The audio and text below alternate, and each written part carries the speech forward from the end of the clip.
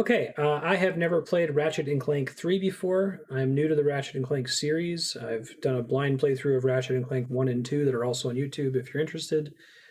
2 was an enormous improvement over 1. I'm hoping to see similar gains in 3 from 2. So let's go ahead and get started. I had some issues with getting this installed. I wasn't sure it was going to be ready today. When I went to install it on the PSN, it actually installed a bunch of promotional things first, which installed fine. So I saw that it was installing last night, went to bed, woke up, found out that there wasn't enough space for the actual game after the promotional things went through, so I was scrambling to get it to go. Hey, thanks Brewski, appreciate that. One's fine, I just don't think it's aged particularly well.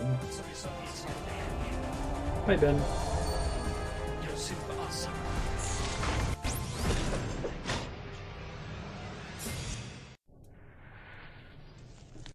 It's hard to blame Ratchet and Clank 1 for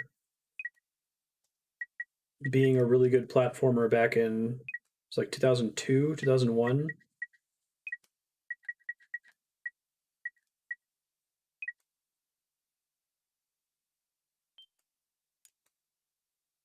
Yeah, this one's PS2, Ratchet and Clank 3 for the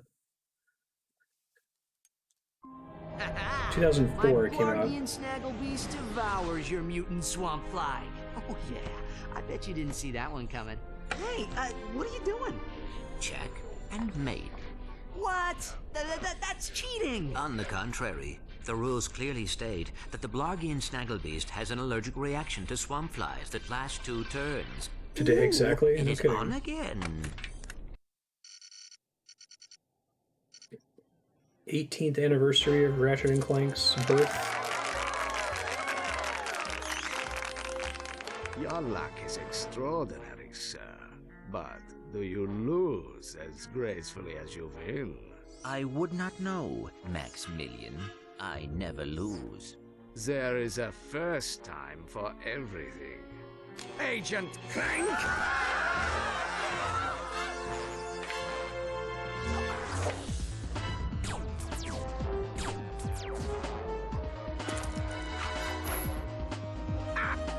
You missed! So much for the famous secret agent.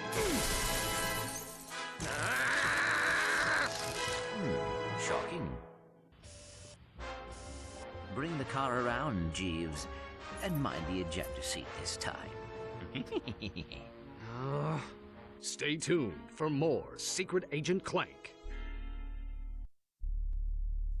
That was terrific. Yeah, great. Change the channel. But the man said to stay tuned. We continue our live coverage from Veldin. Just hours ago, the planet was attacked without warning by a terrifying alien race known as the Tyhrranoids. Officials believe that an evil robotic supervillain known as Tyrannical Dr. hemorrhoids is the mastermind behind the Tyhrranoid attack. As you can see, the Galactic Rangers are putting up a valiant fight, but they are no match for these tentacle-eyed terrors. Indeed, this backwater planet may be completely destroyed in a matter of hours. Darla Gratch, Channel 64 News. We're going home. But Veldin is in the Solana galaxy. Oh no, not the gravimetric warp drive.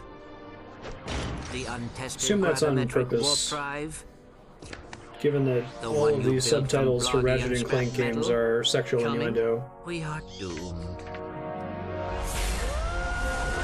Such a consummate professional. You were saying? I stand corrected. I just hope we're not too late.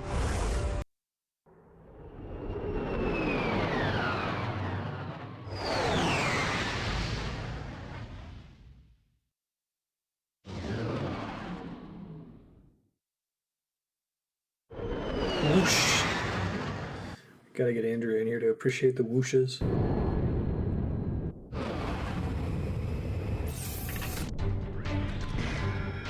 Greetings, these Client games just kind of put you 91802, in. and welcome back to the Solana Galaxy. So I got a lot of my old moves still in place. Still have XP. can reverse the camera controls in the options menu. Oh shit. Wait, the actual game is 720p. Hold on, it's just the cutscenes that are 480p. And the menu screen. Let me fix it. PS3 version.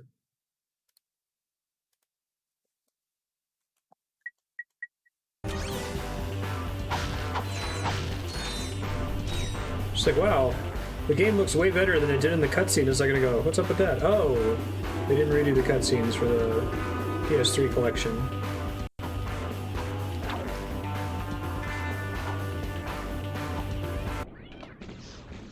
These must be the Galactic Rangers. Hey, look! It's a new sergeant! Huh?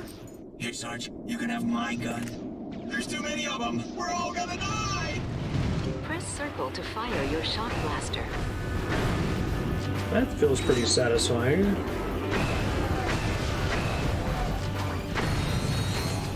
Every 3D action platformer needs to have something that's like elevator pitch identity that makes it different from every other 3D action platformer. Ratchet & Clank is crazy gadgets and weapons. Am I glad to see you, Sarge? We're pinned down by that enemy vehicle. Somebody's gotta take it out. Let me guess. That somebody is me. We gotta volunteer! Here, Sarge, take this! We'll cover you! From back there! Try using the nitro launcher against that vehicle. Nice.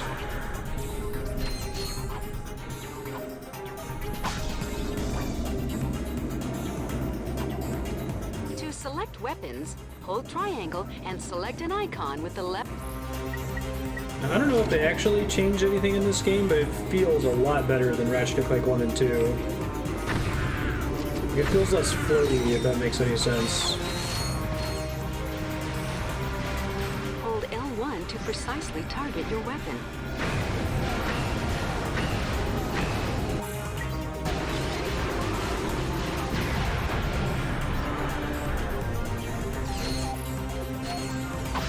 Always use the wrench.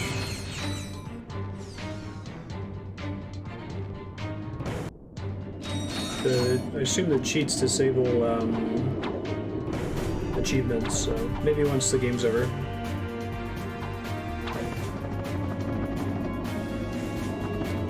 Yeah.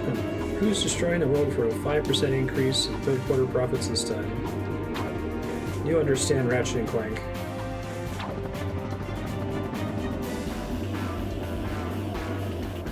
The Tyhrranoids, tyrannical hemorrhoids.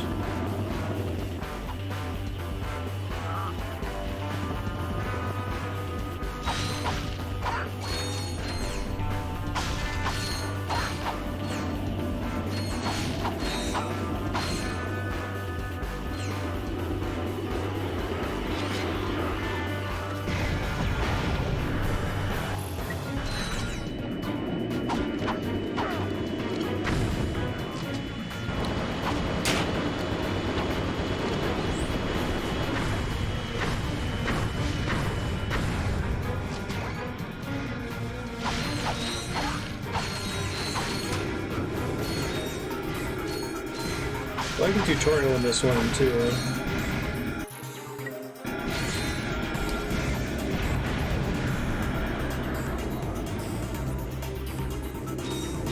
I already have a PS5 pre-ordered, and there's some drama about that in Discord.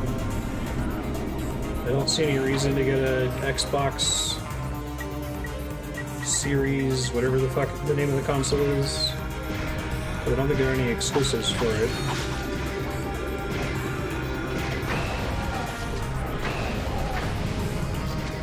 So, props to Microsoft for committing to put everything on PC as well, but it means I'm not going to buy their console.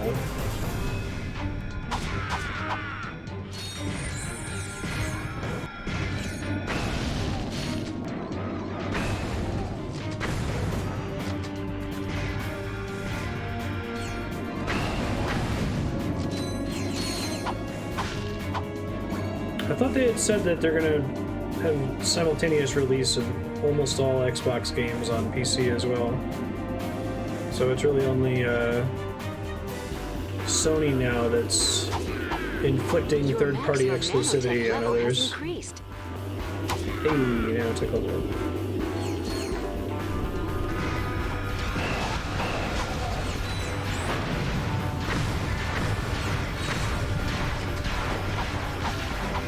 I don't mind Nintendo having exclusivity for their first-party titles because they tend to have a different form factor. They're not just an inexpensive PC that only plays video games.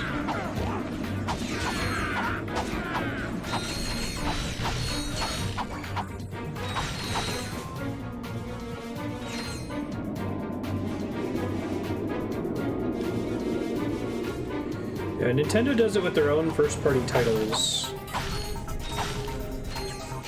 Which I guess it wouldn't bother me if it was only ever first-party Sony games, but when they do stuff like Bloodborne, it's frustrating. I think the argument for exclusivity, the like ultra-capitalist argument is, oh, well, these developers are getting a big grant from Epic Games Store or Sony or whatever in order to make their game exclusive. So those games wouldn't get made otherwise if it wasn't for that injection of cash. They're creating value. It's not rent-seeking. I do like the robots that are my buddies here. The Noids have fallen back to a base in F Sector. We have orders to go in and take them out. F Sector? No way. Game over, man. We're all gonna end up as scrap metal. Get back in there, Trooper. We've got a planet to save. Sir, yes, sir.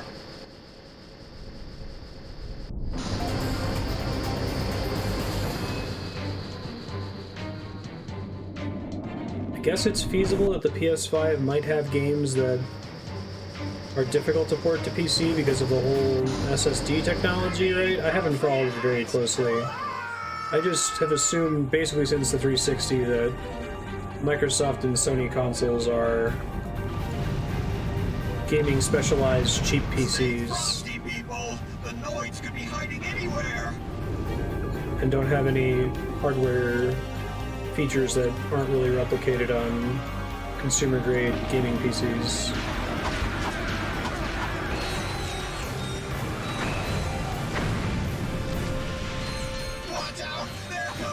I would apologize for the straw man, but I've literally heard people make that argument on this channel about exclusivity.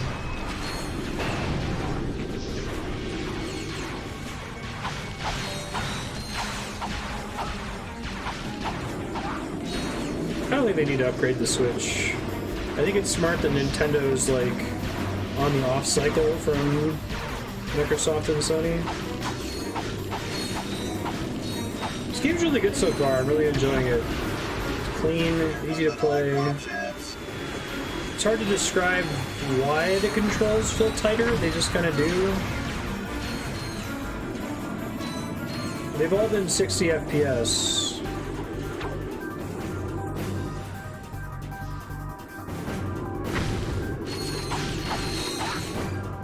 Can I undo the cosmetic? Thanks for checking, Robin. Waste those Tyhrranoids!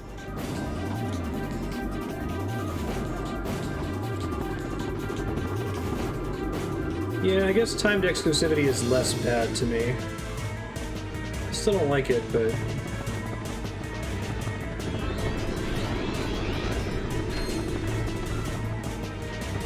The doors have opened. Look out!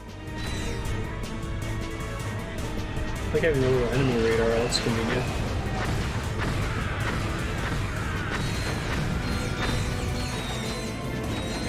Should they change the way weapons level up in this game? No, okay, that's fine. They have the classic problem of like, as you use a weapon, that weapon levels up and gets stronger. But once it is at max level, you no longer want to use the weapon because now you're not getting XP for your other weapons. Destroy that vehicle!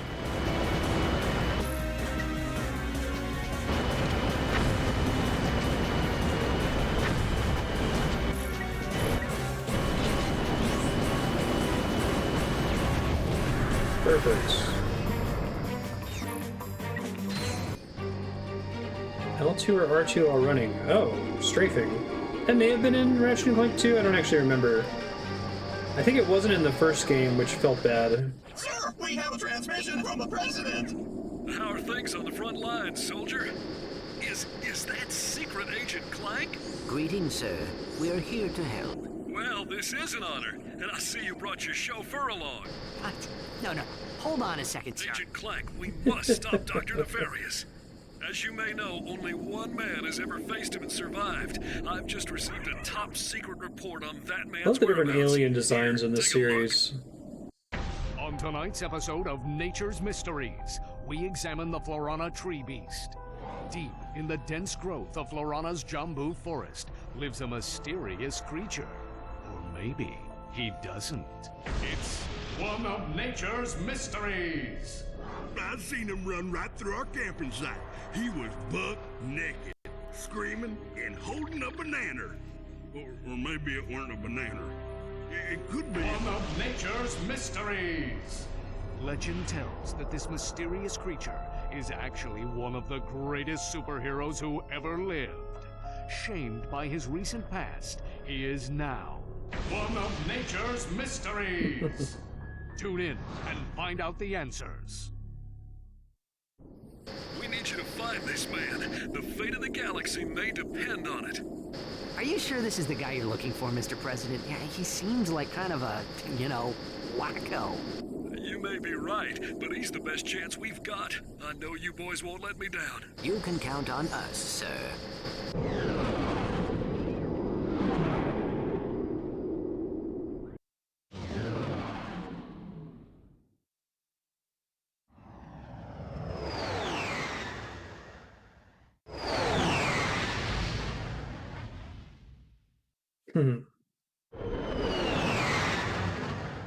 This series has always nailed comedy, even in the first one.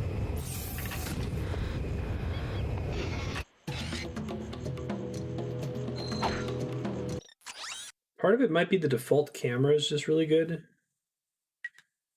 Full ammo for every weapon in your arsenal. Thanks, game. N60 Storm, Plasma Whip. Oh, sure. That sounds neat.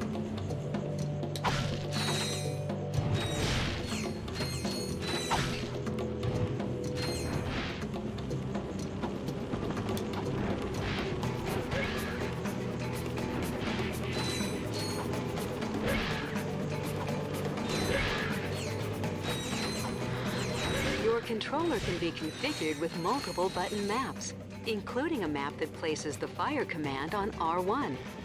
To change to a different button map, press Start, then enter the Options menu and select Controls. I think I'm too used to the regular controls. Is that starting to be a thing then? Fire being on R1? Yeah, that's basically convention at this point. It's kind of funny, like, shoulder buttons have been around for a long time. The Jackpot Crate multiplies all bolts and experience gained for a limited time. Shoulder buttons have been around for a long time, but it was only like the mid-2000s, mid-aughts, that developers were like, wait, we should put important functions on there. You have a lot of control over your index fingers. We don't just have to use that for, like, swapping menu screens and crap. Yeah, SNES. Played it with lock strafe controls that make it control like a third-person shooter. I guess I can just hold the button down to get that.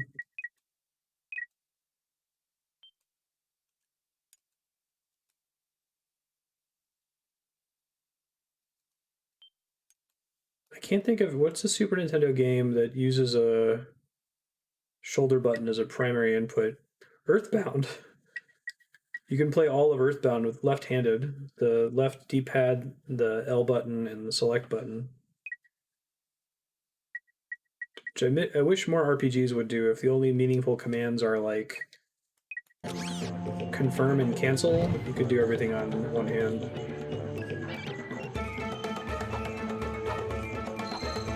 But some games have buttons for buttons' sake.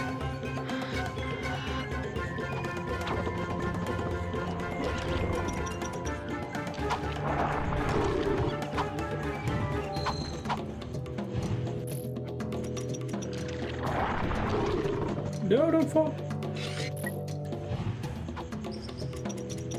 Oh, I'm out of ammo.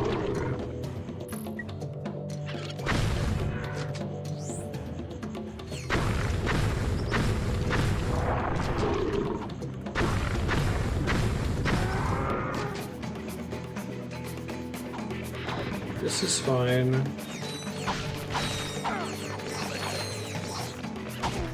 Jump feels terrible in Dark Souls. The rest of the Dark Souls controls feel really good, but I don't like jump at all.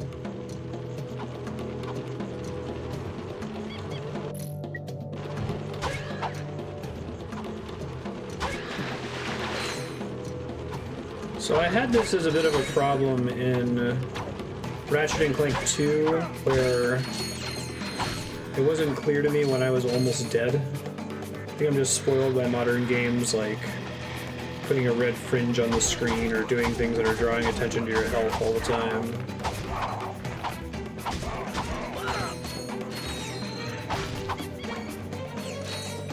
I'm okay with kick being on a weird input because it's not something you do very often, so you don't want to have a dedicated button for it or anything crazy like that.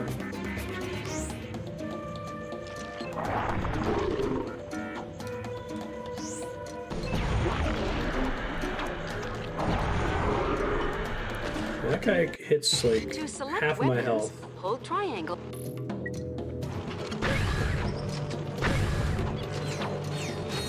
I like that the default weapon in this one is a shotgun.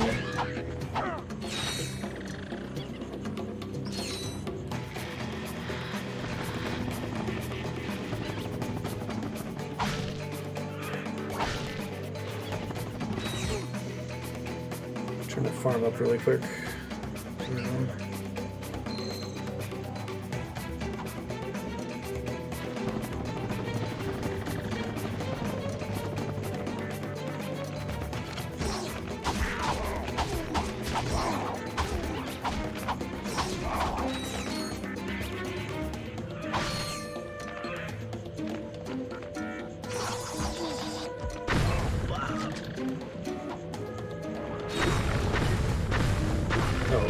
As in the second game.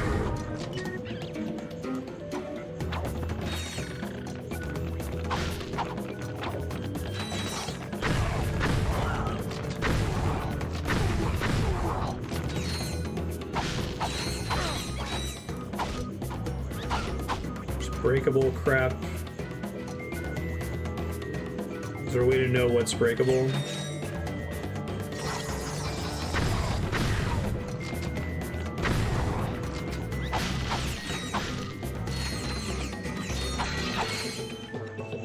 That stuff looks pretty cool.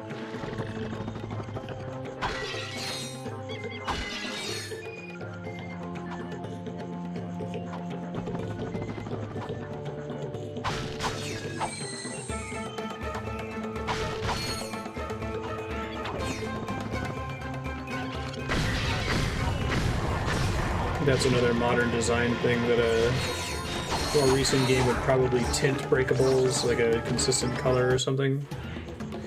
Man, the checkpointing is brutal on this stage. Right. I gotta get past the thing that deals half my health and damage. There aren't really very many health pickups between here and there.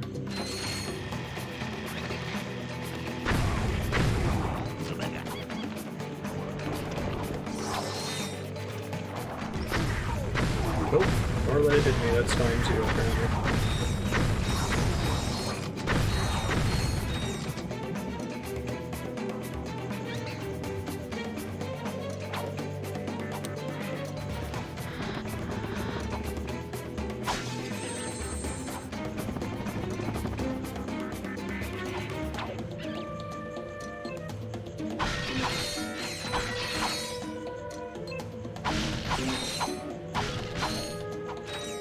I think it's just a quirk of there being an enemy right outside this room that hits you for half your health. That's a new idea. I forget. Did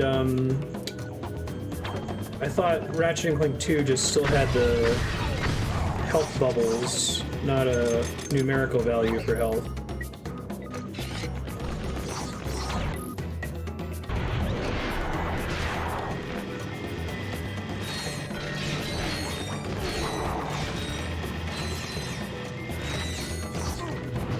Maybe it's one of those issues where the game is balanced around having some health upgrades. The beginning is pretty brutal. Variable enemy damage leveled up from 4 HP to 80. Okay. That's fair.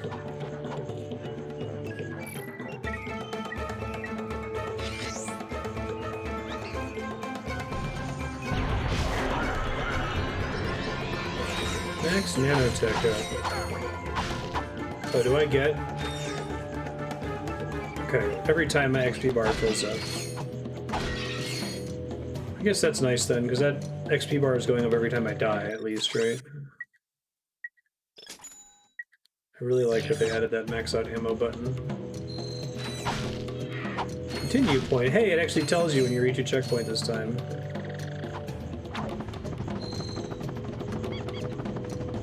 Don't have to just pray.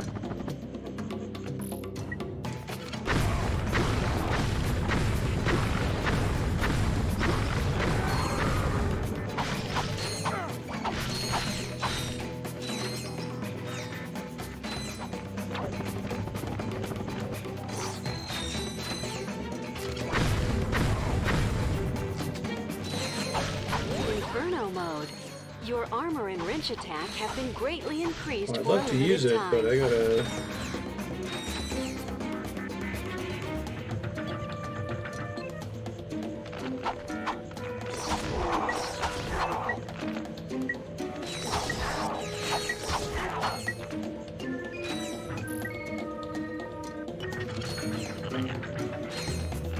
Good enough. Between walls, jump, then press X in mid-air while next to a wall.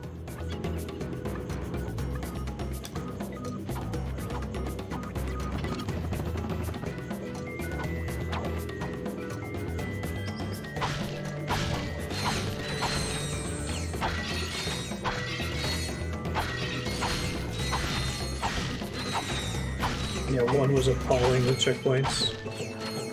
And let's just have such non-clinical PTSD from that.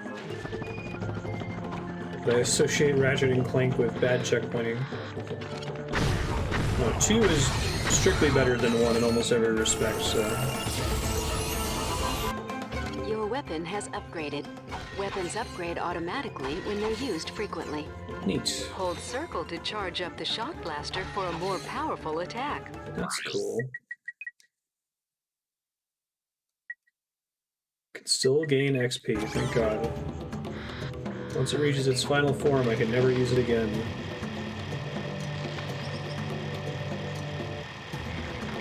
I wonder if that's just an unsolvable problem. Whole opportunity cost of using your maxed out thing in video games problem.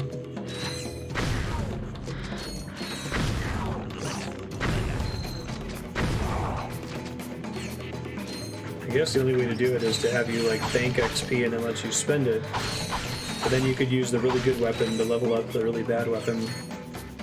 It's tough, like it feels rewarding to be like, oh, I'm gonna gain whip XP whenever I use the whip. Instead of just having it be generic. Yeah, I suppose that's true. Once you finish using a weapon until it taps out, you're like, company. Where? now I have to try a different one. You. Where? Behind you. Very funny. You having a good time? You trespass on sacred ground. Also has Qwark's voice actor. Path of death. But, sir.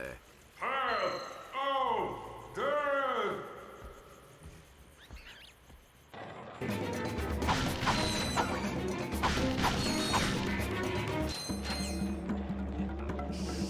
That could be cool.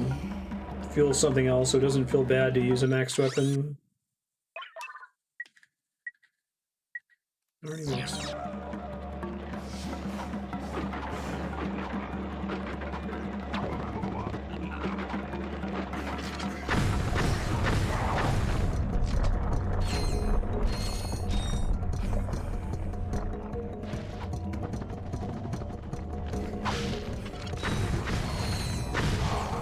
To center the camera, tap L1. Thanks for that.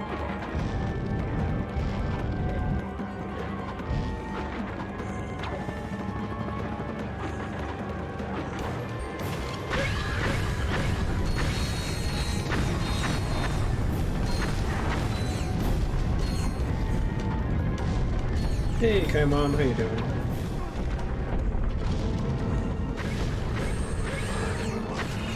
Nice of them to not make that trap an instant kill.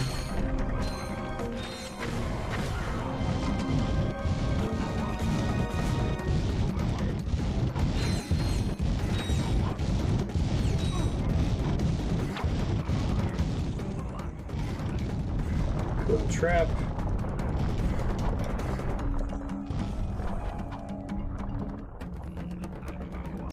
Continue point. Can I afford that now?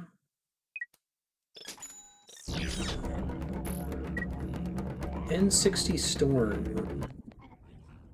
Cannot be. Okay. It's me. We walked your path of death. Now, tell us what you know about Dr. Nefarious. Huh? Dr. Nefarious! They say you're the only man to ever beat him. Huh? Jeez. This guy's even dumber than... Captain Qwark? Yeah. Shock and awe. Captain Clove! That's That was it, beard. Qwark. You've had this coming for a long time.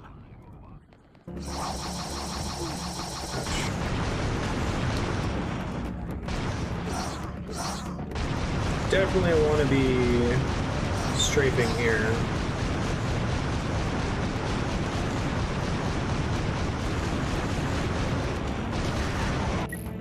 Some nice haptic feedback with a lot of these guns. Makes them feel good to use.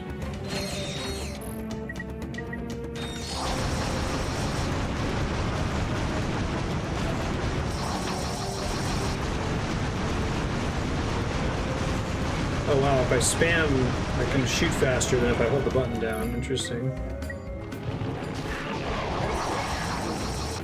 And I died.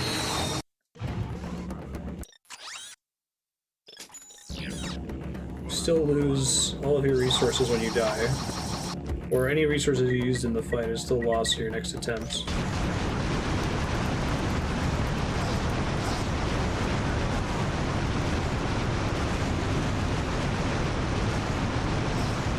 Nice, Kaimon. Hey, you've got a Yoshi's Story stream coming up if you still wanted me to do the alternate level combinations for that. Try to make sure Kaimon can tune in. Early in the stream still works better for y'all.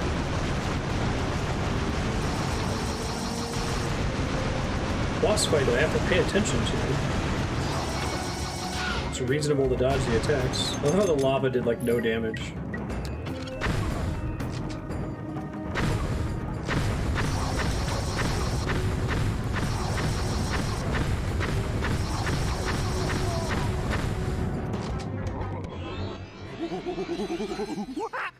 So, Qwark has completely lost his mind. Now what? Just keep the mask on. He thinks you are his new leader. Great.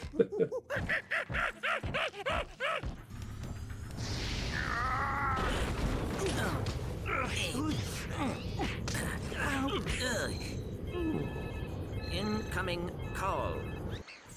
This is Captain Sasha of the Starship Phoenix. The President has asked me to assist you. Hi. I see you have located Captain Qwark. Yeah, we got him, but, well, he thinks he's a monkey. Of course. Naturally. Bring him to the Phoenix and we'll see what we can do. Sasha out.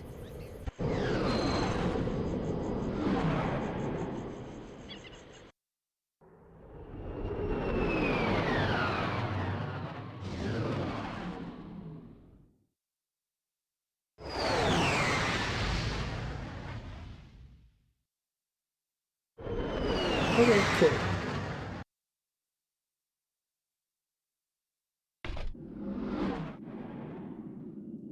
Look at that, Clank. This ship is amazing. Welcome aboard the Phoenix, gentlemen. Whoa. Impressive, isn't she? The Phoenix is the pride of the galactic fleet. She's equipped with the latest technology. Holodeck training suites, auto vendors for armor and weapons, virtual firing range, starfighter upgrade system, even a Gadgetron VG9000 game system. A VG9000? Hey, sir. Of How you course. doing? With a Mavix Fireball Pro controller, VR headset, and a zero-G dance pad attachment. Will you Those were the marry me? days. Well, you've obviously had an exhausting trip. Why don't you stop by your quarters?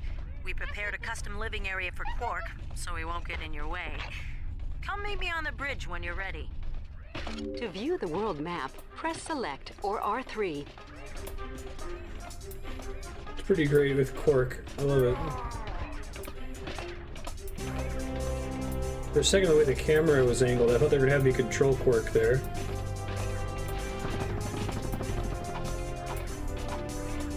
Please take Qwark to the cage in your quarters, and then meet me on the bridge.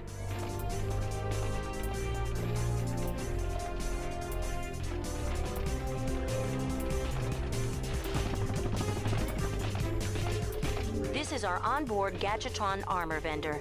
We'll notify you whenever a new suit of armor is available for purchase. I just spent all my money. 10,000.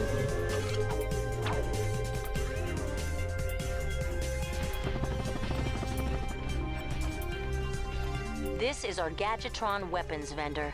Here you can try out new weapons in a VR simulation before you buy them. Oh, that's cool. Infector. Brainwashing serum that causes them to turn against each other.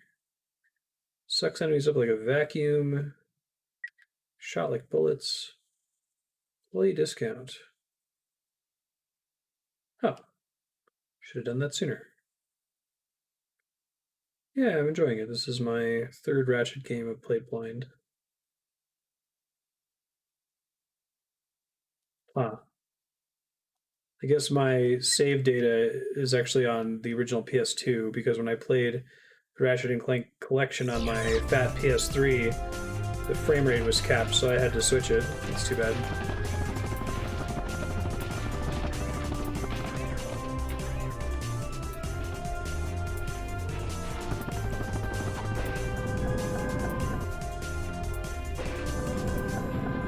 Ratchet, you need Oh, to it's a take Qwark capitalism to his joke? cage before you can enter the bridge.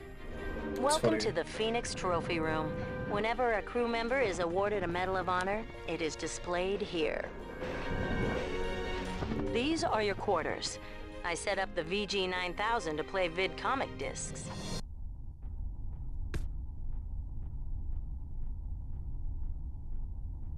There's a dramatic zoom on the banana.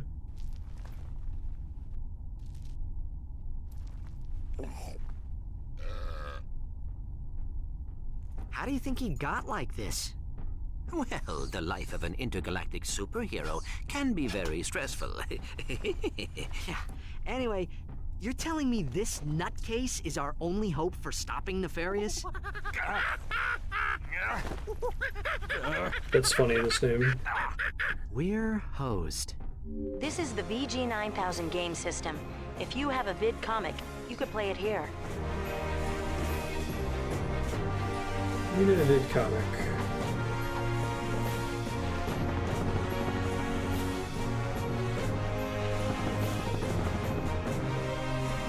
I know, right? Great. Meet me on the bridge. I think it's a major downside This is the to Phoenix VR deck. Here you can train in combat simulations or practice using new gadgets. price, 300. It's a major downside of modern AAA gaming that games are just so expensive to make now because we've decided that since we've learned to sculpt, we're never going to paint again, right? Everything from AAA devs has to look better than the last game. It's just so goofy.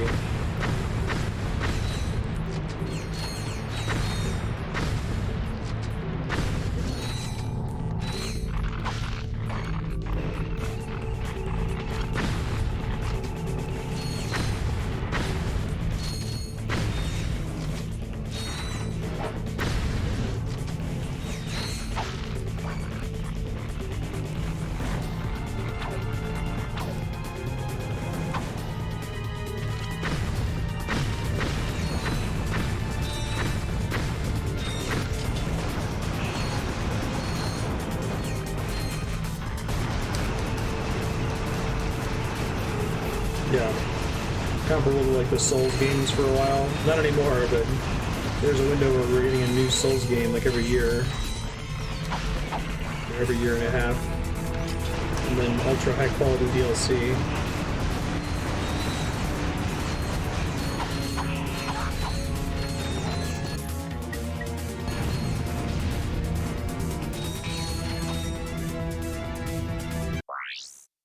Fantasy 7 comes out in like 97. Fantasy 8 comes out in like 98, 99. Don't look down.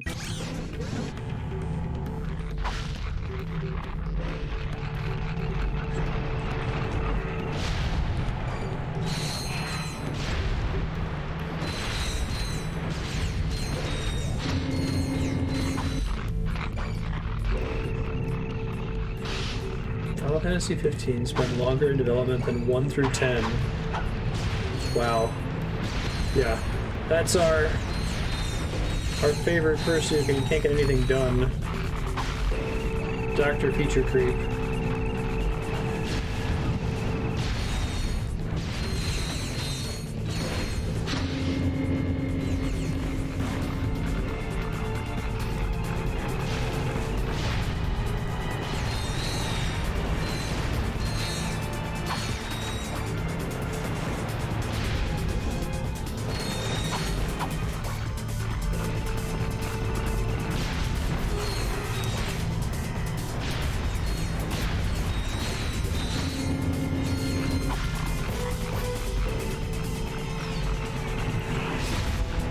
I feel like the graphics in this game look great. Like, I don't think that they need to really look way better than this for this kind of game, you know? If you wanted to make a modern game to PS1 or PS2 specifications, like, fucking go for it. No one cares. If your game is good, people will play it.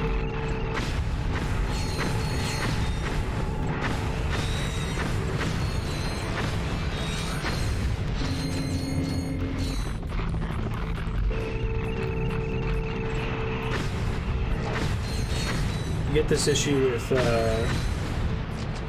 is this a really big problem on mobile phones where people complain about how they keep seeing stories about mobile phone battery technology improving, and they're like, yeah, but my battery always dies in a day, and it's like, yeah, because app developers and OS developers are getting lazier and lazier the better the batteries are. So instead of asking, like, what amazing things can we do with a game that looks like it's a Super Nintendo game but has all of the technology behind it of a, 2020 game. Is there that game from the Baba Is You devs that's like every pixel in the game is destructible or tracked or something like that? I forget what it was called. I saw some GIF of it on Reddit. It's a gorgeous 2D game. Noita? I don't know if it's any good. Oh, it's just wrench only.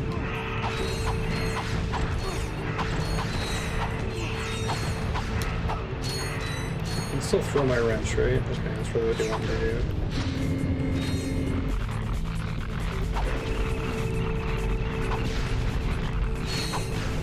do. I was wondering if it's one of those things, like sometimes it works out that your core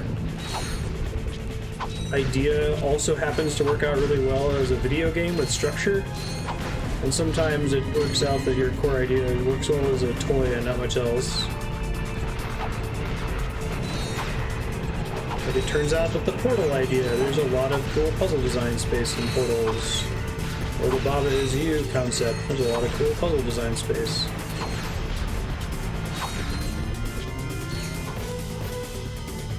That's when you try to was early access, right on. Destroy all the dummies before time runs out.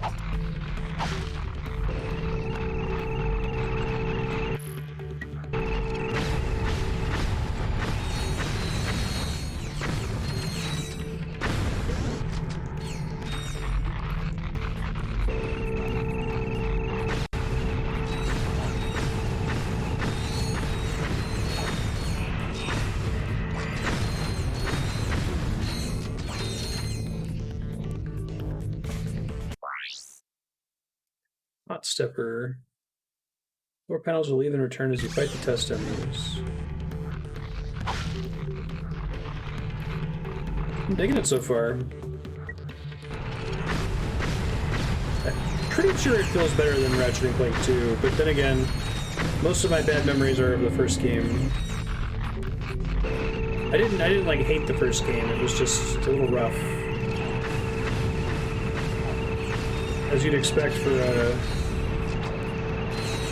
ambitious 3D platformer, this gadget mechanic. Kinda had to find their footing and see what they were doing with it.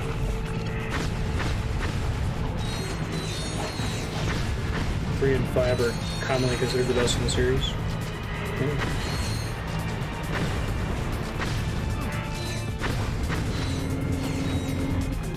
Yeah, start with the first game where everything else will ruin it for you. You won't be able to go back. Just not having strafing, I imagine, is pretty brutal.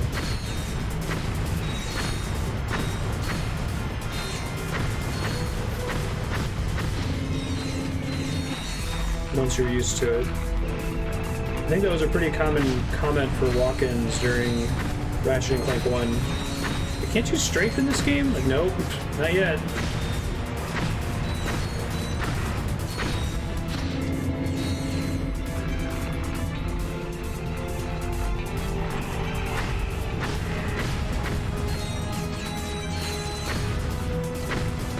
Keeps coming up in RTS games too. Can't you like select more than 4 units? Nope. Can't you set rally points? Nope. This weapon upgrade features a lock-on mod. To lock onto enemies, press and hold L2 and R2. You can see their health, that's cool. Make sure that I can continue using this weapon. Still gaining XP.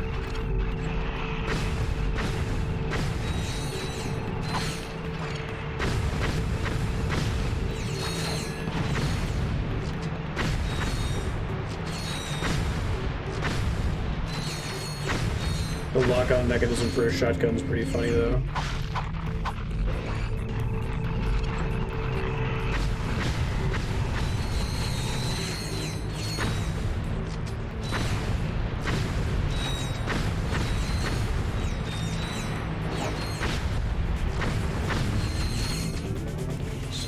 Volts. Destroy even more dummies.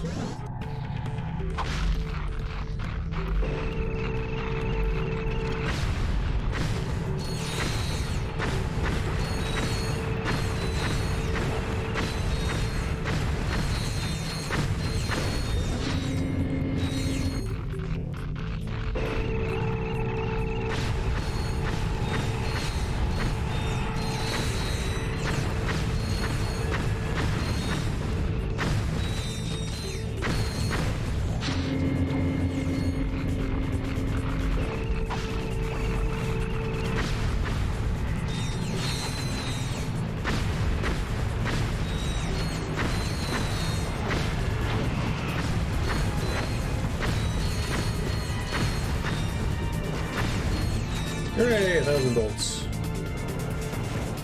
Blur of story sandwiched between rows of arena challenges. Final VR battle to win a titanium bolt. It's like the gold bolts in the previous games.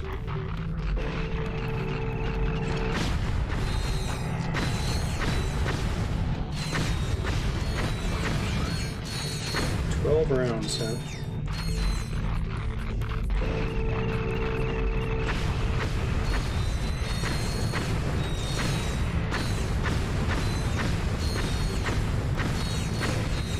Yeah, the haptic feedback on the gun firing feels really nice. It's also a lot clearer when I hit stuff. Maybe it's not clear. Maybe Ratchet & Clank 2 did this fine, and I just don't remember, but there's a really nice blue particle effect with these enemies in particular when you successfully hit them. It's not quite a modern hit marker, but...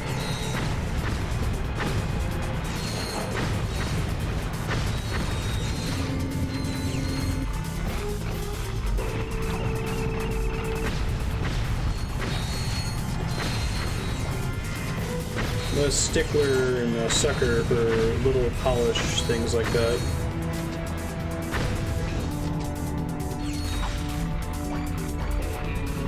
They can make games go from unplayable to playable for me. Just having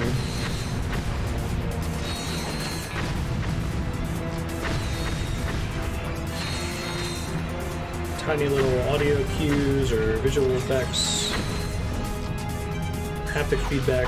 That's something that Ori and the Will of the Wisp was doing really well when we were playing that last week.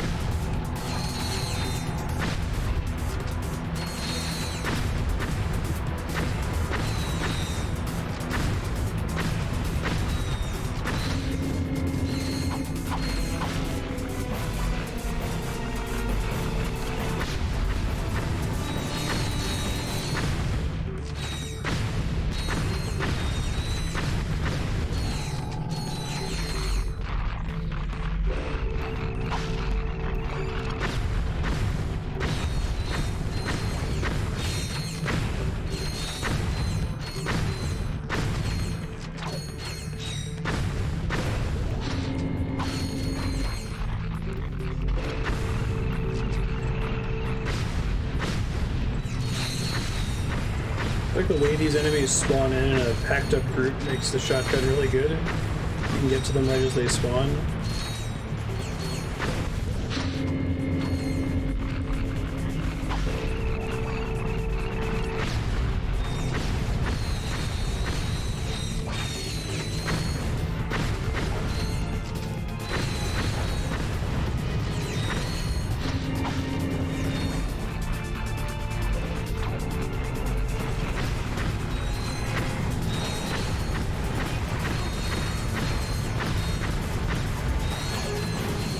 Enemies in the last phase here.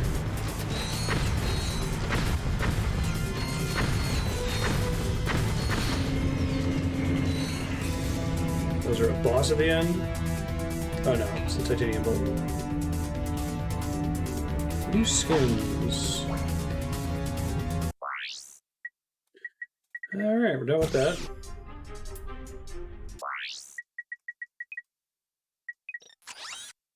Current armor. Old school Ratchet. And I can buy these other ones. Interesting. Robo Rooster, Trooper, Robo, Sumo, Ninja.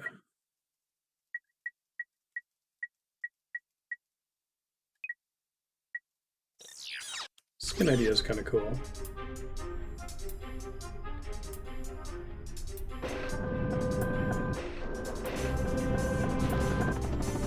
Take it. How's it going, droid? I'm sorry, that area is restricted. You don't have access yet. Okay.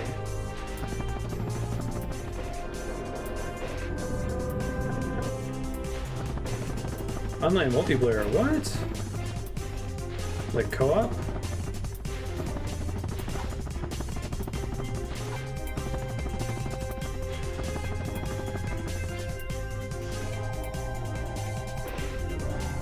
Interesting. Press triangle to interrupt these messages. You can disable help messages in the options menu. Thank you. Could see that being fun. We're losing the signal. Try boosting the power. Isn't that the president? They came out of nowhere! Did they keep that for later Ratchet and Clank games, or is that only Tyhrranoid Ratchet and Clank 3? invasion force. Presidential compound has been breached. Cannot hold out much longer here. Mr. President! Dad! Are you there? Dad? Robotic citizens of the Solana Galaxy, the hour of your liberation is at hand! Too long have we robots suffered under the bigotry, the stupidity, the squishiness and foul stench Interpreter in of the corner. organic life forms. Soon, all robots will bask in the liberty and equality of my benevolent, iron-fisted rule. And as for you filthy organic life forms, You can look forward to being disintegrated. That's all for now. Nice. Plot a course for Marcadia. Maximum speed. Prepare the dropship for planetary assault. We're going in. We'll see you on Marcadia. Wonder why they abandoned the innuendo with Deadlocked.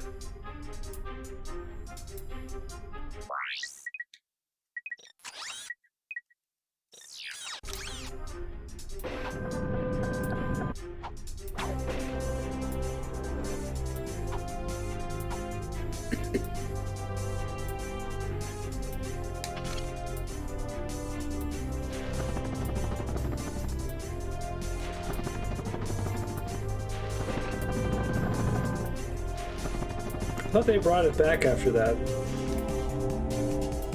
To view your current missions, select the missions menu from the pause screen.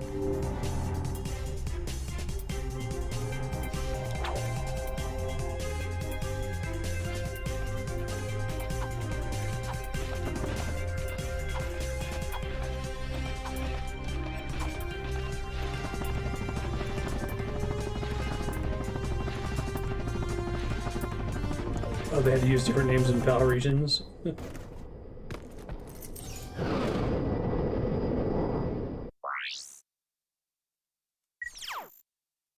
Phoenix, Florana. Fly to Marcadia. Okay, it's telling me that I have a mission there. Gotcha.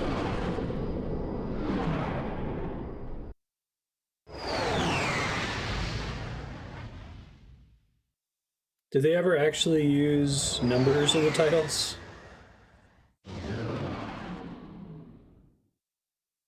Pure ass. They wouldn't know that in PAL regions.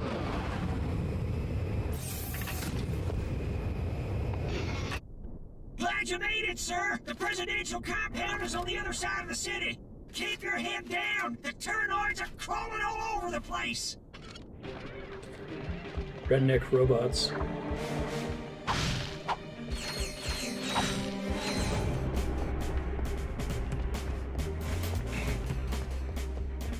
Co-op spin-off is all for one. Huh. I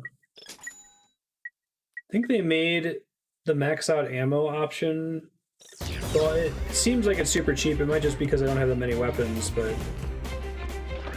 think my worst experience in Ratchet & Clank 1 was dying to a boss fight, using up my ammo in that attempt, and then having to go farm to continue attempting the boss.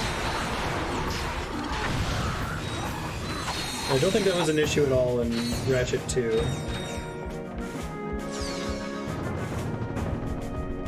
Tap triangle to cycle through the last 3 weapons you have equipped. Oh, that's cool. I didn't know that was a thing.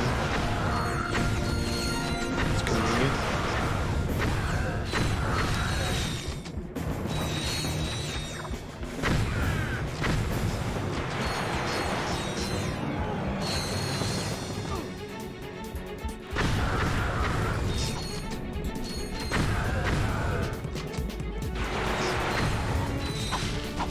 Damn, you weren't kidding about the range on this thing. Assume it does more damage the closer you are?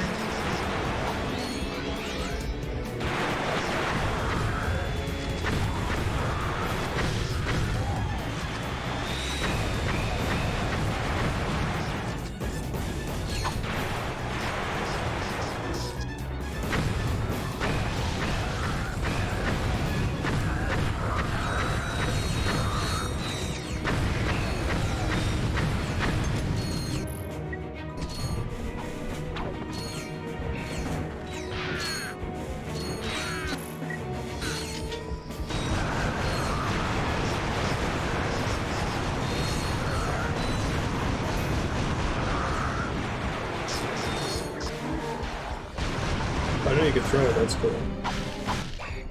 Like, same input as the wrench. Nice It's a shooting, cool sir. weapon. A second wave of Tyhrranoids just landed. They're attacking the compound from the other side. We could sure use your help. You got it. Follow me to the dropship.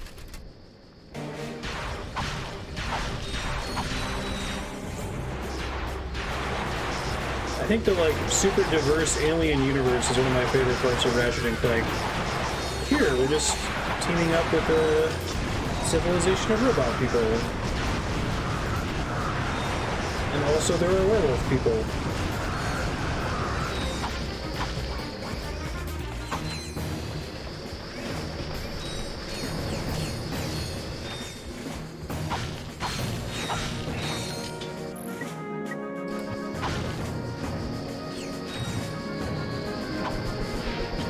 That's pretty cool.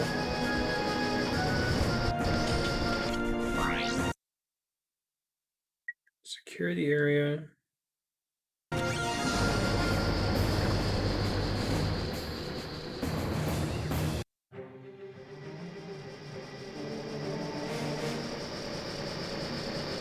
Sarge, you're just in time. We must defend the presidential palace.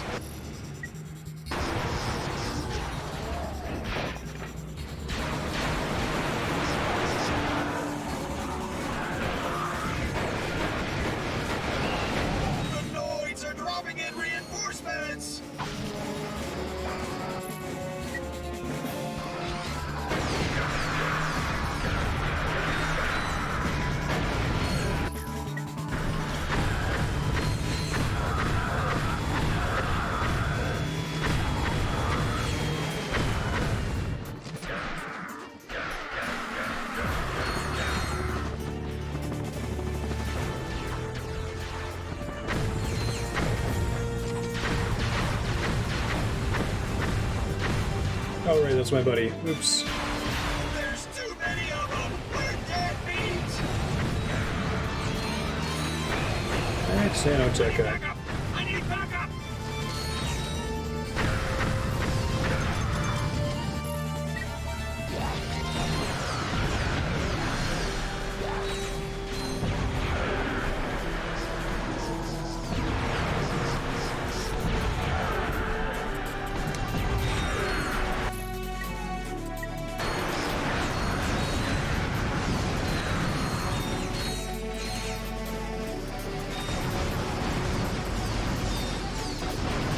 Kind of the radar one. Oh, so loud. Area secured. Nice work, ladies. Let's move out. I gave almost as many bolts as all of those training missions combined. Air assault. Sarge, cover those Rangers. If we lose the whole squad, it's all over. Kind of an interesting idea to have these little arena fights in the middle of a regular level. They're everywhere.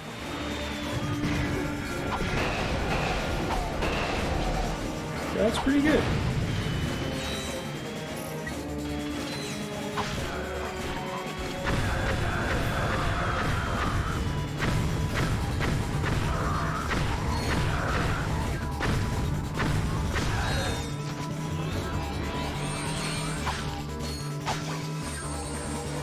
The max nanotech increase gives you a heal for 5.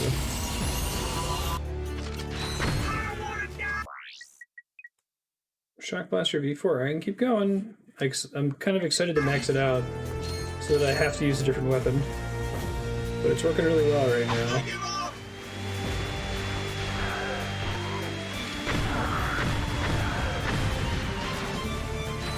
I don't think I got a new feature at level 4.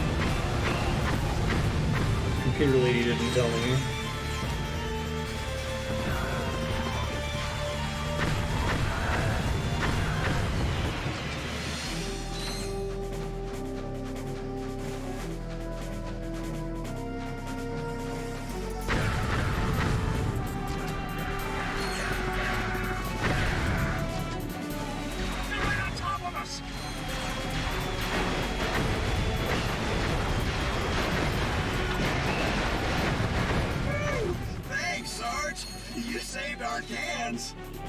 I did it. Iron Shield. Get to the plasma turret and blast those Noid dropships out of the sky. We need to take out those enemy dropships. The sauces are just icing on the cake.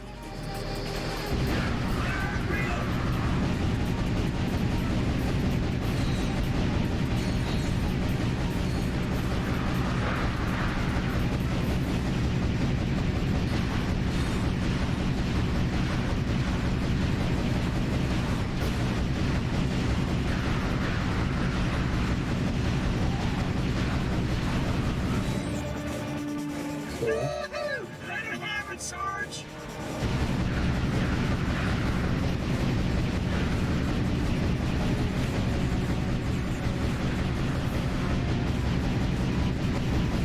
Need to shoot it where he's going to be.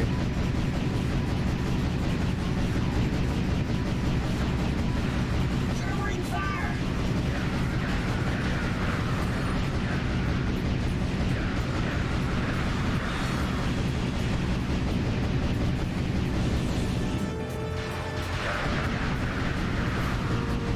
You gotta love it in a mission like this when the enemy starts flying towards you.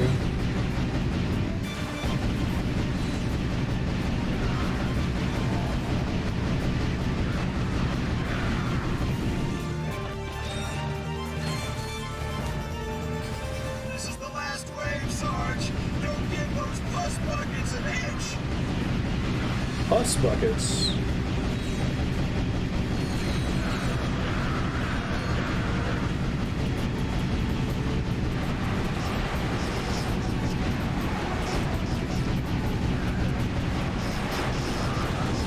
Have it.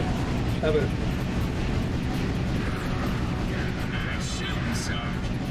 Mission accomplished. Under the gun. Proper term is meat bags. We need that turret back online.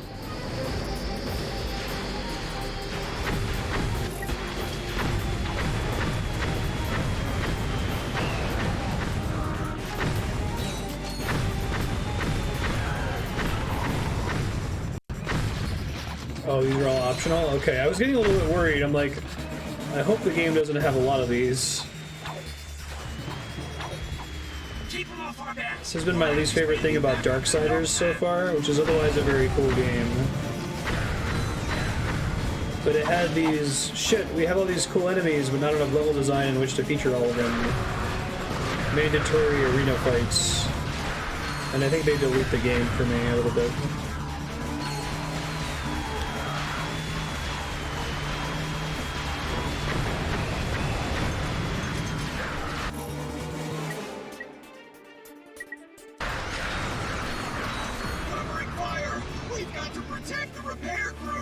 It's about the most per area.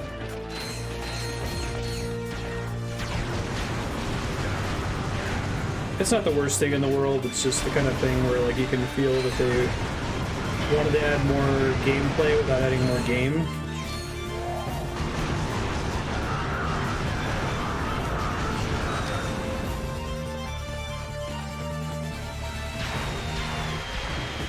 Keep it up. The repairs are almost finished.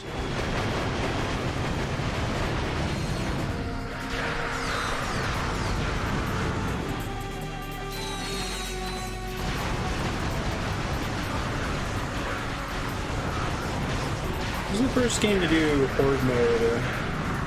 Is that was it popularized by Gears of War?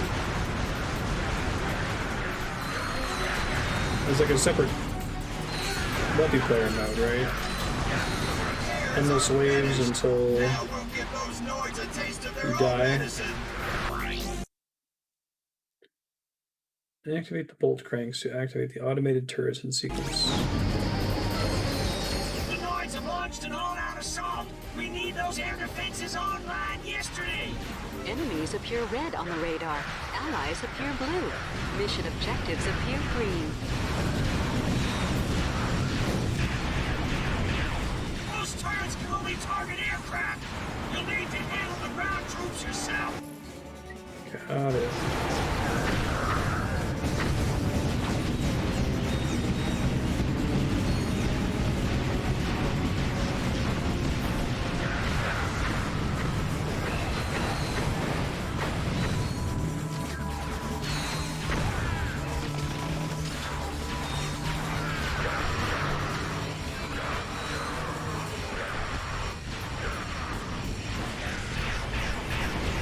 Problem.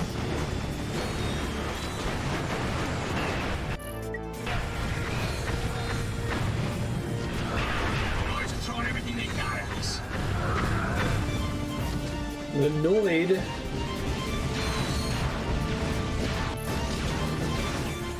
Yeah, I thought you meant the VR missions.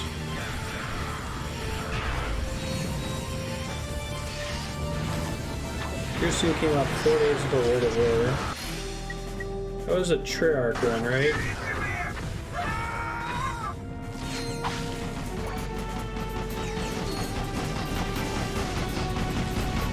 I remember some variant of Horde mode became pretty popular around that era in a lot of different games.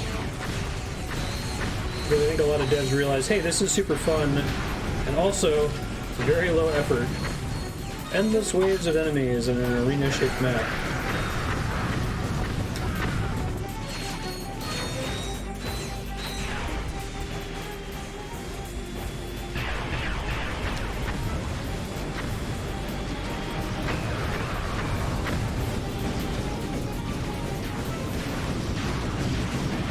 Oh, there's the one I have to fix.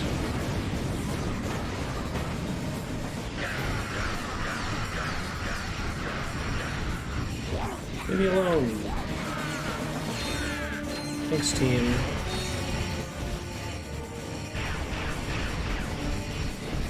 Keep it up, Sarge! We just need one more turret to stop the Noid's cold!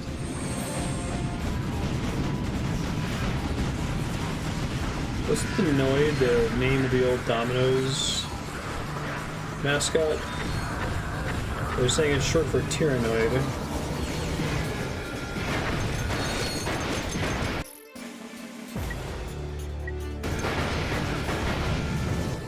I'm getting kind of addicted to that lock-on effects. Hey, thank you, Kaimon. Appreciate that. Oh, are you kidding? Did I get the credit? Agent Clank? You're even I think I more did. impressive in person than you are on the holovid.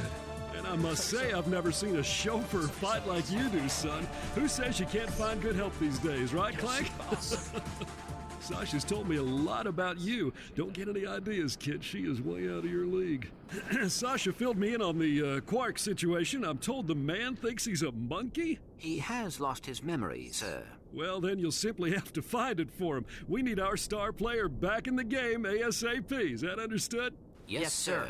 My daughter tells me you're a man who's good with his hands, Ratchet. Sir, I swear I The never... city's laser shield went down during the attack. Now, we are defenseless without it. I sent out a repairman to fix it, but he disappeared. I need you to get that shield system back online. Yes, sir. We're on it. Okay, I think those were all mandatory. 41,000. Okay, I can buy some more stuff. Spitting Hydra. Let's give it a try.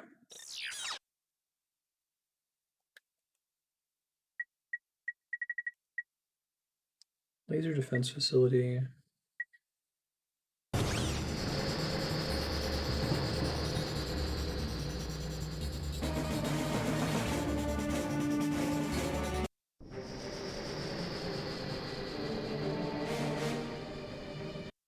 Hold circle to target multiple enemies with the Spitting Hydra.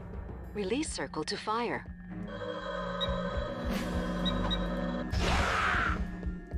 That's kind of a neat weapon.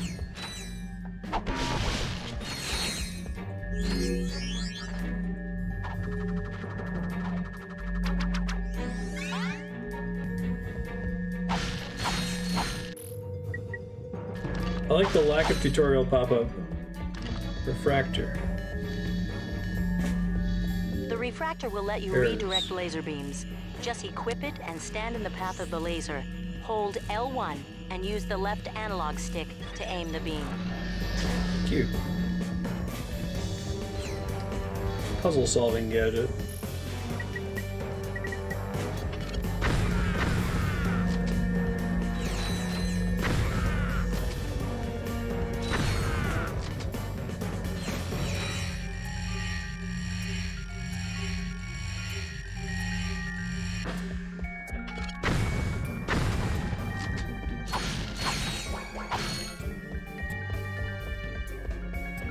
I feel like there were a couple games all around the same time that had the idea of survive against infinite enemies.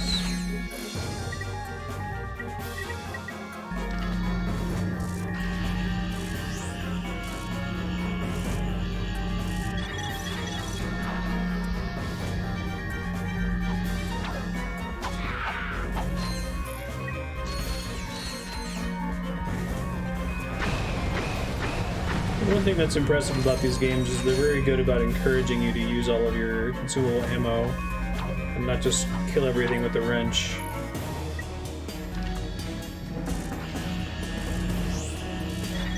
Hey Johan, how you doing?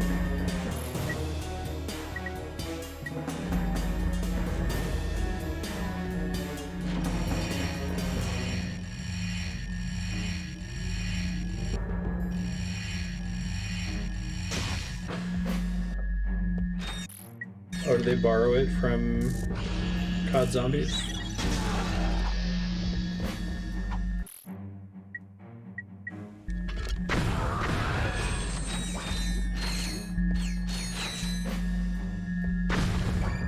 No, nice. Happy to hear it, yeah.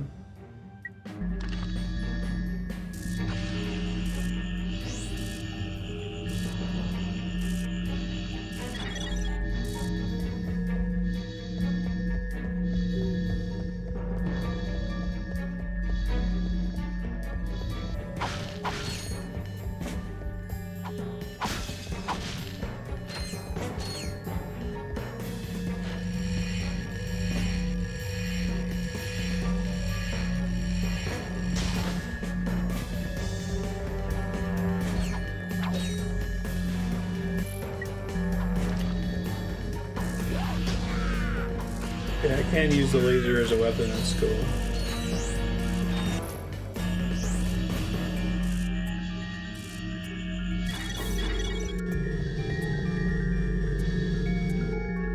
It's pretty neat. It's double neat. I like the sound when you cross them.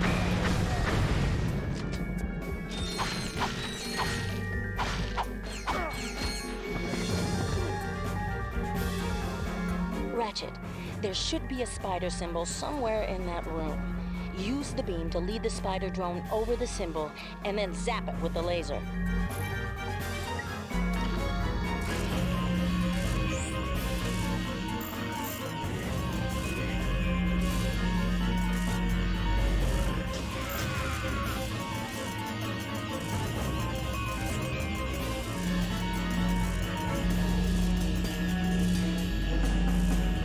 There's a symbol.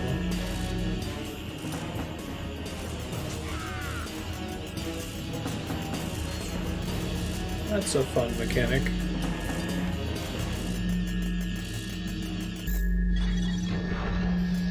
Cute.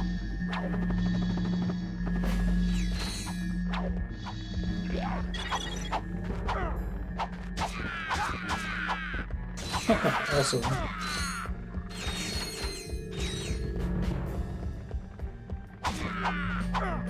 I like when items like the take-a-foot bag work in D&D. I think when they work in video games in general, but I feel like...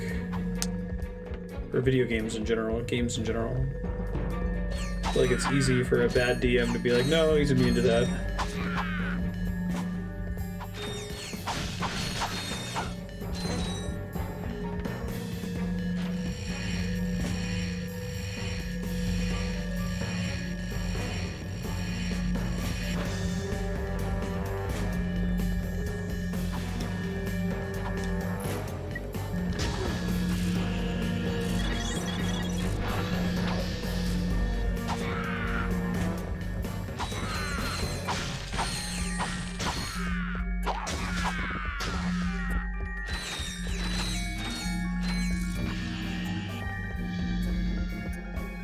I keep thinking that having a shield up is gonna like drain resources somehow.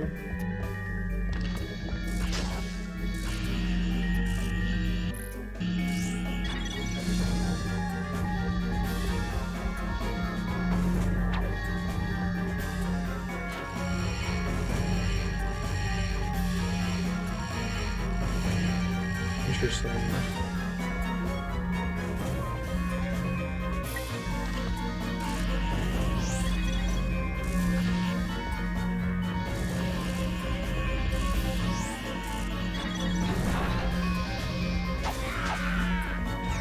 I like that it locks the refraction point in place.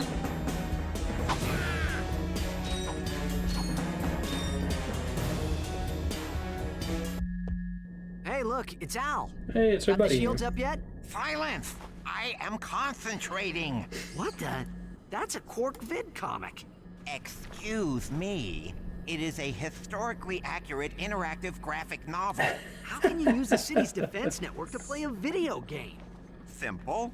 I bypassed the security server with a 626 hex matrix adapter and reprogrammed a graphic subprocessor. No, I mean, it's... Clank, you speak, nerd. It appears you have a feedback loop in the induction coils of your DB3 signal processor. Impossible! I ran a recursive checksum on the signal matrix. Hey, there is a feedback loop.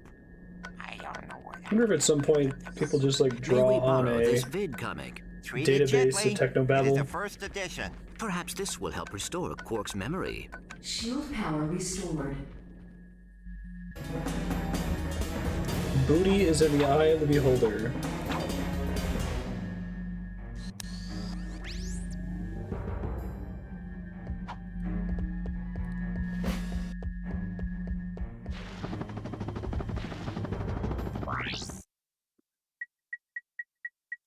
Turn to your ship.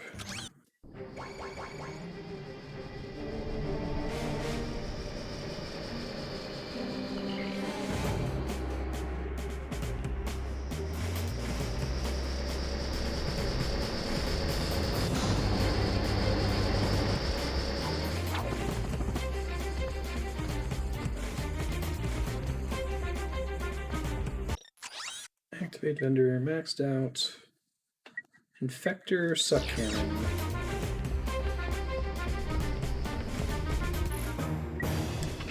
Really bad in these games with the fun weapons, the ones where it's like you have to do a thing to do a thing, you know? Like I'll take a weapon that does damage directly, but a thing that like dominates the enemy so it does damage for you, or sucks up the enemy so you can spit it out at another enemy. I'm just bad with trying them even though they look cool.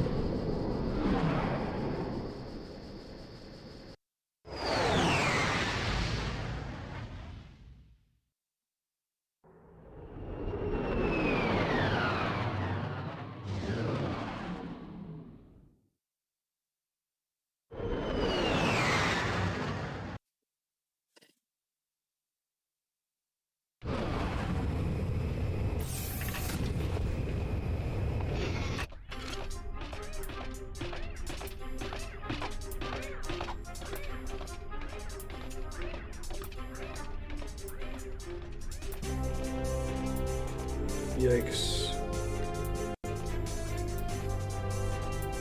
Have to ad hoc fudge it down a bit.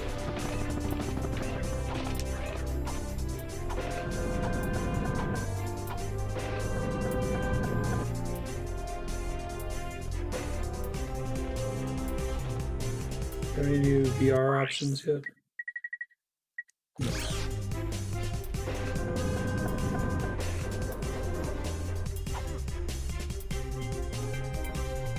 Qwark.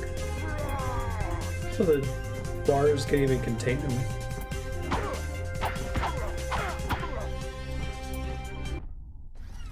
Watch and learn, Clank. This is how a real hero gets it done.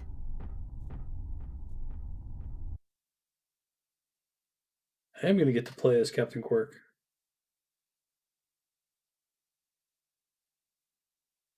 These are the real-life adventures of Captain Qwark, the greatest superhero the galaxy has ever known. Hey, this thing on? Meticulously reconstructed by our crack research team Earth with the Room aid gym of quality eyewitness to 'em. accounts, bathroom gossip, wild speculation, and a magic 8-ball. In the early days of the 5th Solarian equinox, the Solana galaxy was terrorized by a notorious pirate known as Captain Blackstar. Ahoy! Anybody else got a craving for fish and chips? Though still in the prime of his youth, Captain Qwark was already a living legend. I was beating him up with a stick. However, no previous adventure could have prepared Qwark for his encounter with the dread pirate Blackstar and his crew of... Oh, please tell me this is a typo. That's robotic pirate ghosts. Guess reading wasn't your subject, eh, Professor? Right. Now we begin the interactive portion of Episode 1. Booty is in the eye of the beholder. Whoa, what? It's side-scrolling? This is awesome. I had no idea this was in the game. You just picked up an officially licensed Qwark token. Collect all the tokens in the level to earn a secret prize. Oh, this is great. Bling, bling, baby. The red ones are worth 10 Qwark tokens. I assume this is just in the game's regular engine, too.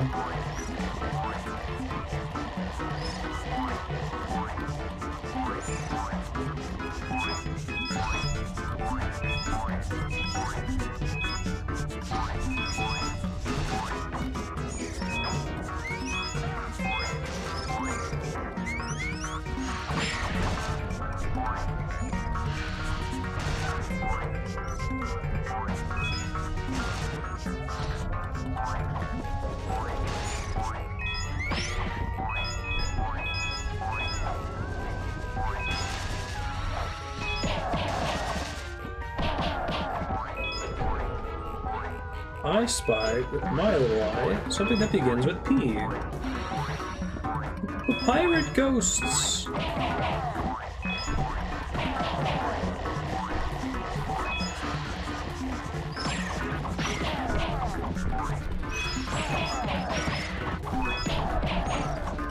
A lot of issues with South Park and the role I feel it's played in popularizing apathy, but the episode where, for no reason, the band Korn does a Scooby-Doo adventure on a show that virtually never has celebrity guests. Oh, cool. Circle to fire my blaster. Hold down R1 and move the left analog stick for precision aiming.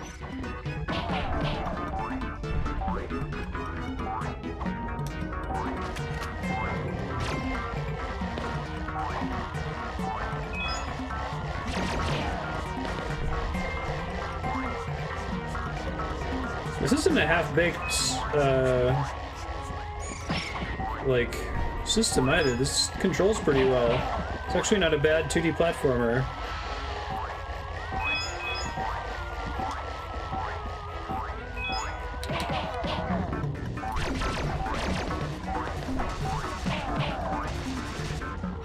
Bet the devs had a lot of fun with this.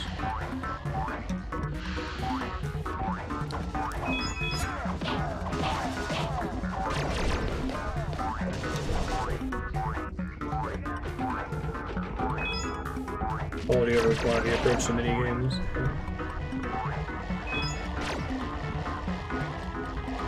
It's one of the higher quality minigames I've played in any game, given that it's not the core loop.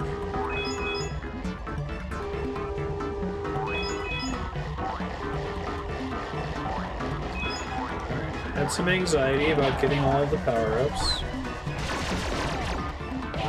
For all the tokens.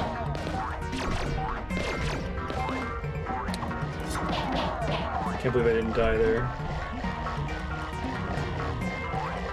I could hear that there.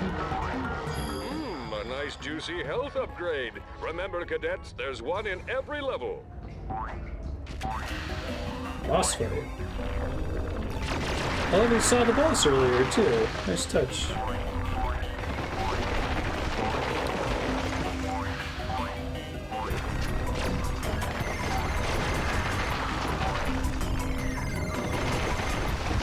I said there's a finite number of enemy mechanics and 2D platformers. Snake enemy is definitely one of them.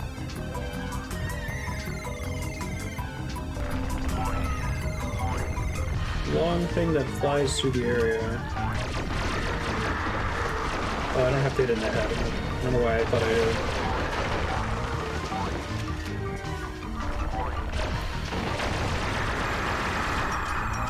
Also fire way faster than I thought I could.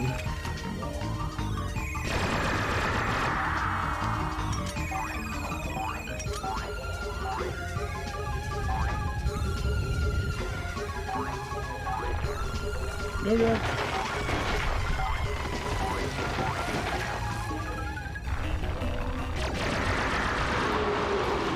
First try.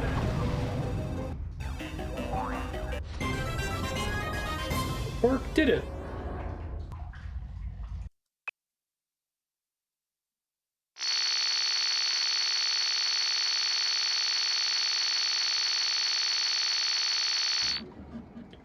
Nice. Excited to unlock more of those. I mean, I've worked on some real junk, but this one takes the cake. Pirate, ghost robots. I mean, what do they think? We're idiots? Hey, Professor, snap to it. Once again, the citizens of the Solana Galaxy owed their lives to the dauntless courage of the remarkable man behind the cube. With great reluctance, Qwark accepted a meager fee for his services and promptly donated the entire sum to the Qwark for Tots Scholarship Fund, a charity providing makeovers and buxom bimbos for needy people, named Qwark. I've got a big heart. Very much a Zap Brannigan type. Yes, I got the fruit basket, thanks. It turns out I'm allergic to prunes. Yeah, who knew? What? Blackwater City is under attack. Yes, sir, I'm on my way. The exciting, all-true, right, adventures of Captain Qwark continue in Episode 2. I like how sometimes he almost has a nose in the concept art.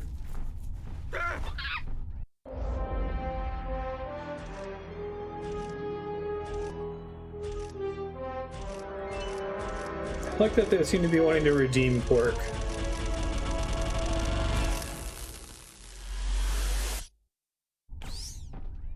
Well, who's that handsome devil? It appears Qwark has regained his memory. Hey, this dressing room isn't fit for a pig. What kind of shoddy production are you people running? That's him, all right. He may need a while to adjust. In the meantime, I've got a mission that's perfect for you two. We've just learned of a prototype holographic device that can disguise the user as a Tyhrranoid, even allowing him to speak Tyhrranese.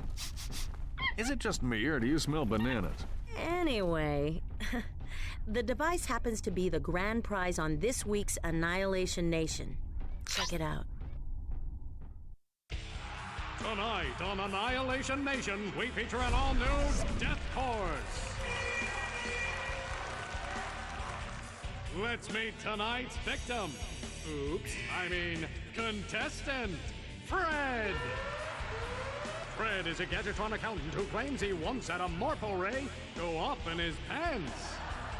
What a champ. Let's take a look at what he's up against. Super dead. Doesn't look too bad now, does it? Good luck, Fred! Next! Nice. Another day, another death course.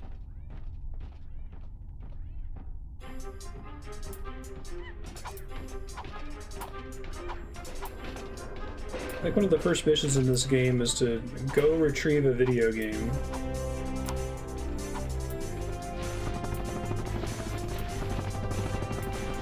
Close to having enough points for the armor upgrade. Not quite there though, unfortunately.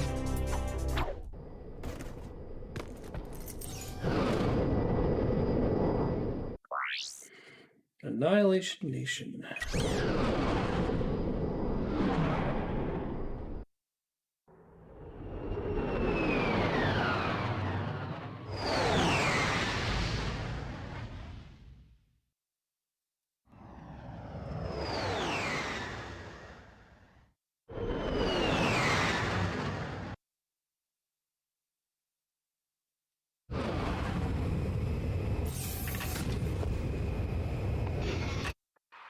Are you ready to play? You know it. All right, let's meet our first contestant. He's an unemployed rocket mechanic who claims to have saved 2 galaxies, but most people know him as Secret Agent Clang's bumbling chauffeur. He hopes that disguising himself as a Tyhrranoid will make him more attractive to the ladies. Hey, give a warm welcome to Ratchet! Ratchet will attempt to be the first contestant ever to survive the Death Course. Contestant number 1, are you ready? Bring it on. Agent Clank chauffeur. Oh man, this job I like the is camera too much drones fun. following you. It's a nice touch.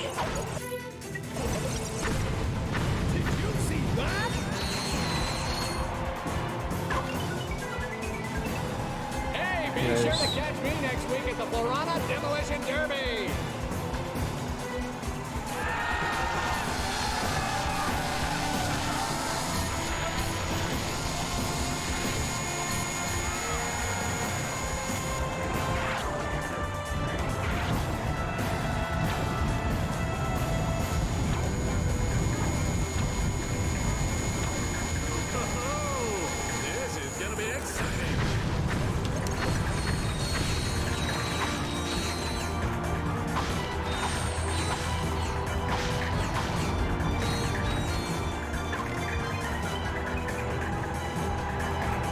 Skill points actually do something in this one. I don't think they ever did anything in Spyro, right?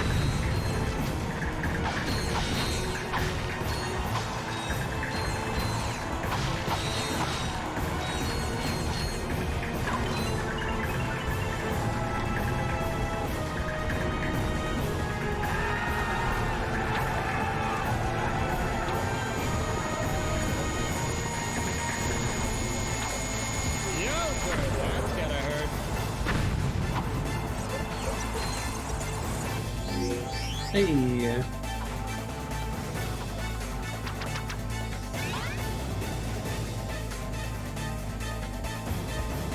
Arriba Amoeba. Here we go, folks. Arena combat. Yeah, you know you want it.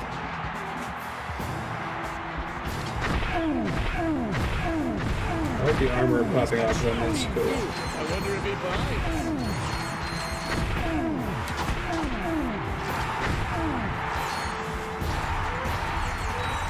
Oh hey, wasn't there a level like this in Ratchet 2? Down to the thing on the sides of the map bringing in enemies.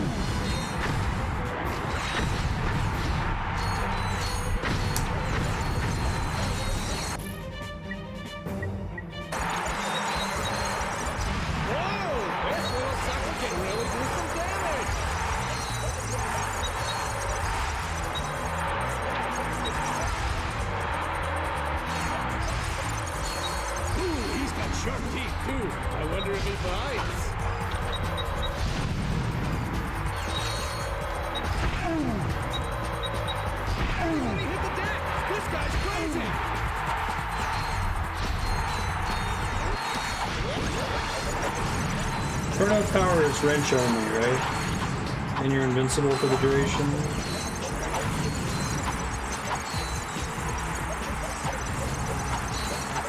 Okay, folks, time to play Luck of the Draw! I'm now pulling a ticket stub out of my hat.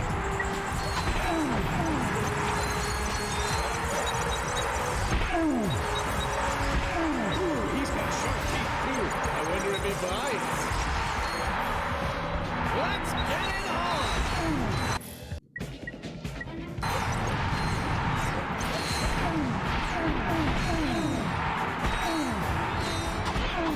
Yeah, don't check out. Nice timing on that.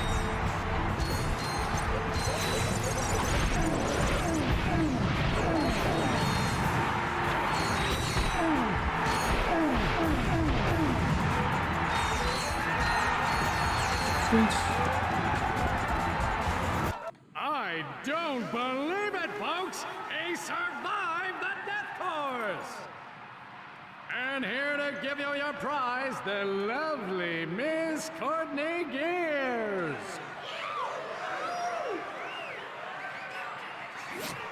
How about that, Nice. folks? He is better looking! Do not be alarmed, Sasha. That is Ratchet. Oh, I see you won the Terror guys. It's very convincing.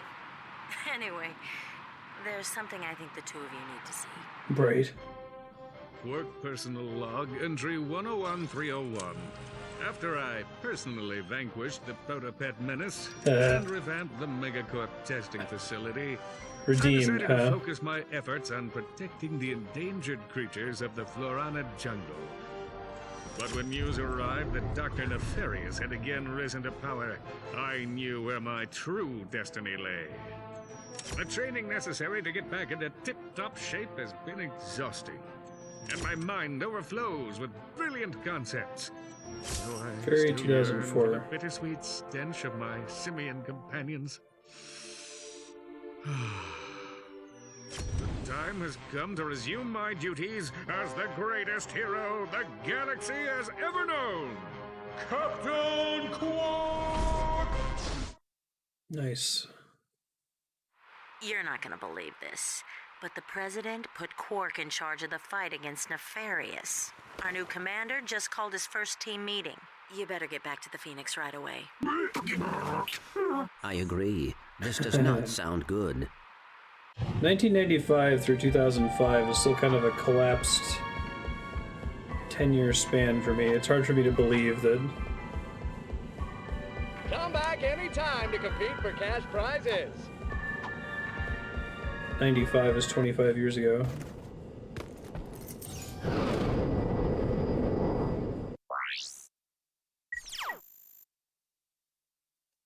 Win all challenges at Annihilation Nation. I come back to it later.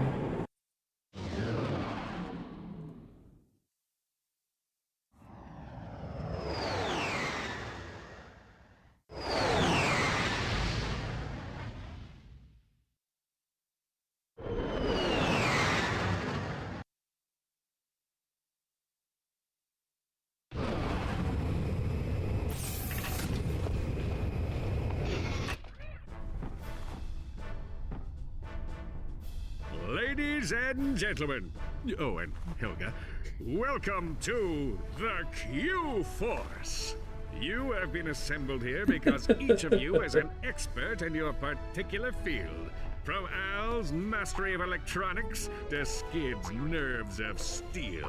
This is kinda to cool. Helga's sensual powers of seduction. Each of you has It's basically shown that a you are worthy Zap to Brannigan wear the contemporary, Q. too. Years ago, I single-handedly defeated Dr. Nefarious. But like a rash on the galaxy's backside, he has flared up again. Our first mission will be to infiltrate the Doctor's top-secret base on planet Aquatos. Impossible, you say? Perhaps for a lesser strategist? Behold, my brilliant plan! Had he already said strategery by 2004? Ratchet and Clank will descend to the sea floor and wade Strategery. through a series of tunnels flooded with waist-high raw sewage. What? Please hold your questions until the end of the presentation. After infiltrating the base, our agents will split up. You're the ones who are Clank will going to be enter the base's dying. Annihilation system, where he will locate and deploy this banana-guided autonomous The element monkey of device. surprise. Or the Surprise! Meanwhile, Ratchet will use his extensive knowledge of the Tyhrranoid language and customs to win the trust of the bloodthirsty alien guards. Finally, our agents will make their way to Nefarious's personal office, steal everything that isn't nailed down, and exfiltrate the base completely undetected. I love that it's just on notebook paper. That's crazy! But it just might work. The crayon. Training Officer Helga. I'm backing. What is it? Give me a sensor readout on that UFO.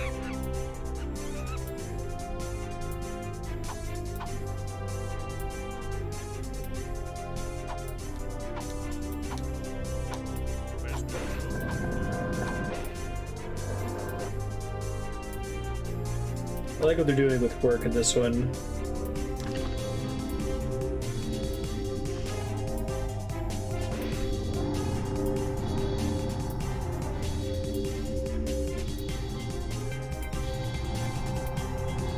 They stand for everything we don't stand for. Also, they said you guys look like dorks. They look like dorks. I urgently need to know how the Qwark versus Nefarious Vid-Comic series ends.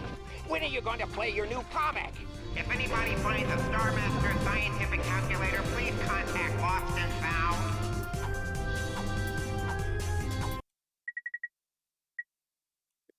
Arriba Amoeba.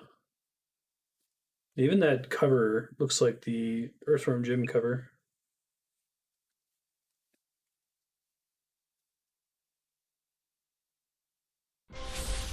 Qwark, Comic Episode 2, Arriba Amoeba. A new evil was gathering in the shadowy swamps of Blackwater City. A horrific breed of monsters known as Amoeboids, born in the laboratories of a twisted scientist named Dr. Nefarious. To think, they called me insane, Lawrence. We'll see who's insane when my pets have exterminated all life on this miserable planet! That should clear things right up, sir. When Captain Qwark encountered the Amoeboids for the first time, he immediately executed Emergency Response Plan number 2.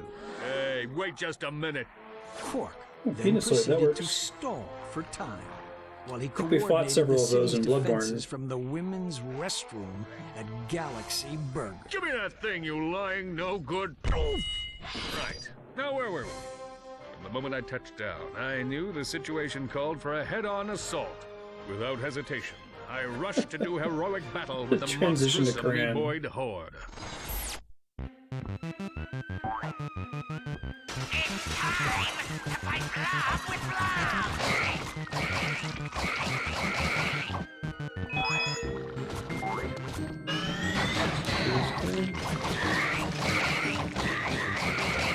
All right, now for the fancy stuff. Press X while I'm in the air near a wall to see my awesome wall kick move. Still, the feel of this one's pretty different. Enemies that die in one hit, for the most part. Versus the zombies in the last one.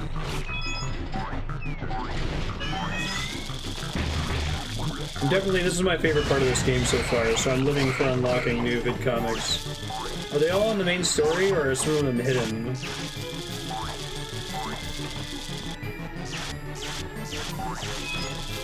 I love he does his splits when he aims up. I didn't notice that before. Oh, main story. Fantastic.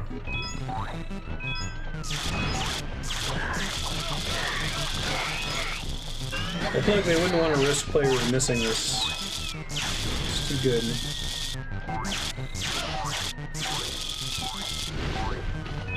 Oh, I see. Oh, flamethrower gun. It's neat.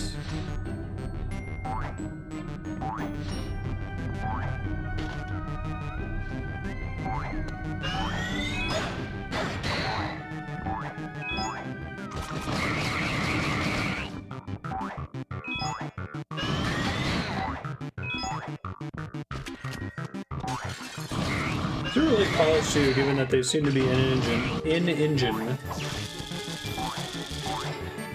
Like the jump controls are pretty different from the controls playing as Ratchet. The feel of the jumping, I should say. Except the base game is already tighter than Ratchet 1 and 2, but here it's very precise platforming. He moves only as much as you press the D-pad, it's not floaty.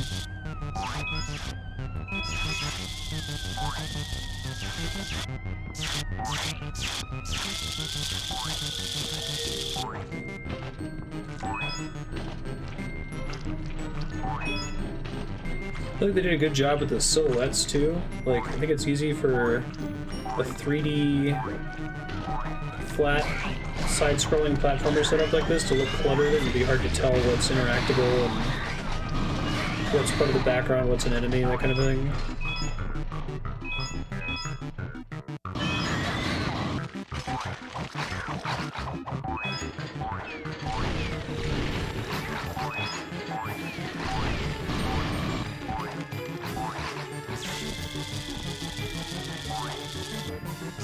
Go back. Yeah, if you type !hide before your message, chat can see it, but I will not be able to see it.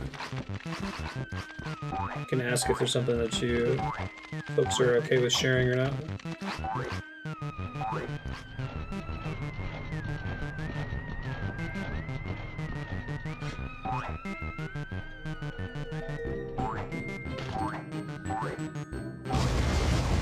I didn't realize it was breakable. Cool.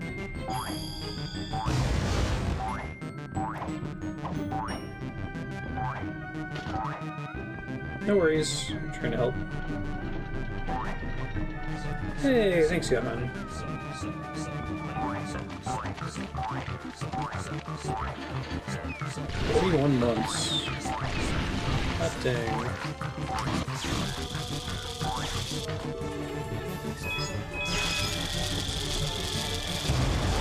Yeah, I didn't realize that that wall was breakable.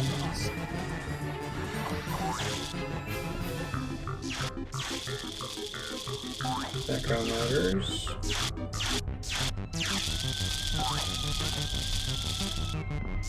I can do short hops in this too. Yeah, so like here's an area where there's this building, and part of the building is a platform you can stand on. They've done a pretty good job with like the yellow outline there, letting you know that that's solid, and the building behind me is not, you know?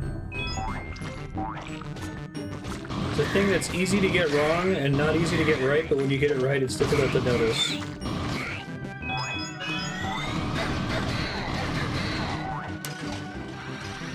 Gotta get your wall meat, wall chicken. I can't get infinite height with the wall jump, right? Okay.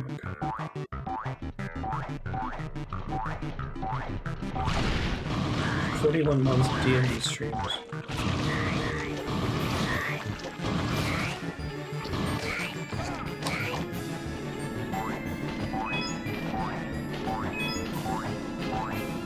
I might be convinced to do D&D again.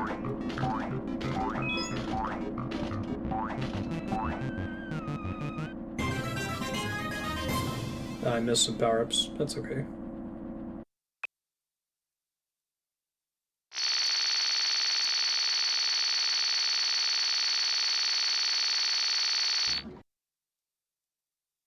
Or there's some that are worth more than one. Oh hey, Andrea, you petting Marty over there? His amoeboid army defeated, Dr. Nefarious had no choice but to flee Blackwater City in disgrace. You've not seen the last of me. I will have my vengeance if it takes 1,000 years. Let's see if I can show you guys Marty over Dr. here. Nefarious was right about one thing. He and Qwark would meet again, and sooner than he realized. For a true hero like Captain I spoken Qwark him. will stop at nothing in the name of justice. What? I held my breath. He's a Marty. Curled up on the couch. Oh, here comes Ben. He probably thinks he's about to get fed. It's incorrect.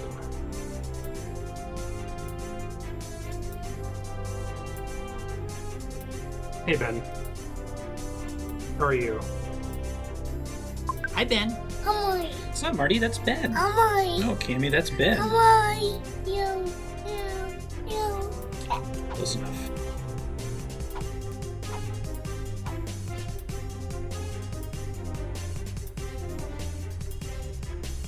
Ratchet, I couldn't help but notice that you aren't wearing your regulation green Q-Force tights. I suggest you get your butt back in uniform before I write you up for a dress code violation. Is that an actual skin that I can unlock? Oops. Special.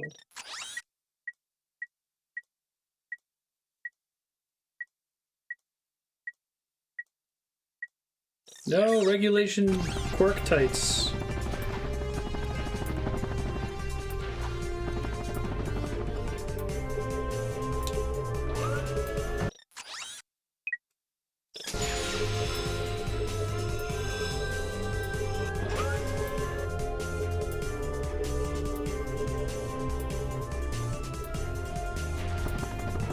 All the armor upgrades are just flat improvements.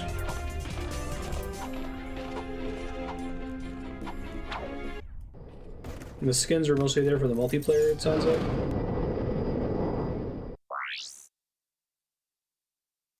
Aquatos.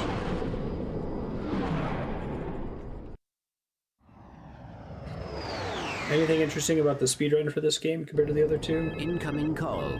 Oh no. Clank, Bubby, you're killing me! Excuse me? I'm trying to make a picture here, and Mr. Big Shot Star is nowhere to be found. I am currently occupied with a mission of galactic security. Right. I get it. You want a bigger trailer? Done. You want a daily oil massage? Done. I need my star on the set pronto, capiche? You're breaking up. You know, I can see you. Oh yeah? How about now? He'll figure something out. We've got work to do.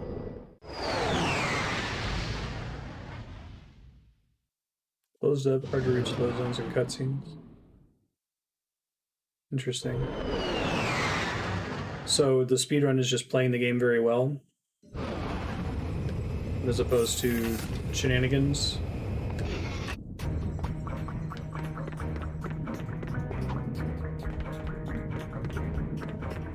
I feel like they should make that, I guess it's kind of a category in games that have glitchless. Just play the game at a very high level mode %.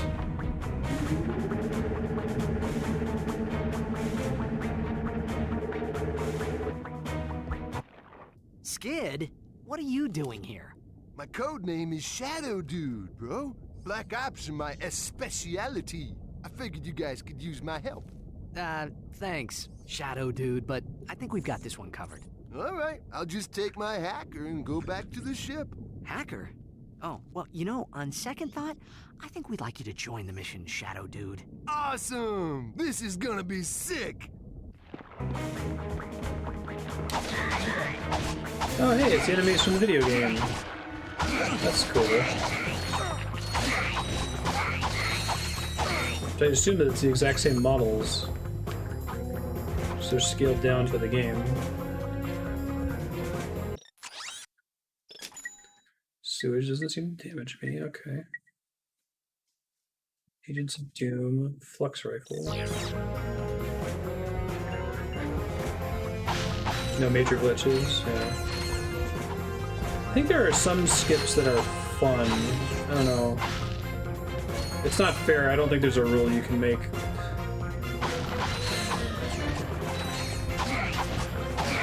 Like there's a skip in Dark Souls 1 where you have to very precisely like jump on a sequence of rocks in order to avoid the Ceaseless Discharge boss fight. I feel like that's less picky to me as part of a normal playthrough. Since it involves the existing map, it's not like glitching out of bounds or air swimming or anything like that.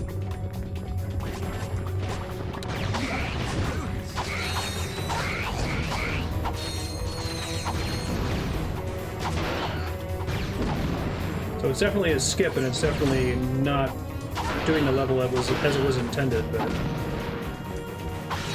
it's also not clearly breaking the game.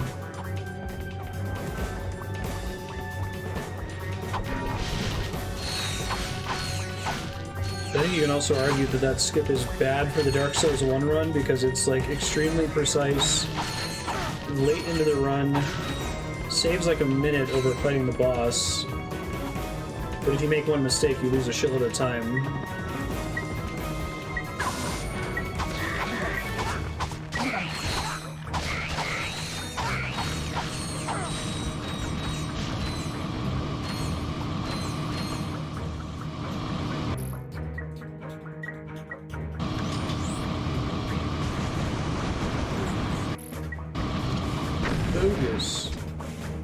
Most non-triumphant. Piece of cake.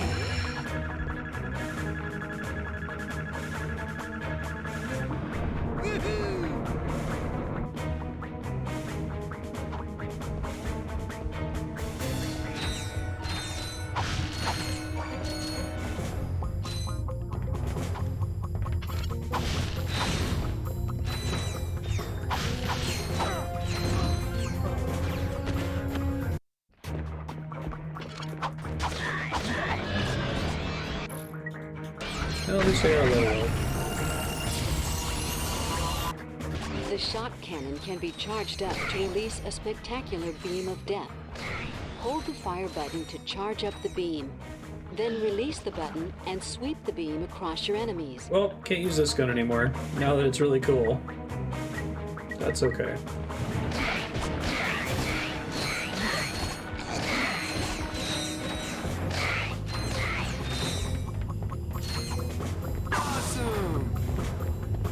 Might use it for difficult boss fights in the future also. Plasma Whip Volume 2.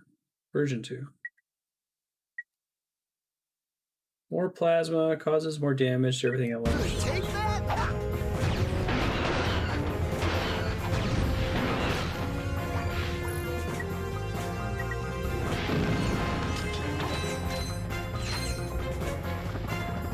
Working on a dude.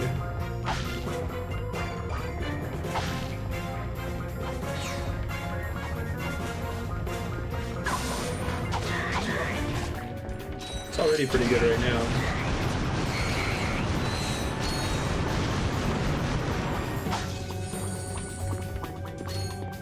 Piece of cake.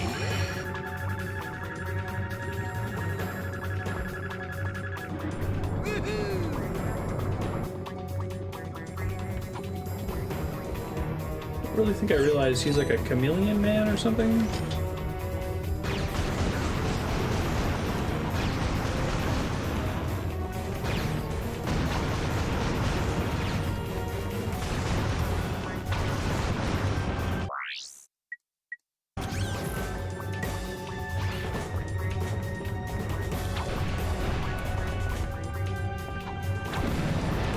Yeah, if you're nervous about me missing stuff, if you type it in hide, I won't be able to see it. No worries.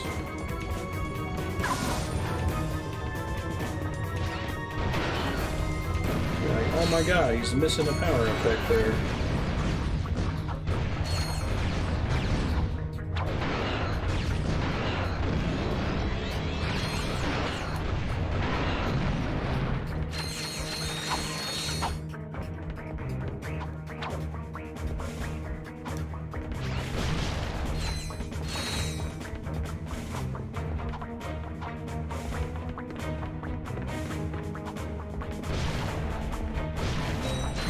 Forgotten how to swim, have you? Press square to dive and X to rise. Press harder to dive or rise faster. Your helmet will provide oxygen. At least, in theory. I think I hate the swimming mechanics in Ratchet and Clank. Oh good, the R1 button is like a dash. They're not that bad, actually.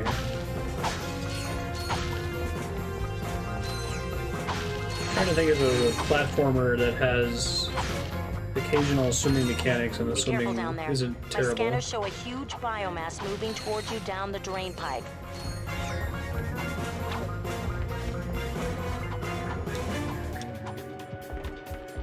Spyro. Swimming in Spyro is pretty similar to the flying control, isn't it?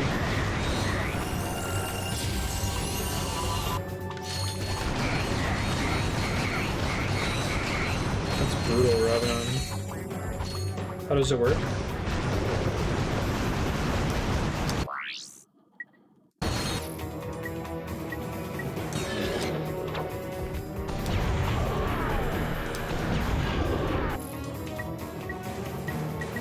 Do weapons gain XP based on damage dealt or based on getting kills?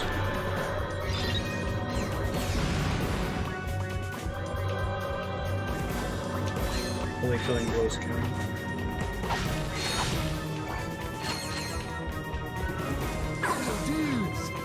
Do you love those pressure-sensitive face button mechanics? I think they worked pretty well in Metal Gear Solid. Although, virtually no other games use them, so if you didn't know it was a thing, it was pretty confusing. Like, why is it that sometimes he aims the gun but doesn't shoot it?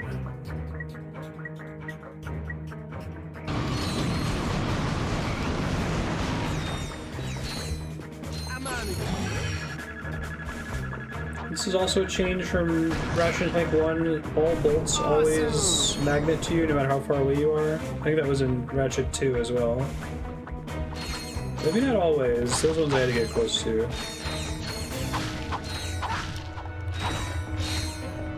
Oh hey, I can break those valves.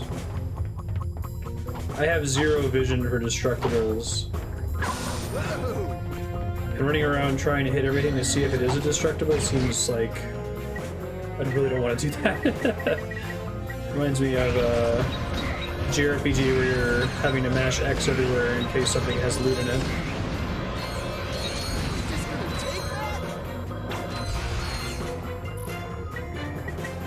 I'm guessing the later titles have some kind of like conveyance coloring. Oh, if it's slightly yellow, that means it's breakable.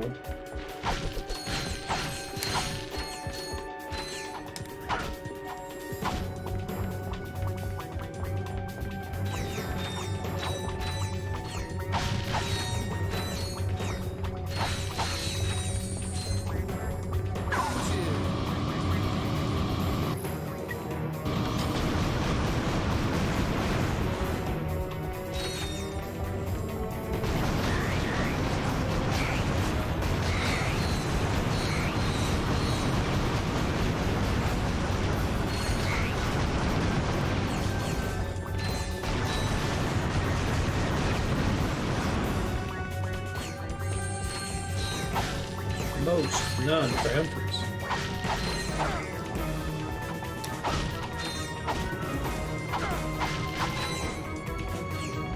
I know, right, Walter? Oh my god. I like that game a lot. It's got a fucking incredible soundtrack, but the nook and cranny aspect of it is the worst. It's so bad. It does mean that, like, basically every unique art asset in the game has an item associated with it, but some of them are complete garbage and some of them are really important upgrades, and it makes just moving from map to map deeply stressful.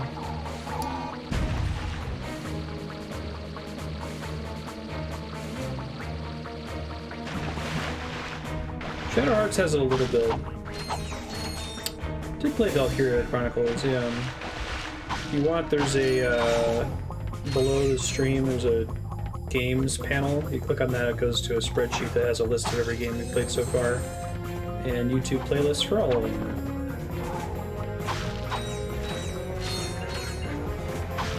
If you want to see a 5-year-old 40-hour playthrough of Valkyria Chronicles 1.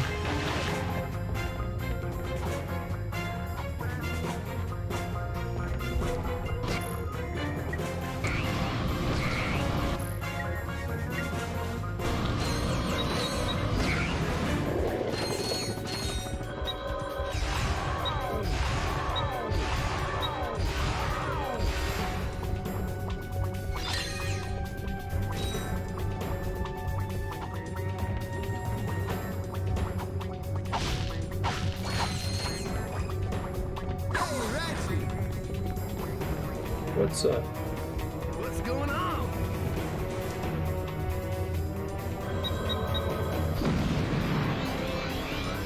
Freeze the PSP one, right? I did that for like 5 hours or so. Yo, dudes! Ratchet!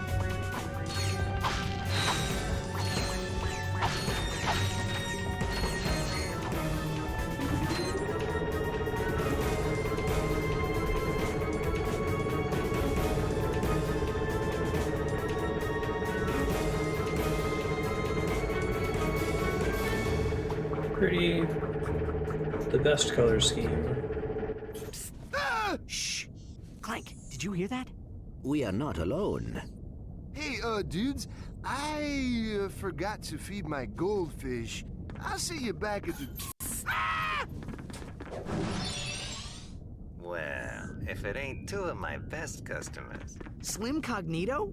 Hey. What are you doing down here? I had a small run-in with the cops concerning a suck cannon upgrade that was mistakenly sold to a minor. I swear the kid looked 18. Anyway, I needed to find a less conspicuous... Suck Cannon's been around since the first game too, right? I take it you two are still in the market. Well, let's see what you've got. Mini turret glove.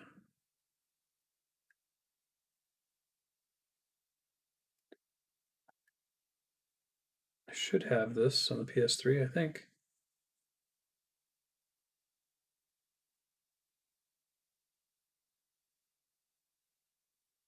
You got some free weapons. That's cool. Oh, I like the lava gun. That saves a lot of money. Try customizing your quick select in the pause menu. To access your... There's multiple rings. That's kind of cool. So you could try to have one that has utility stuff on it. How do you switch between them in normal play? Or do you have to pause and come into this menu? Switch which one is active?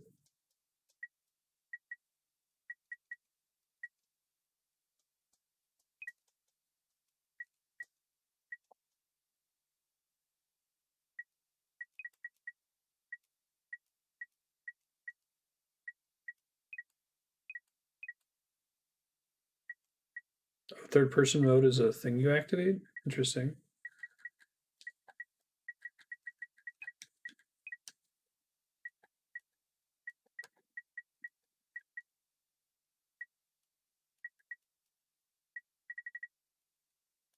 secondary quick select ring. Oh, that's cool. I dig that. Mini turrets are pretty strong too.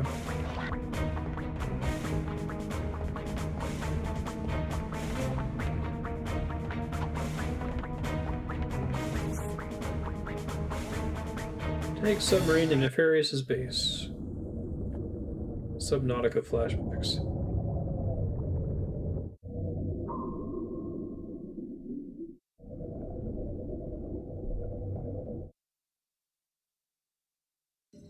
There's the ventilation shaft. We must split up here. Yeah, well, I guess it's time to put on the Tyhrra guys and go meet my new pals. Good luck. I will assist you if I can. Perhaps you should have read the instruction manual. It was nice knowing you, Ratchet.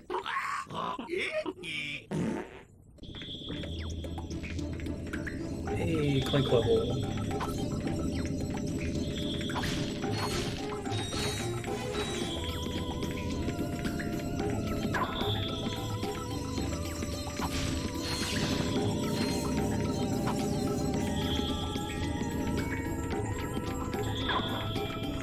I thought I hit that before. Okay.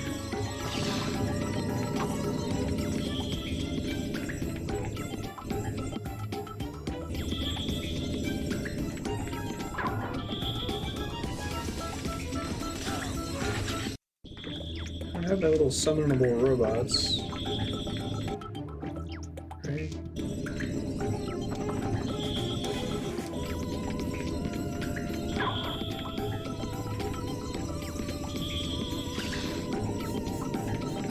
Limit thing?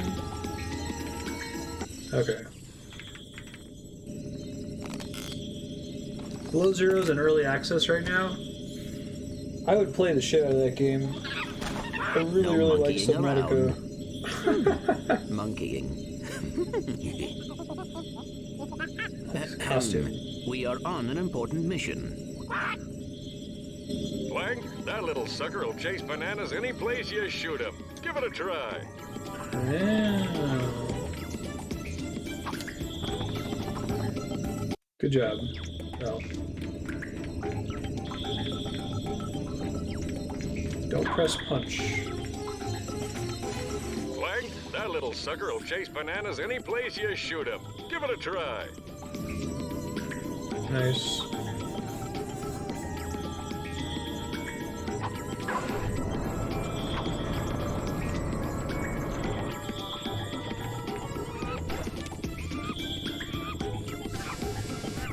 Clank, if the guards discover you, just shoot a banana and have the monkey distract them.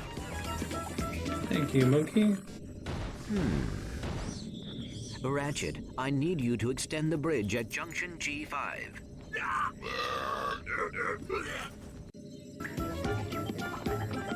I'm wondering if they're ever going to have me play as this guy.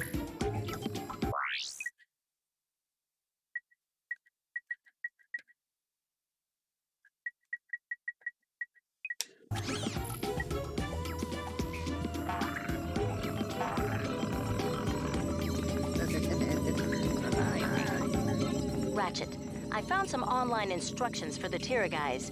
Let's see. When you speak to a Tyhrranoid, you should see a holographic display. Just tap or hold the correct button as it moves across your display. Watch what you say, though. These guys have really nasty tempers.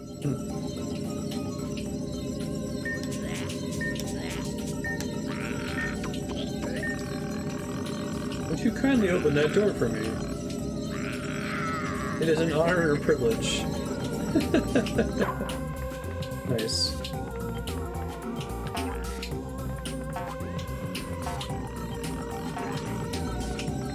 Look at the way the eyeball flies up in the air like that when you jump.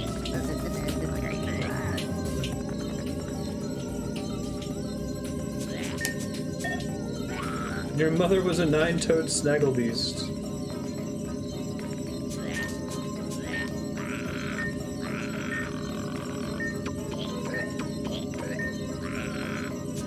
I have to deliver a message from Dr. Nefarious.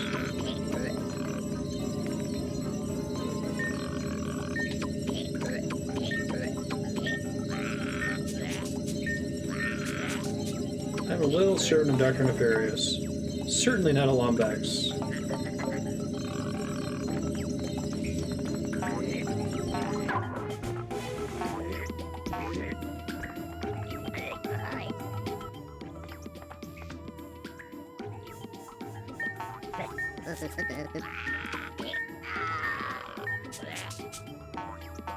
Hit 5 bolts under this girder.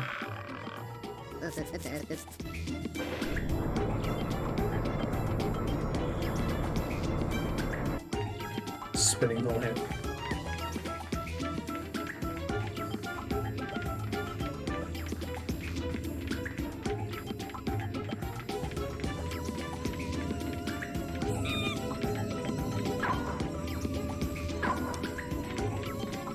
Thank you, monkey.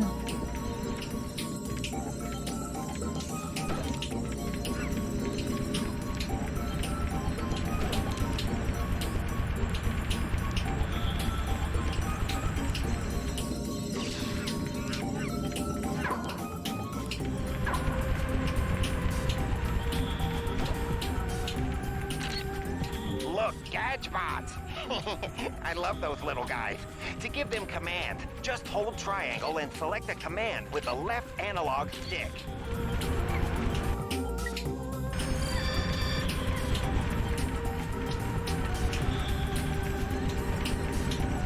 Really like that they added these. Clank isn't just a backpack.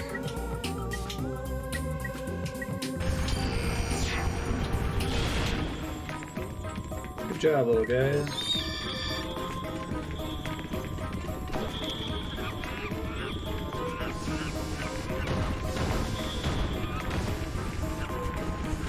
Banana mechanic's a fun way to change things up too. That's a good way to give you a reticle for the robots.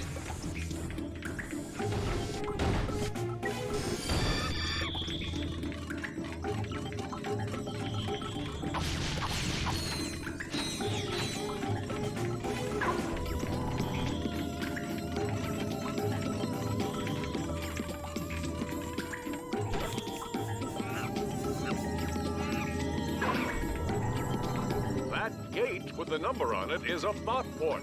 Select Enter from the...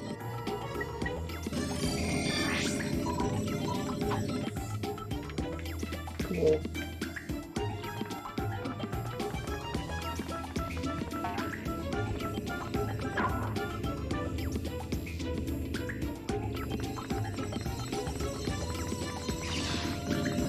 Nice.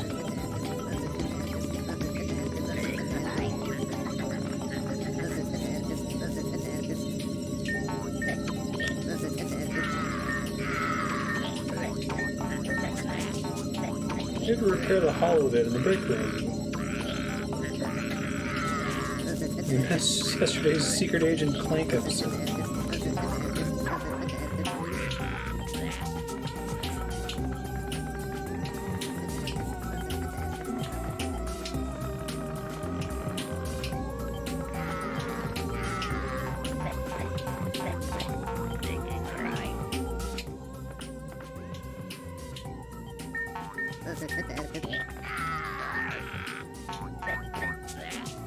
Do you mind extending the bridge, sir?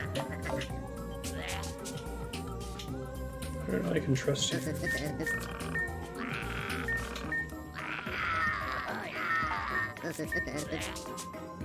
I'll give you my sister's phone number, and I'm definitely not a Lombax.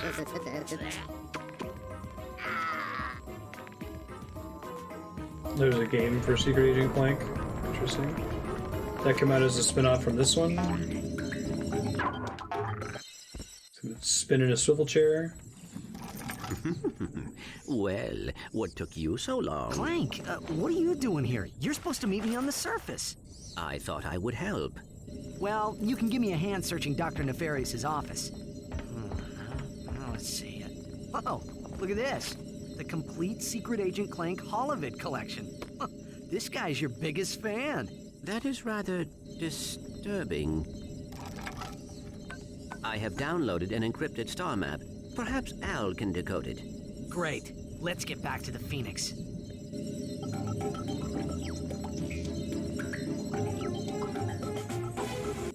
So I know this is controversial in the gaming community where like linear is almost synonymous with bad, but I actually prefer linear games. Non-linearity, with like a handful of exceptions, fewer than like 10 games where it's non-linearity was critical to my enjoyment of it. Non-linearity usually comes off to me as like kind of phony. It's like you can explore and go wherever you want. It's like, okay, I have two paths and one of them is better to do first. Like, just send me down the one that I want to do first, right?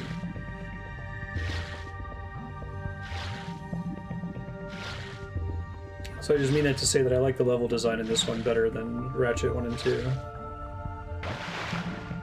Ratchet 2 is the one that had the giant open fields, right? Oh, it's you two again. Right on schedule. Yay, This here's one of the recurring nastiest, characters. smelliest sewers in the galaxy. Most guys wouldn't set foot in a place like this, but me? I just can't get enough.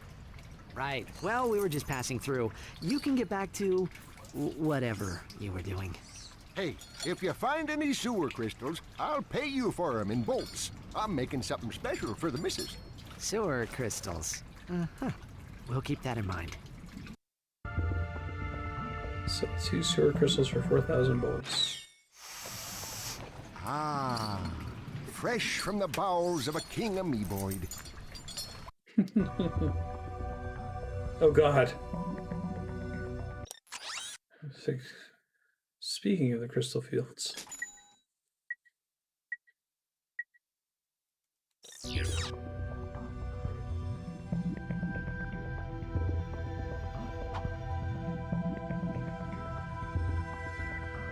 Yeah, I like non-linearity in Metroidvanias, I guess. I don't know. I guess it depends on what it all amounts to.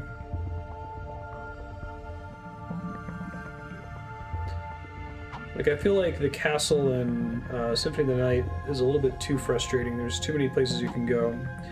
It works for me in something like La Mulana, because it really feels like there are a lot of parallel progression tracks that you could go on, right, and a lot of leads to follow at any given time.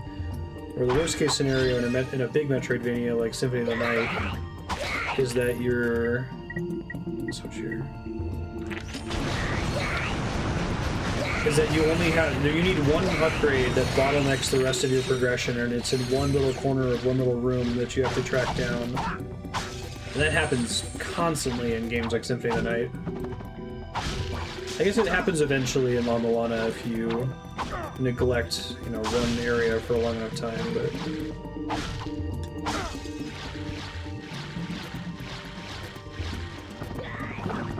Big open maze.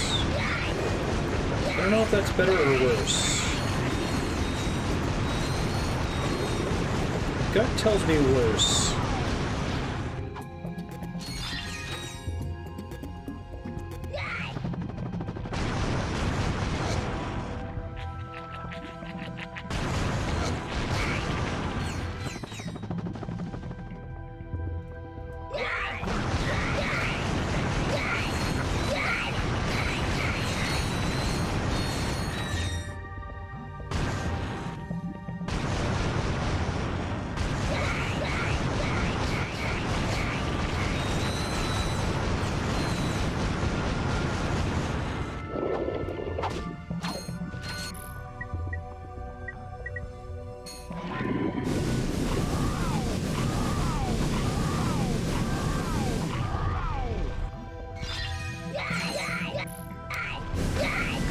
Sewer surfing.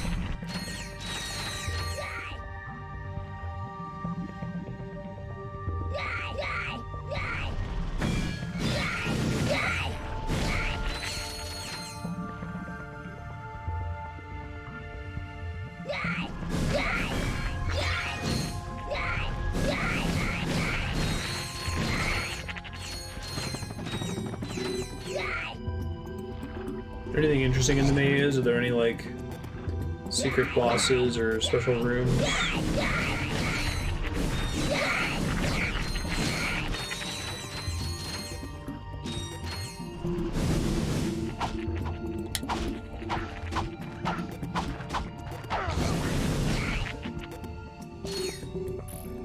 Clear how these things work.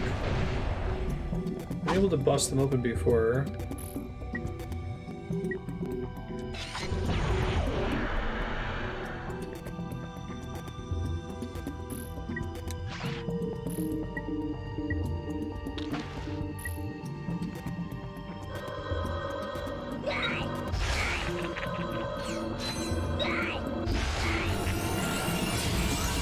Higher level enemies give more weapon XP.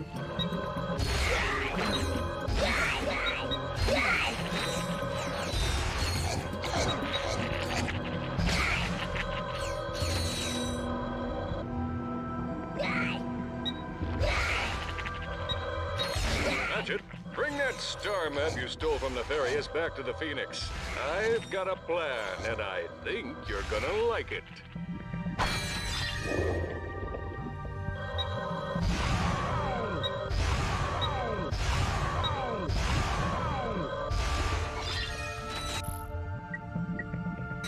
That makes sense.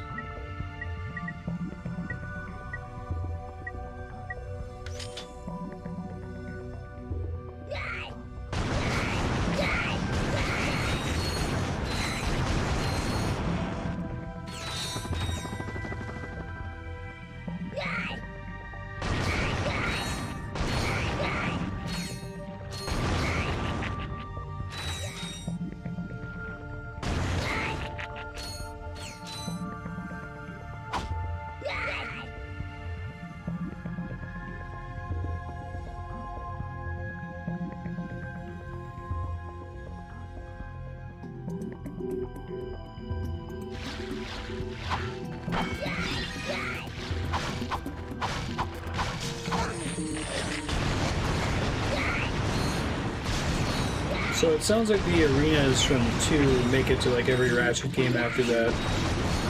Do the open collect the crystals map stick around after 3? Yeah,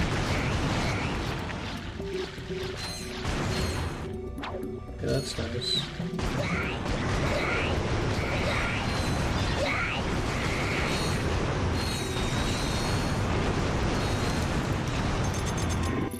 Lame, I don't get points for that now.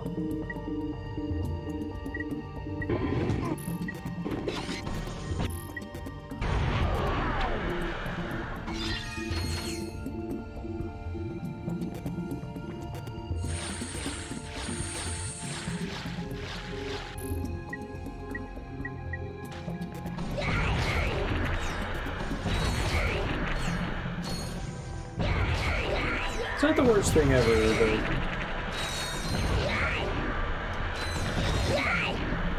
definitely like lost easily through.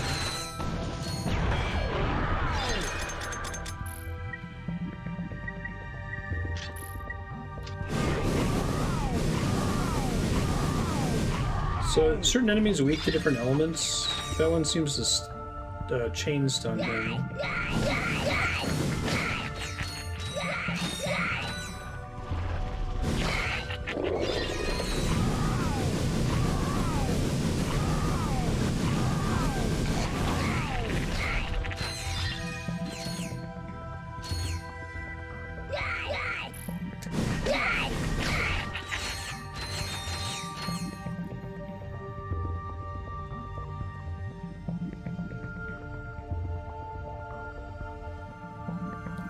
If it's a wide open area, I can probably assume I've already been there.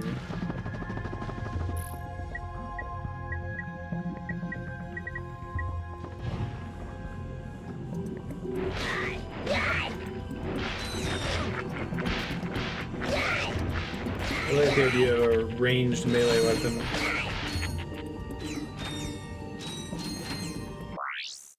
Oh, there's a map? Oh god. Okay, cool. Thank you.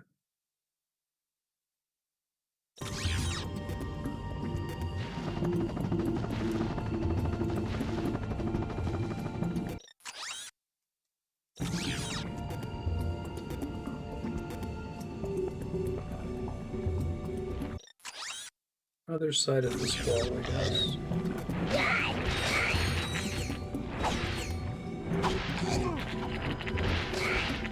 Can't reach the crystal that's on the other side, unfortunately.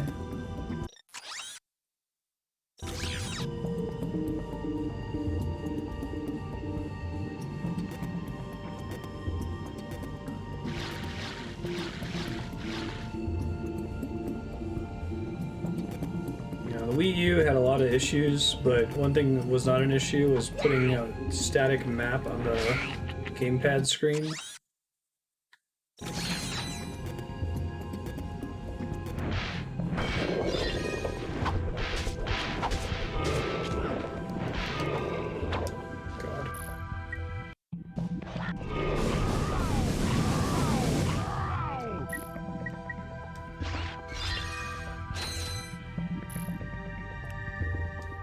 Close to a level up here.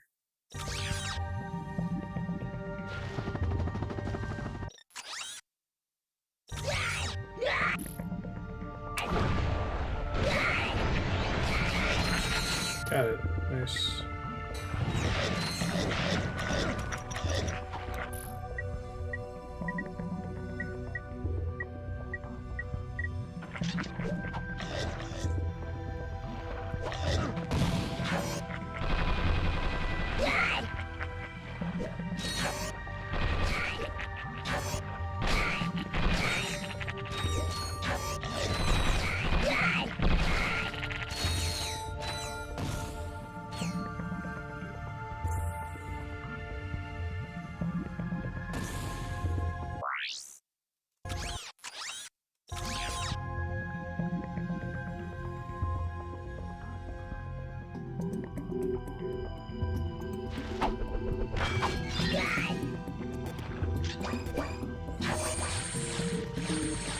Yay for healing in this room. Put you back to the start, but you keep all the crystals. Go back and turn on the ones I already have, I guess.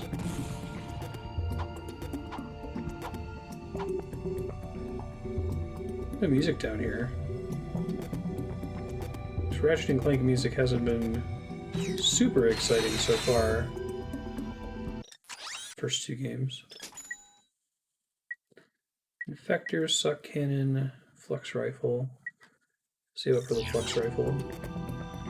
I don't really have anything that can fill that niche right now.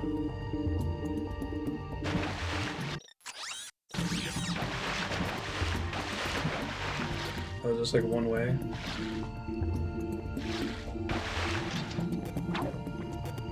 Okay.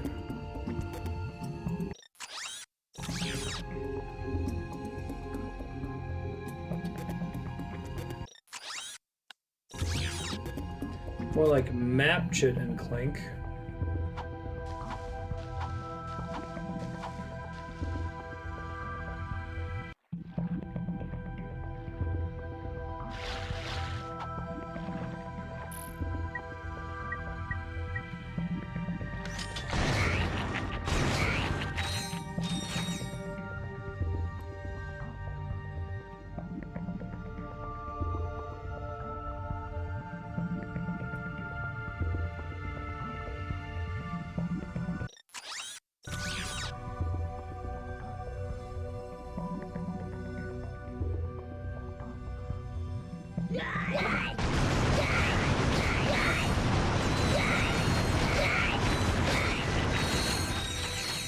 I'm interested now if the hacker tool is actually going to be in this game, or they just got away with referencing it by having the surfer dude use it. I'm down either way.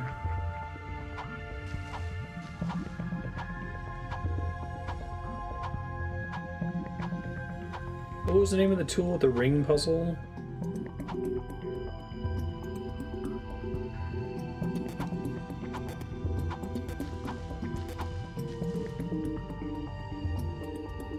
Trust me.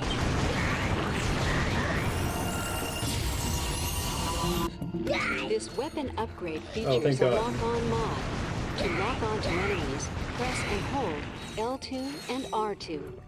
I have deja vu, so maybe I said this in Ratchet & Clank 2 because I think this had lock-on as an upgrade. I feel like all weapons should be able to do that. Ocarina of Time told us that lock-on's a pretty critical core element of a 3D adventure game.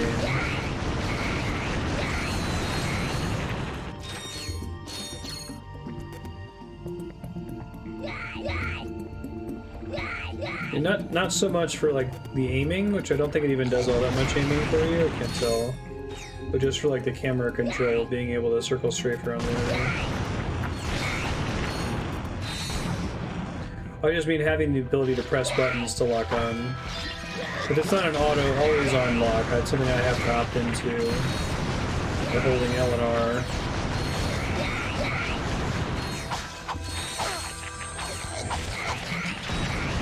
Can you level up the wrench at all, or is every wrench kill wasted weapon XP? 75k, right?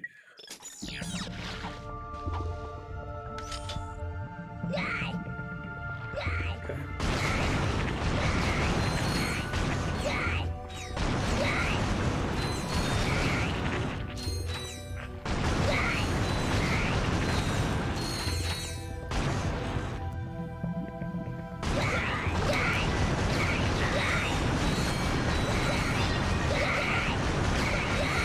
You got a sewer crystal. Get equipped with sewer crystal.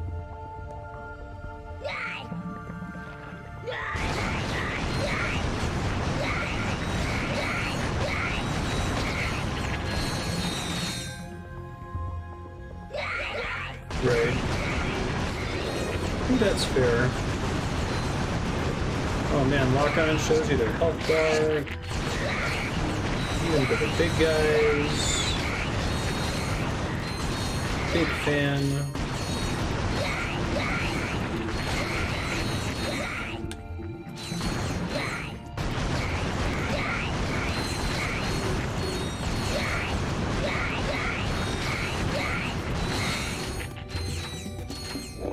How many hit points did we start with in this one? Like 12? Maybe 10?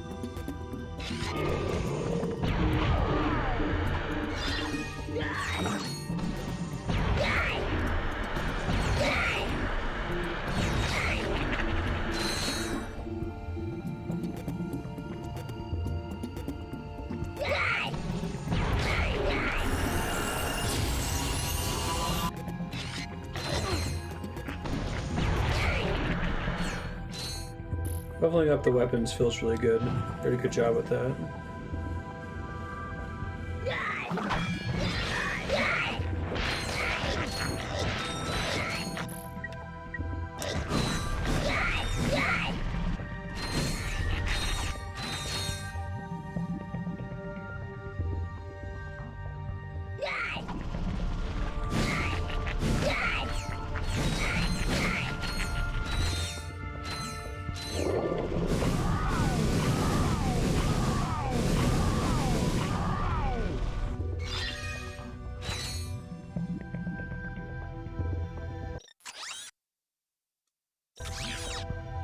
How optional is this area? Is it just getting all of the crystals that's optional? Or just the entire area is optional?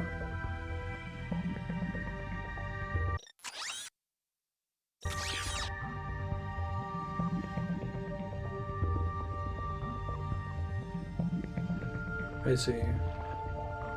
But it's meant to be a quick bolts farm, I guess. I guess if I die, I'll just leave them. Take whatever I got.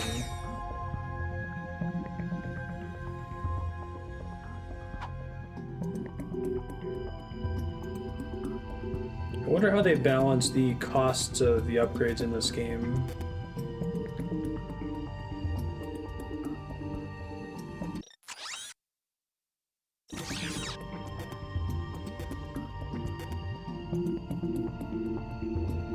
This is a dead end.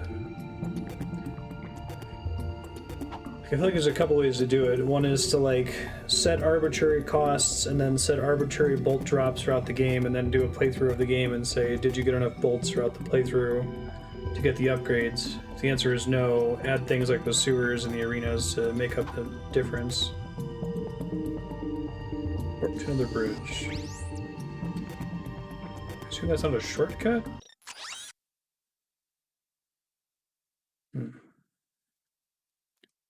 What did the G's stand for?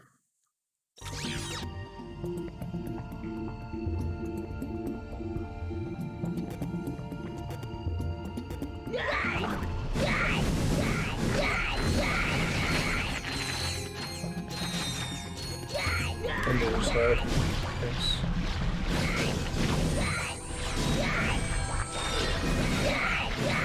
This is a room right here. Good lord.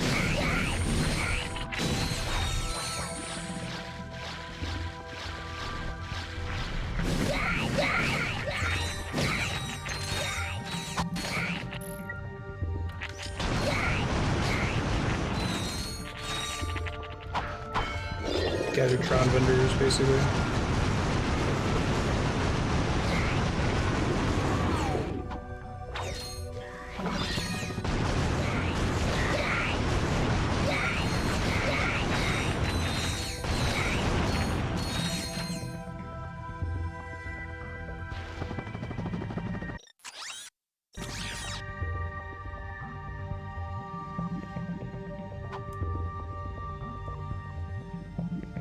That's the end of the map.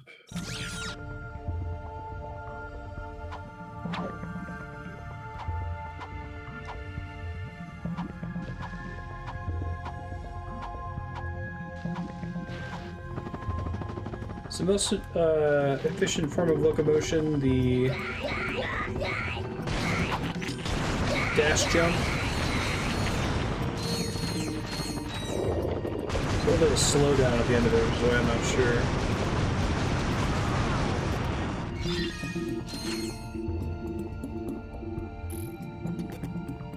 Long jump is what I meant, sorry. R1 plus jump.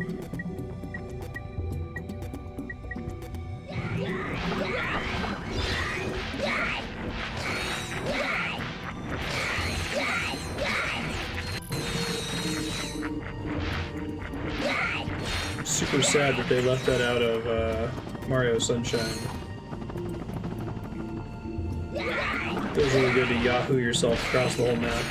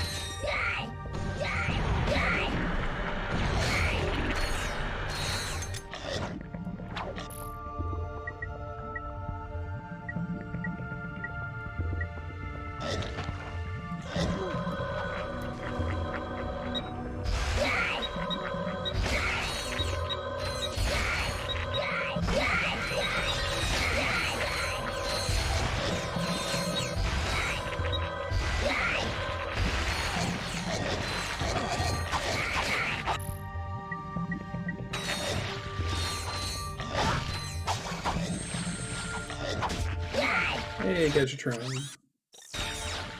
Get the ammo boxes first, save some money.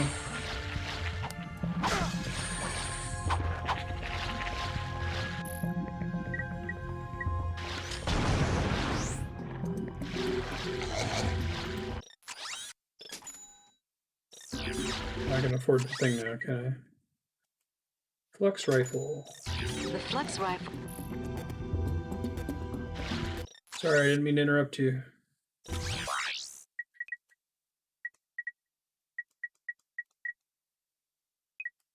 Shit.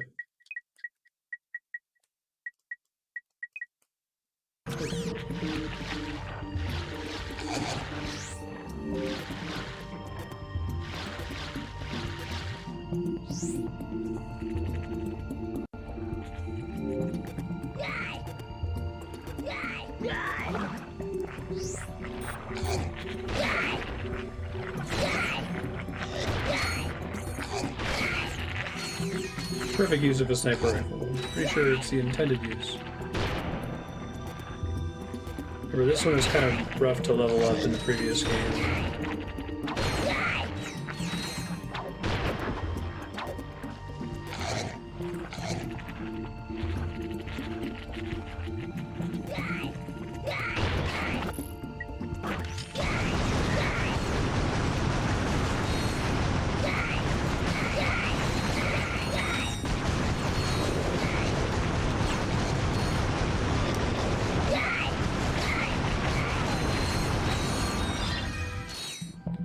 Not gonna go for all 100 crystals. Just gonna go until I die.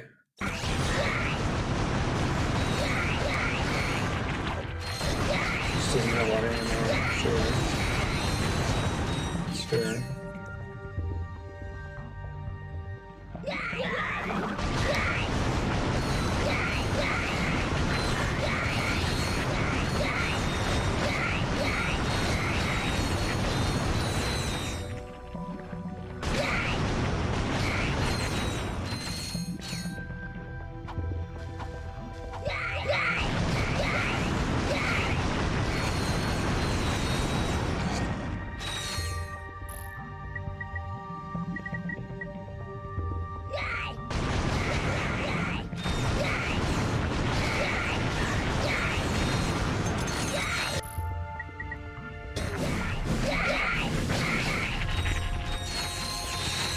Why am I getting my wish about dying and resetting? Getting close to being dead.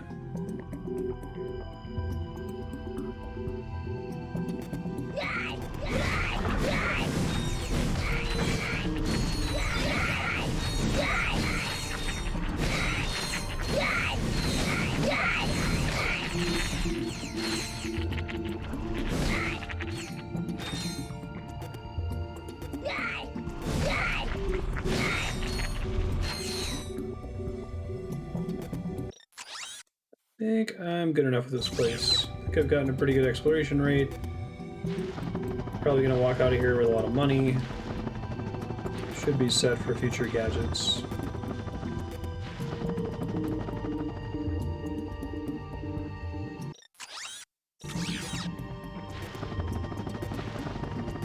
I was gonna say.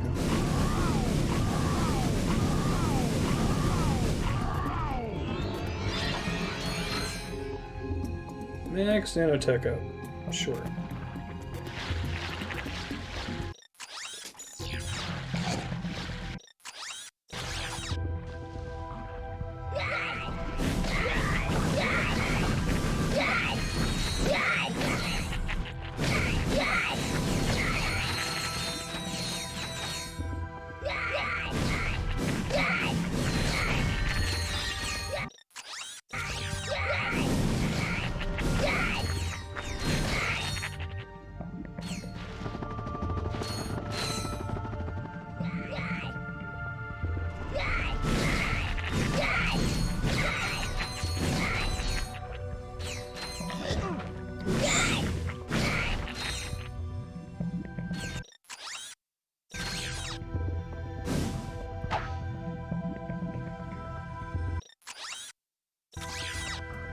Let's jump into the River of Slime. It's gonna be great.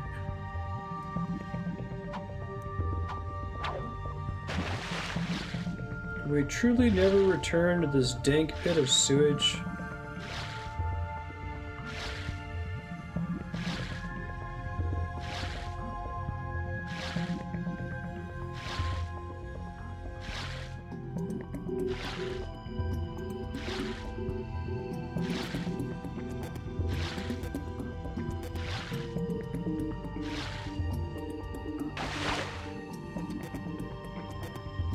Hey man. 58 left? Seriously? There must be a whole area that doesn't show up on the default map. Well, that's just fine, because I am out of here. I'm good.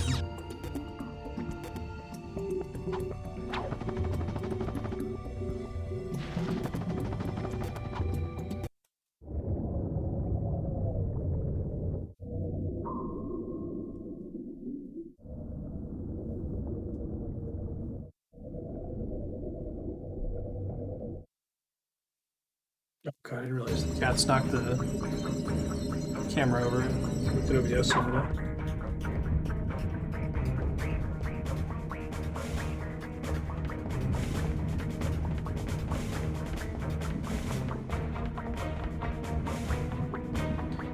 Let's see, what else do I need to do here? Turn the sun. Star Phoenix. Phoenix with the star map, I can talk.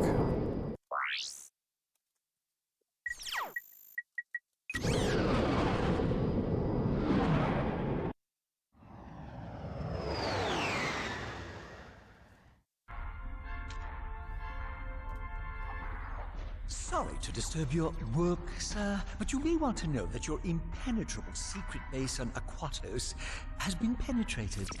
Impossible! If you say so, sir. They apparently stole some sort of data disk. Well, I must be off now. Dirty laundry and whatnot.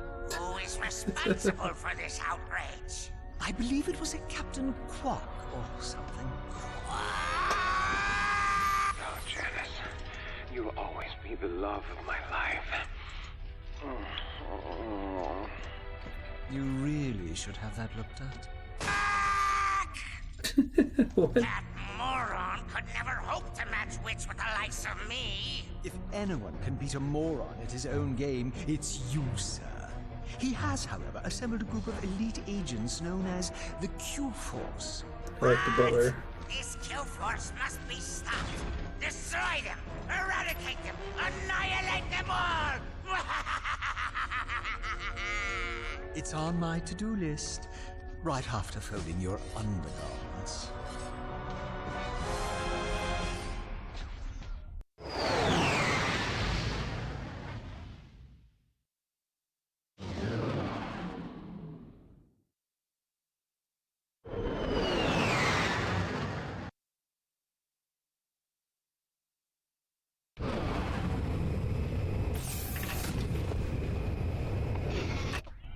Well, team, I believe some congratulations are in order. After all, my plan worked even more perfectly than expected. Well? Way to go, dude? Don't mention it. I'm just doing my job. Now that I know where the Tyhrranoids are coming from, I can put a stop to this alien menace once and for all. With utter disregard for my own safety, I've drawn up an ingenious plan for an attack on Tyhrranosis. First, I shall humbly step aside, allowing Ratchet to free fall down and take out the mortar launchers at the Grand landing drawings site. are really good. Once the mortars have been silenced, the dropship will make its descent. Next, Ratchet will take the assault vehicle from the dropship, make his way to the 4 plasma cannon turrets, and destroy them. Once the turrets have been knocked out, Ratchet will personally lead the assault on the main enemy base. All right, let's get to it. You're the one who's going to be dying. Yeah, hi. I was just wondering, what are the rest of you going to be doing while I'm down there getting blasted? We'll be monitoring the situation closely from here. Actually, we'll be down at the lunch buffet on Deck 5. It's Meatloaf Day. But we'll be rooting for you every step of the way. Yeah, man, we got your back. Yeah, the plan is excellent. I think they were right to keep Qwark around. Science officer. Al's RoboShack. If I can't fix it, I want that. yeah, when I get a minute. I don't think it's revenge. I think it's just Qwark's a doof and a coward. Yeah, he's like Zap Brannigan. You're the ones who are going to be dying. A new suit of armor is available at the Gadgetron armor vendor. Ratchet, that new armor suit for sale at the vendor is constructed from ionized adamantine alloy. That's one of the hardest substances in the galaxy. But I suppose you already knew that. Today, the cafeteria will be serving think so. special high protein. 60K, I'm pretty close. Yeah, right.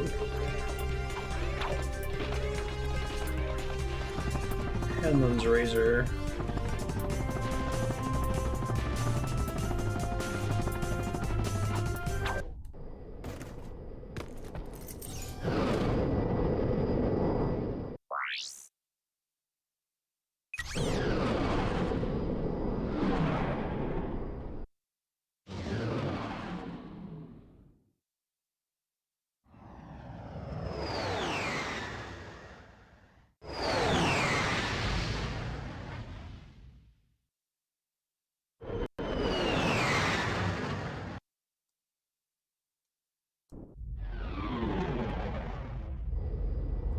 I have a feeling the butler is a little bit more competent than being let on. We'll see. Whoa, it's cool.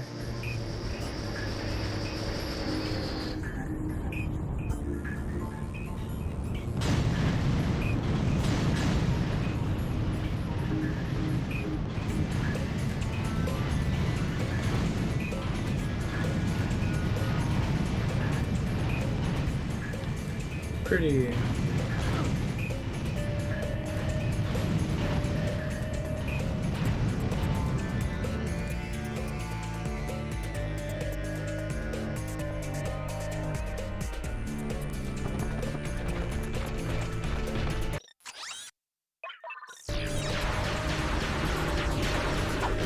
Killbots, trifle.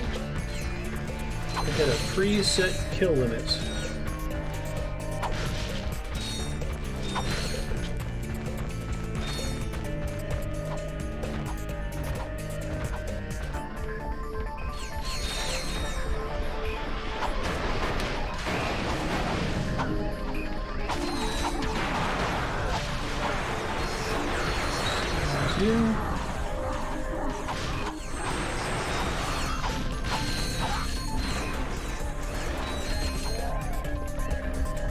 Check that games link below the channel or the vote link, Darner. There's a list of chat commands you can type to vote for the next game we're going to play. I'm playing Ratchet 3 because I won the vote.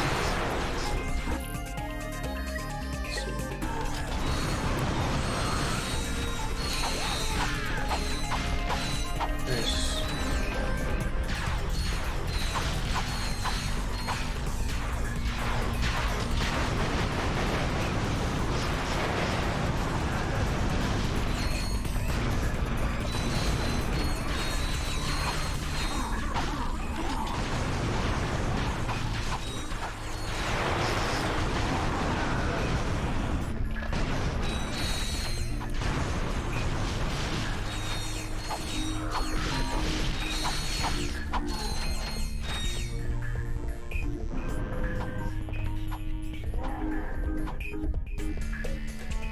Remind me, what's the relationship between the developers of Crash Bandicoot, Jak and Daxter,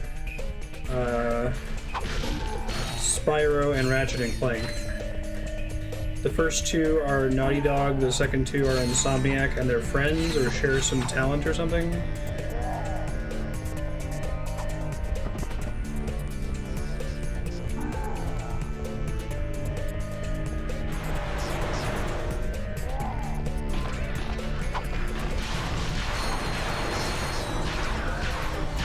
They're in the same building, okay. I'm trying to figure out why they like reference each other in their games.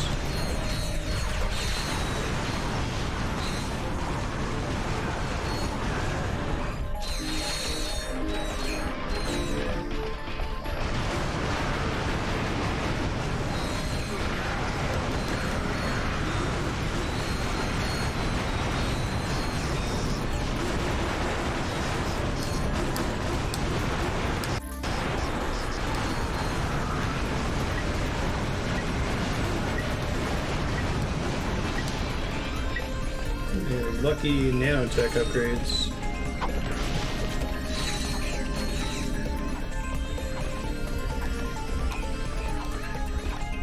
Spyro and Crash are both Universal Interactive games. Interesting.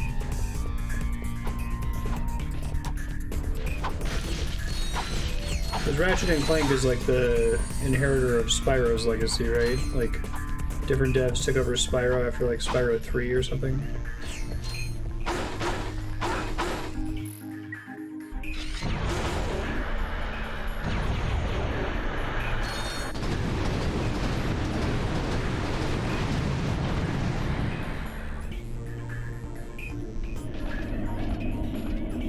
Never played Spyro, but I've watched my wife play a shitload of it.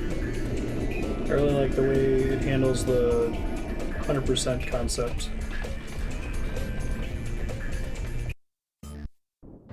Nice work, Ratchet. I'm coming in on the dropship now. Go, Ratchet! Get across that bridge. To access your world map, press Select or R3.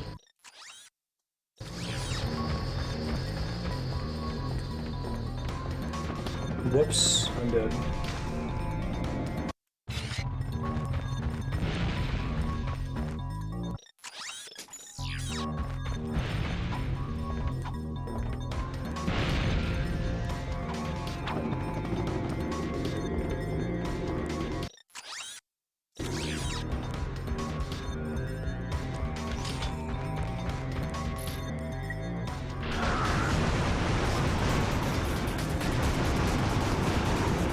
I tried to jump on it, it wouldn't let me on it.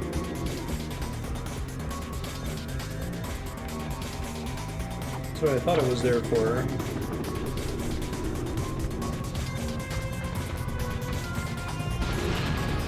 Thanks.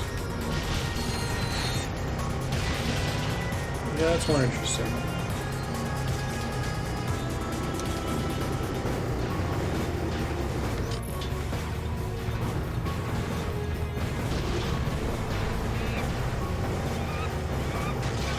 Buggy just shoot automatically then?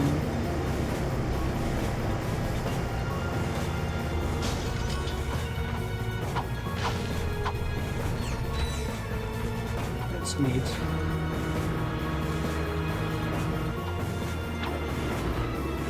Oh, that sounds amazing. Yeah. I've had that before at Thai restaurants, but never bought it for myself.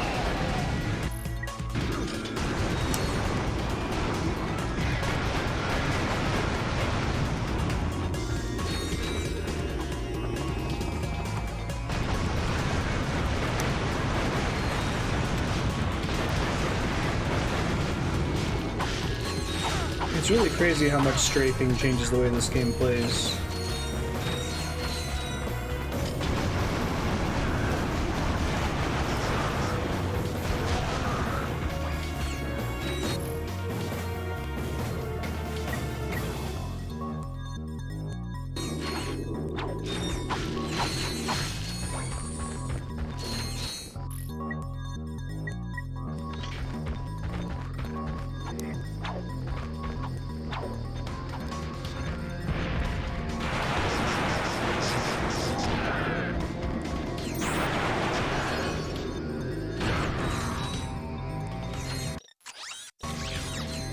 Zoom button.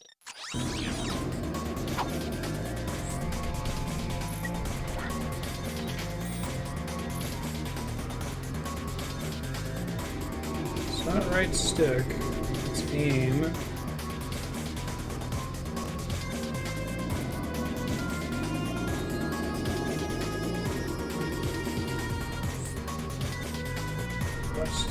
Left and right stick are both aim.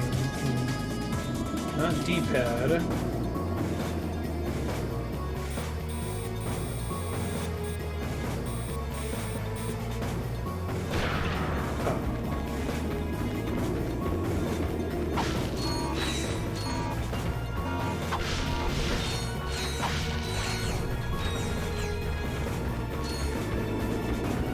Oh, hey.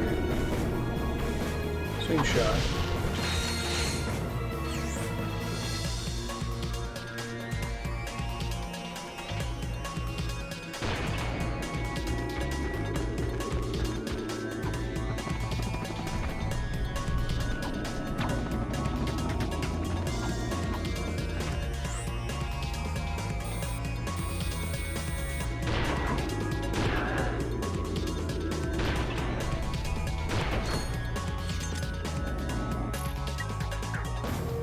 Trying to get XP.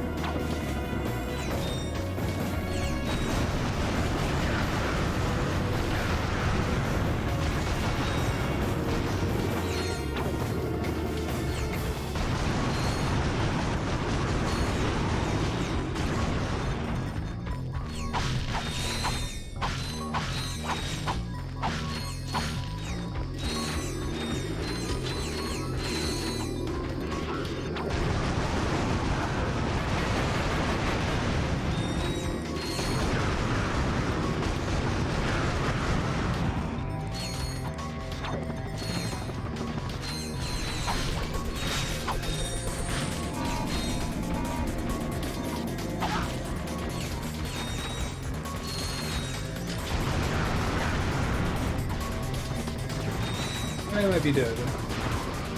I made it. Double jump whiffed.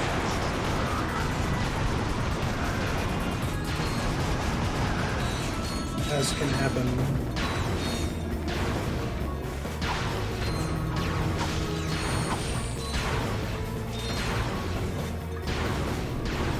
I feel like these walls are just slightly too far apart.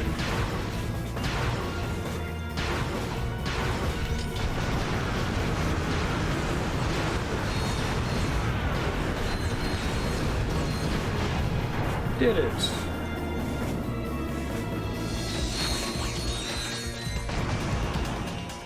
Ratchet is truly a one-man army.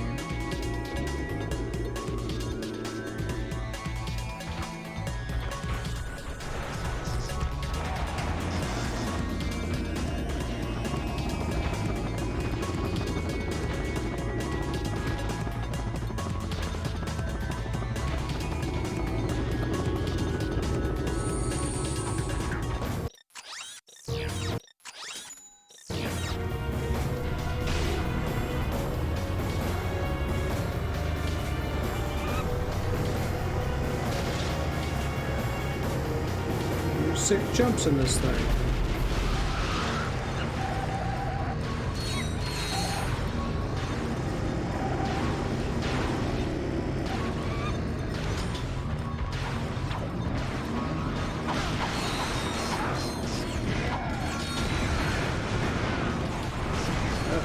Hopefully that'll make it 50 minutes. I got another one charging just in case.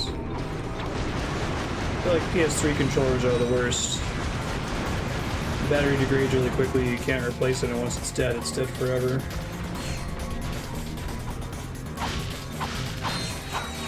I bought a few of them on Amazon before they got discontinued that have these like really goofy like gas station wraps on them. I guess that's why they were super cheap, because nobody wants that on their PS3 controller. But I needed to have some as backups in case we're still playing PS3 games in 15 years and all the controllers are dead.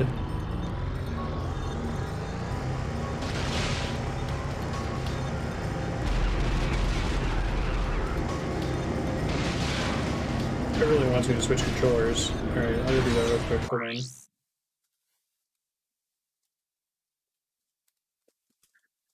Yeah, my PS4 controllers have a similar problem.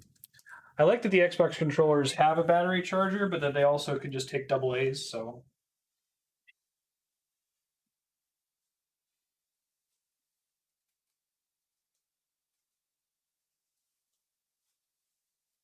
An Xbox controller is never rendered useless one day, you know? Oh, I need to do something with the controller order. Hold on.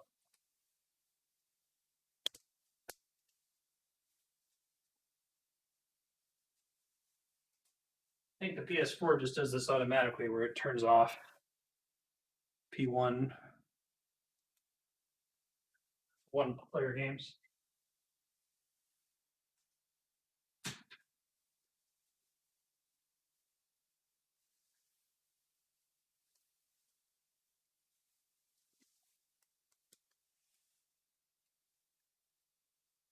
Here we go.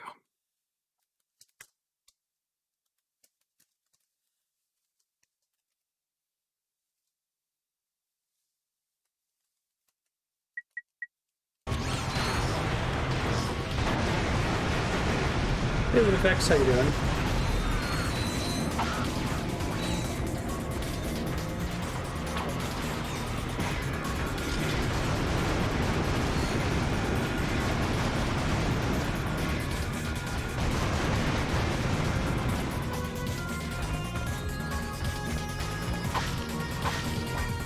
Yeah, this game's really good. I don't think I've had anything super frustrating in this game yet. The arena levels were just on the one stage earlier, and then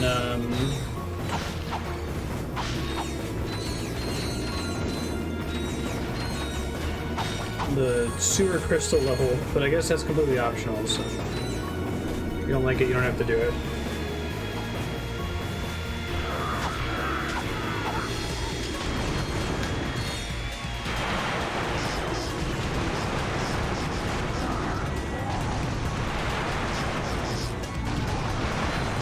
Level 5 is the max weapon level for all weapons.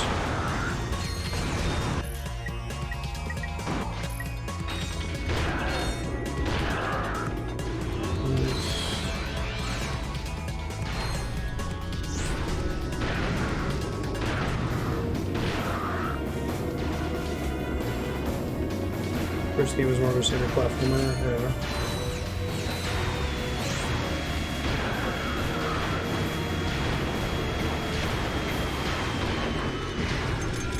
I was hoping I'd get a kill for a bunch of points there. No.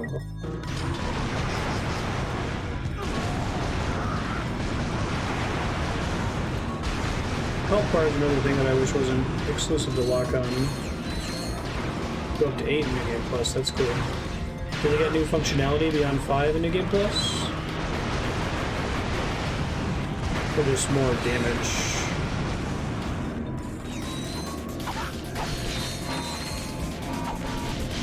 That's cool.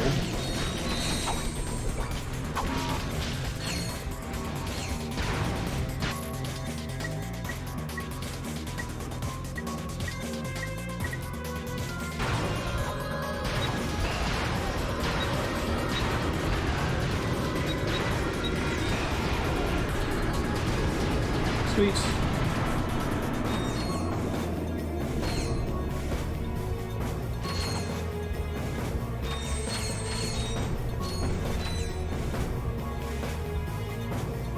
Anti-aircraft guns taken down. Boy, that's a better shortcut than the last one.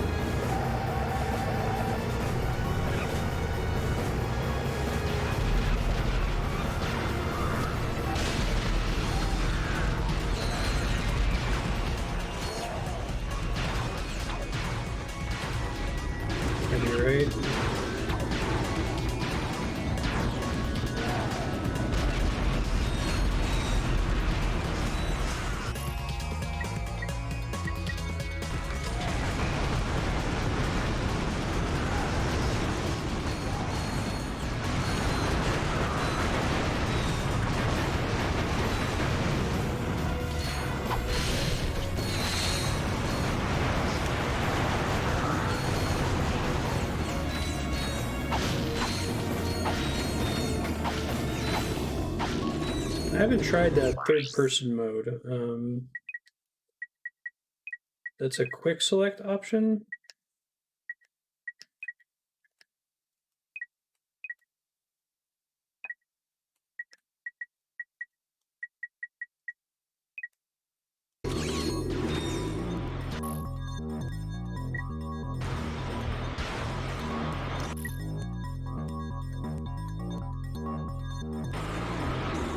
Weird that it's able to be put on the quick select.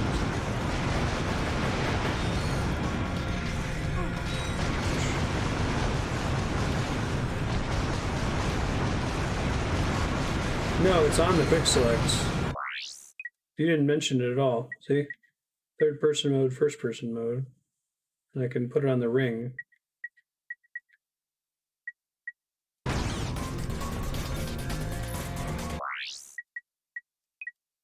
Super weird.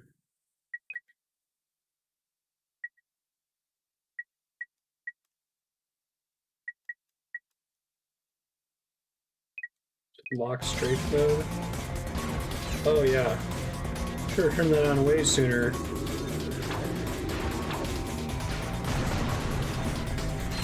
Oh, and then it puts shot on R1.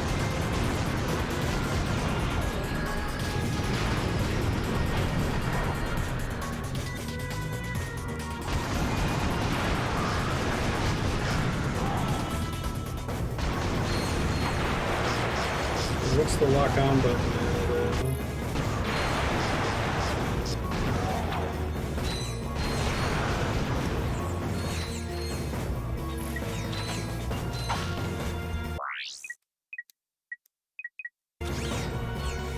Gotten too used to the lock on button.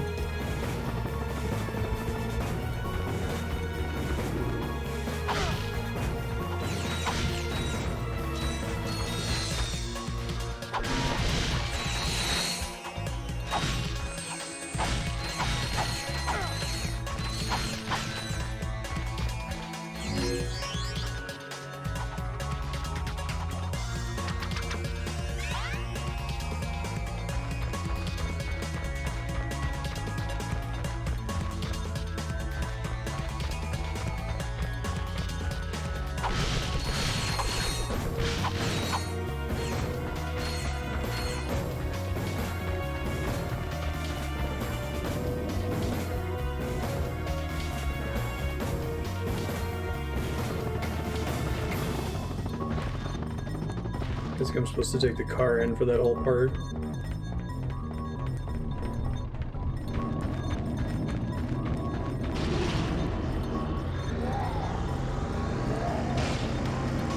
I know, right? Did a really good job with the polish on blowing stuff up.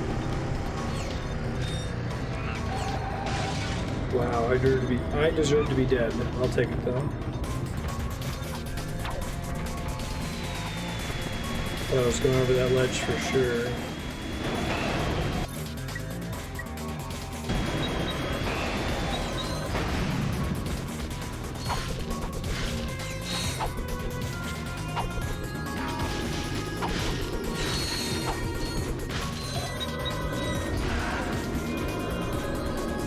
The range of that thing was nutty. So you can shoot through walls too.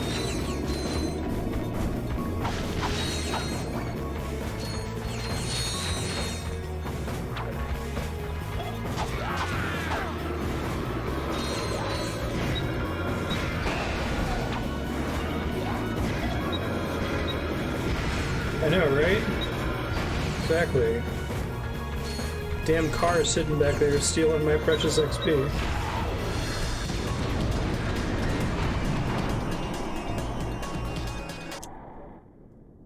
My mind is broken.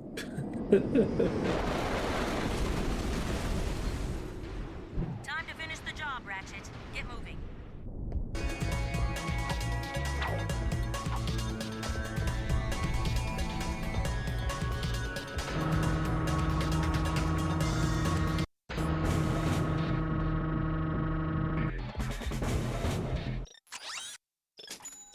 Activate vendor. I'm saving up for armor, so I don't want to buy anything.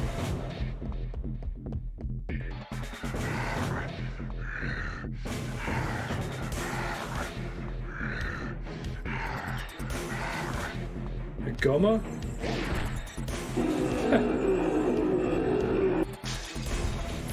That guy's cool.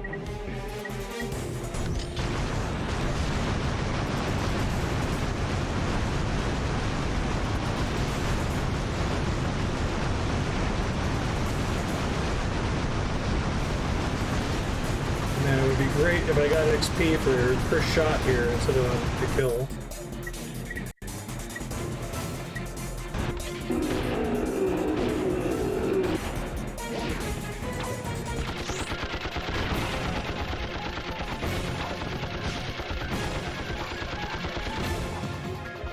It's pretty awesome.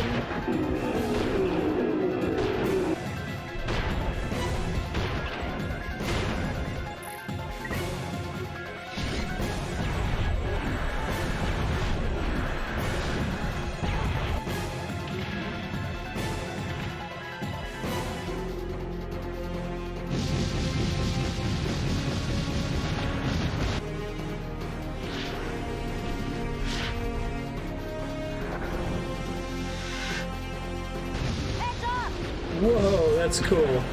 Look out! But that's a way to make sure you don't fight it during this sequence. There's a boss like this in the original Battletoads NES that always blew my mind as a kid. Music's pretty cool too.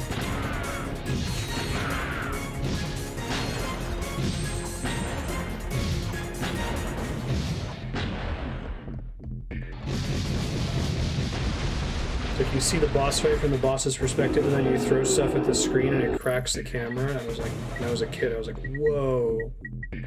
You know, break my TV, what the fuck?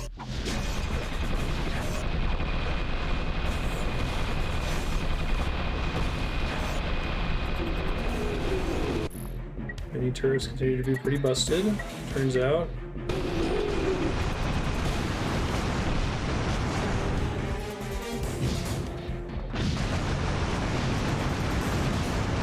So shoot him in the ceiling there, that's nice.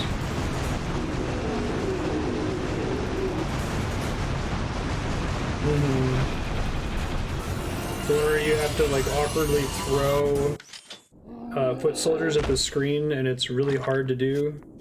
Captain Qwark, first you made another miraculous comeback.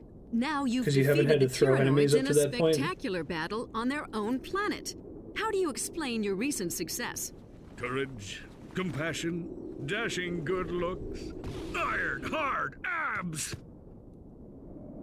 Seriously, though, to be a true hero of heroes, you need more than loads of charisma and a brilliant tactical mind. I couldn't have done it without these massive guns! Mwah! Mwah! Glad to see you made it through in one piece, Ratchet. You must have quite a story to tell.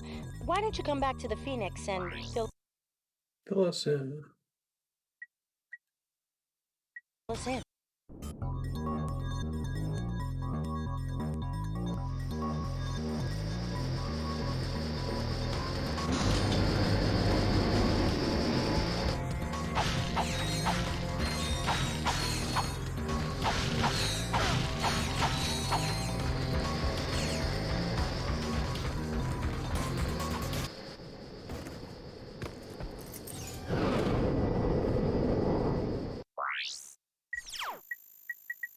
Turn to the Phoenix, optional. I'm glad it tells you that. Really appreciate that they mark the missions clearly on the planet select screen. Yeah, so far, basically none of these planets have had branching paths. I don't mind that at all.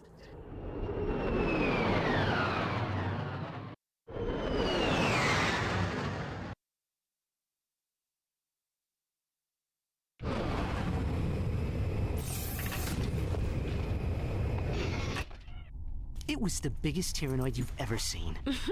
Big as a star cruiser and packing twice as much firepower. There was no escape. He was coming right at me. Closer, closer. Oh, what am I gonna do, right? Closer, even closer. Click, click. My blaster jammed. No way! What happened next? Yes, go on. We're all riveted. So, this is the mighty Q-Force I've heard so much about. Pathetic! I could obliterate the lot of you, and they wouldn't even mention it in Supervillain Weekly. True, sir, but you'll have done the fashion world an enormous service. And as for you, Agent Clank, I have far grander plans for you. All right, Lawrence, you can turn it off now. Oh, may I, sir? What a treat. Al, come in. Yellow. Someone just transmitted a hologram onto the ship. I need to know where the signal came from. Let's see. Backtracing the signal. Fixed path alpha key encryption?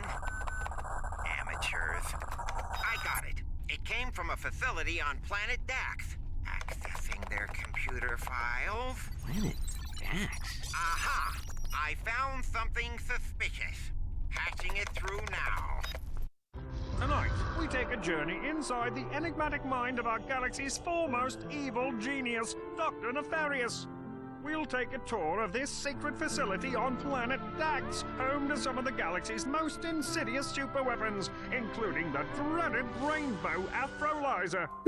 Dr. Nefarious, we've all enjoyed your past work, but how do you respond to critics who say your latest galactic schemes are just more of the same? I will annihilate them! Lawrence, tell us a bit about this top-secret superweapon being constructed on planet Daxx. Well, super is such a strong word. For that matter, weapon may be a tad overdoing it. We do, however, have a lovely view of the ocean at sunset. Is Dr. Nefarious poised on the brink of galactic domination, or is this super weapon just the latest in a series of maniacal pipe dreams?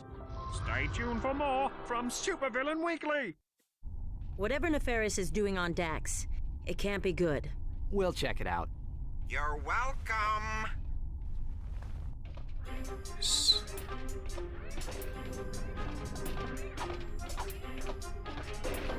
I haven't gotten a Qwark video game in a while. My training course once again, Actually, we were hoping we could just pick up the gadgets and split. We have a spaceship to catch. Ha! You slackers are always looking for the easy way out. When you can pass the course, you can have the device. Good thing that they did that, because I did not know they were adding new missions to this. Those platforms can be activated with the Hypershot.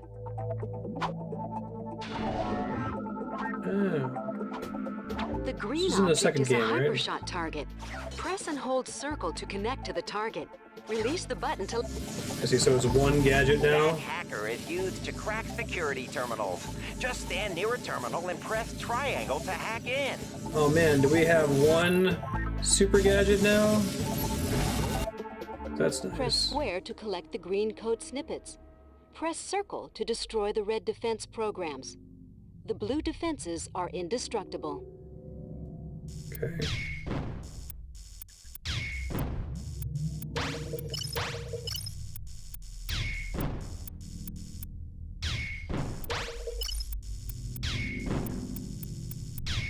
It's a minigame like this in Ring Fit Adventure. It's very stressful. Whack-a-mole.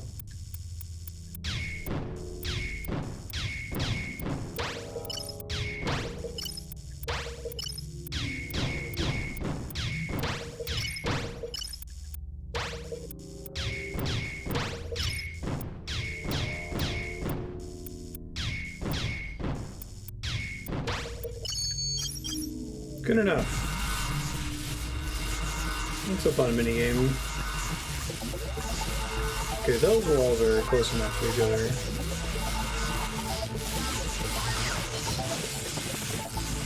Keep trying, you pencil! Run like a girl!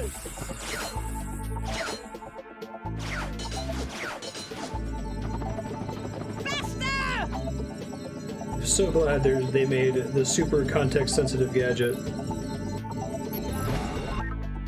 Press square to collect the green code snippets. Press circle to destroy the red defense programs. The blue defenses are indestructible.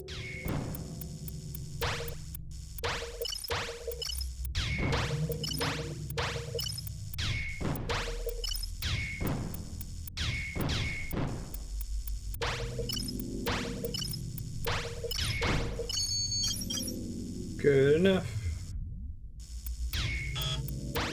Oops.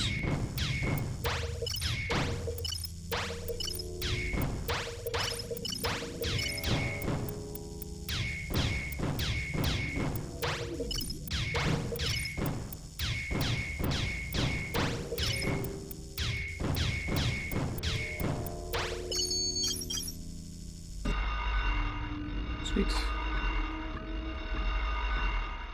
Hurry up, Lumbex!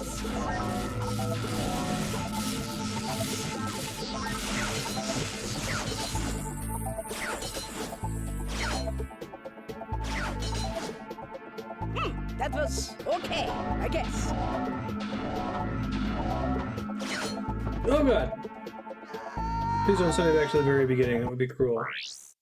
Oh god. The green object is a Hypershot target. Press and hold circle to Guess I don't have to do the hacking minigame again. Keep trying, you pencil! Run like a girl!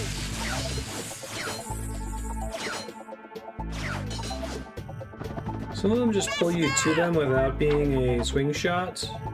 It's hard to know which one's which. Hurry up, Lumbex!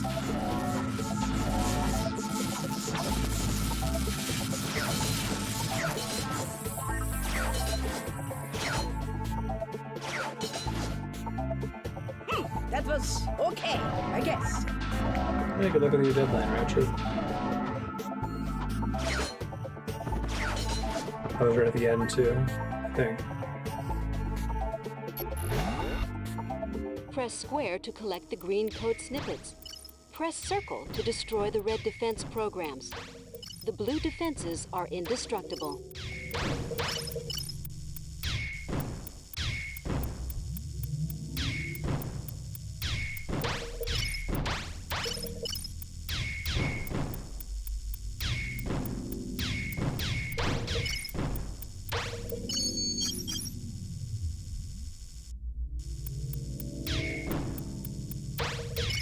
This is my favorite of the hacking minigames so far.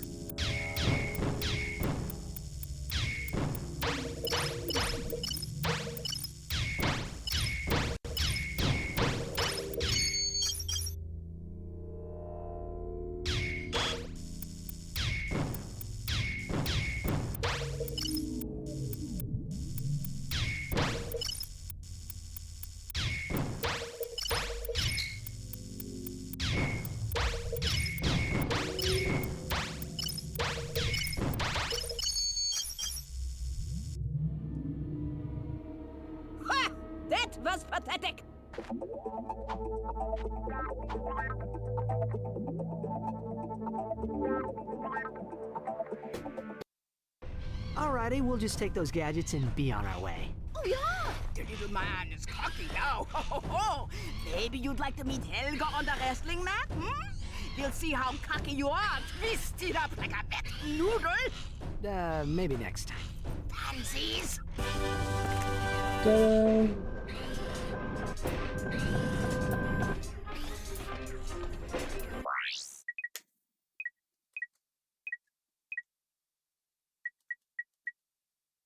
Hypershot, it does everything. I love it. I feel like the next step is to just not even make that a selectable gadget and just, whenever you're facing a thing that requires the Hypershot, have a single button press that does all of them. We're getting there though.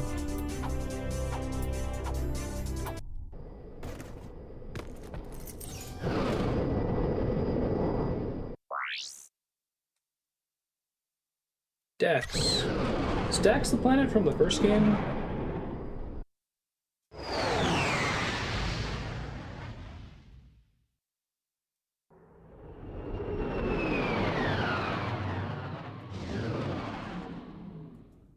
Swingshot, Dynamo, and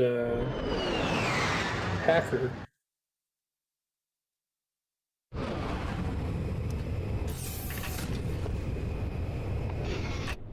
Al here. The Daxx facility has 2 high-security computer terminals. My information indicates that one of them is somewhere out in the islands. The other one is inside the main building. Branching path? What? Nani? Oh, I forgot to get my armor upgrade. Yeah.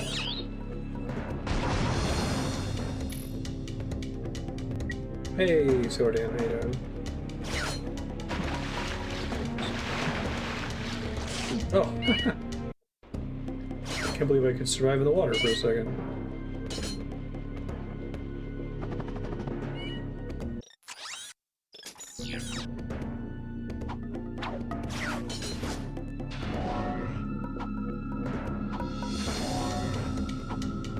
Oh, they've been in prior games? They're like the big fish from Mario 3.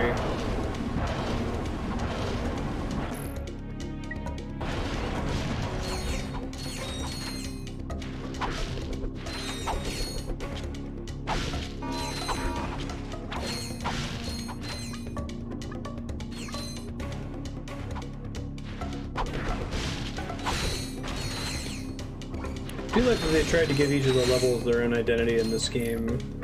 That's something that I felt was missing from the prior titles. I mean, sometimes they do something different, but it's PS2. Oh right, shoot. I already wanted it to be context sensitive and it's not. I'm dead.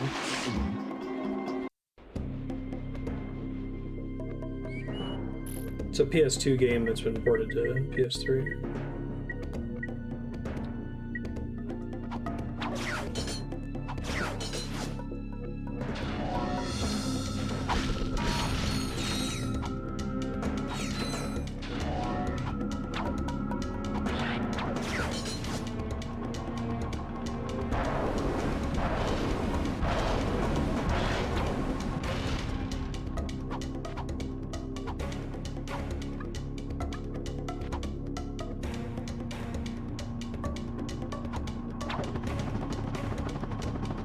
Maybe I'm not supposed to reach that one this early. I did, yeah.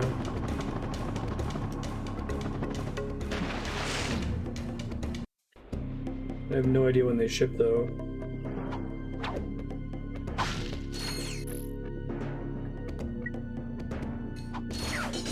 Alright, don't go over the thing that will look like a secret. It doesn't appear to be an actual secret.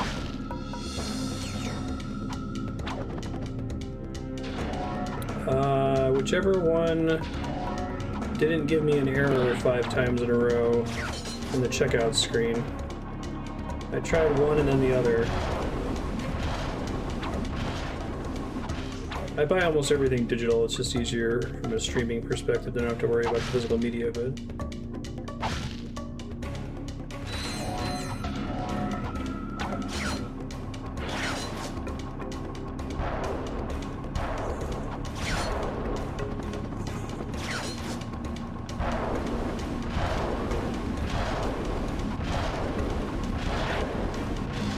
if you jump at a target, it'll automatically equip the Hypershot if you had a different weapon equipped. That's cool.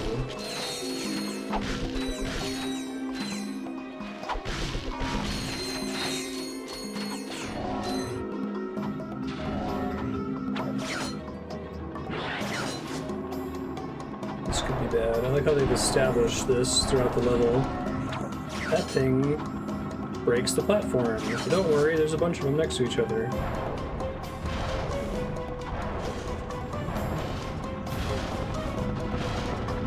And I'm dead.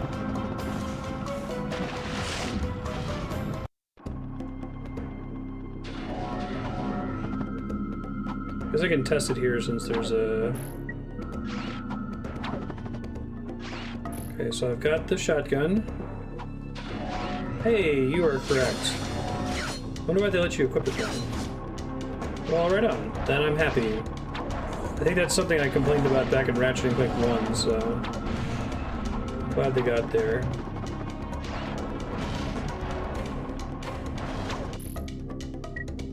Looks like the Hypershot, maybe equipping it makes it a little bit more reasonable when you're not already jumping.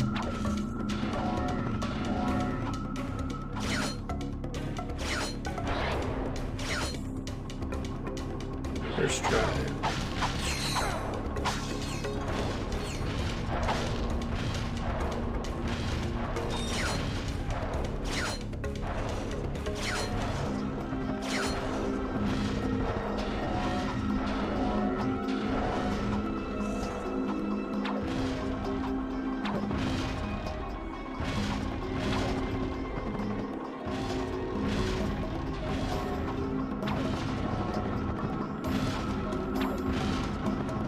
Damn it. Once you miss it, it's too late.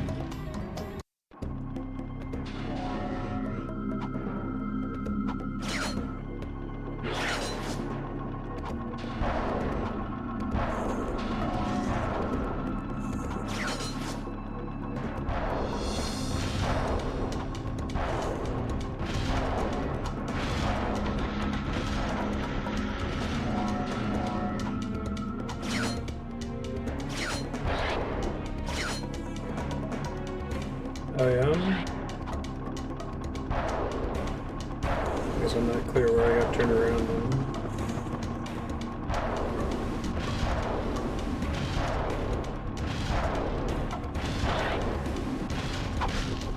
Hey, it despawns are not on the breakable platforms anymore. I appreciate that.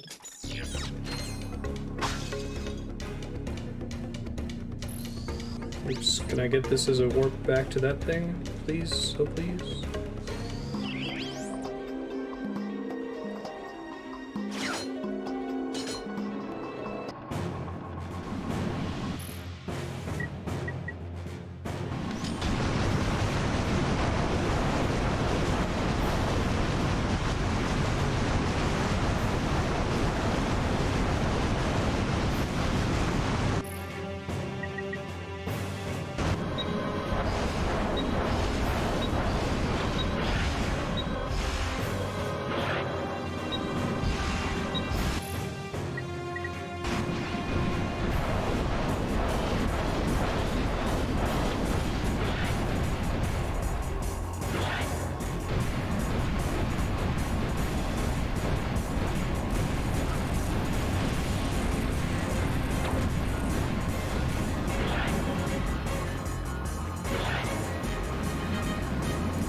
That drops your lock on when I do that.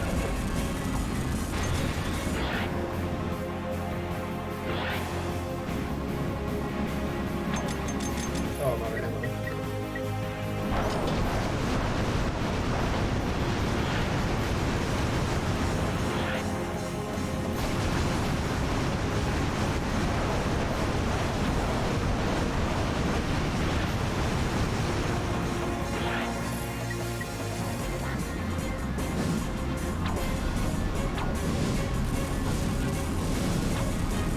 Not the best weapon for this fight, turns out. Should have thrown turrets down at the start.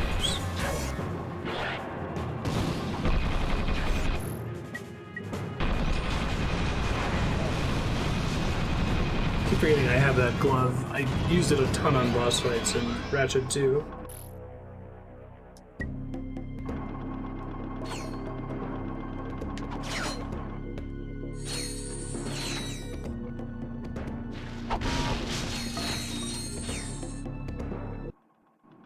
Check it out. Looks like somebody's a big fan of Courtney Gears. Courtney Spears. Come on, remember that bombshell handing out prizes on Annihilation Nation? Ah, yes. Her specifications were remarkable. Yeah, well, she's not the hottest pop star in the galaxy because of her singing. That is odd. It appears this computer was recently used to edit one of her music videos. Oh, let's watch it! I mean, you know, it may contain a clue or something.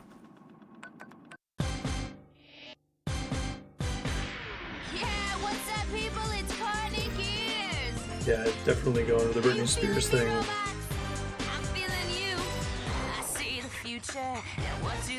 There's a name for this. It's not a style parody. It shows up on TV shows all the time where they want to use Axel F, but they don't have the rights to Axel F, so they have their composer do something that sounds almost exactly like Axel F.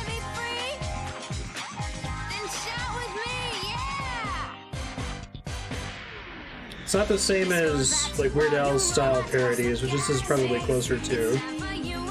Like Dare to Be Stupid is basically a Devo style parody.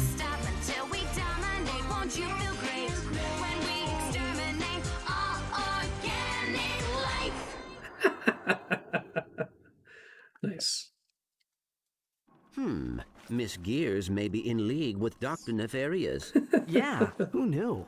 She always seems so sweet and innocent in her videos. Well, except for that one with the... Just a very hidden message. It's very subtle. She might possess information about what Nefarious is planning. Oh, right. And if we win that grand prize on Annihilation Nation, we'll get another chance to talk to her. Nice.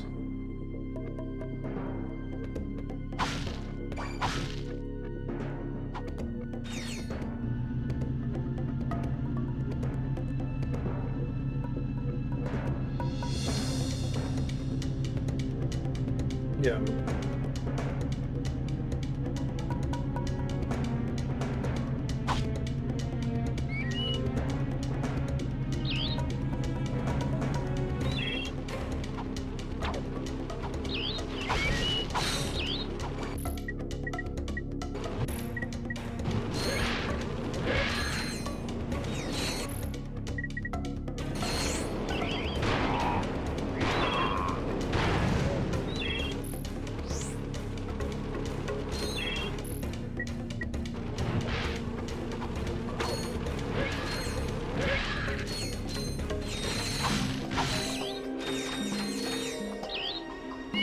I think I still got an import for one because I started it on the PS3 before switching to the PS2 version. I think I just checked for a save file, not a clear file.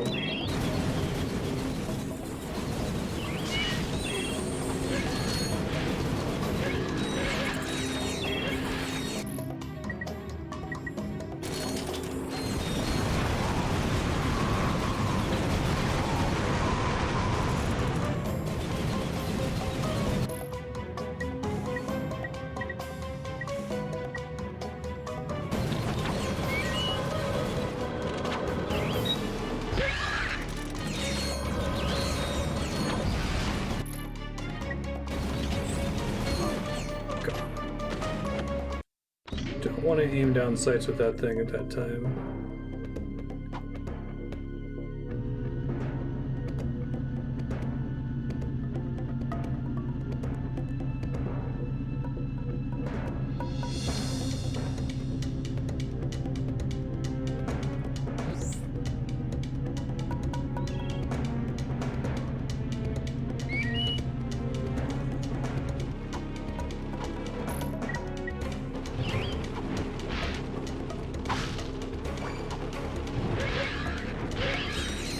Weird Al has a style parody that's separate from his direct parodies of songs, right? Like Dare to Be Stupid is not a send-up of any specific Devo song. It's a song that sounds recognizably like Devo, but is not a Devo song that has had the lyrics change, right? And the thing I'm talking about is mostly done for like TV shows and movies where they want to evoke a specific theme, like, I don't know, the Force theme from Star Wars. They don't have the rights to it.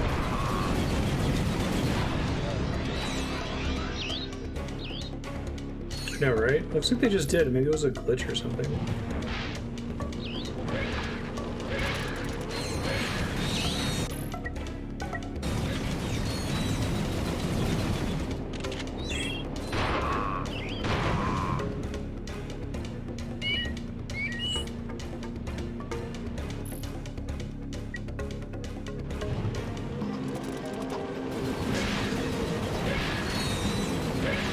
There are a couple movies that are style parodies, like Zucker's Brothers movies aren't spoofs of specific movies, like how Mel Brooks's usually are.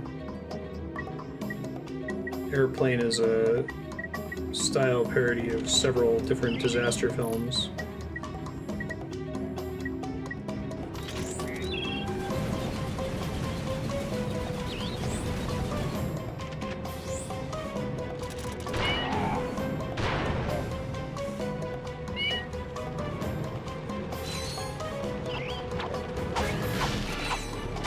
But the thing I'm talking about it's not explicitly parody, it's not meant to be funny, it's just like the creators want to evoke something and don't have the rights to it. So the composer does like a very similar melody but in a different key or something so that it's legally distinct.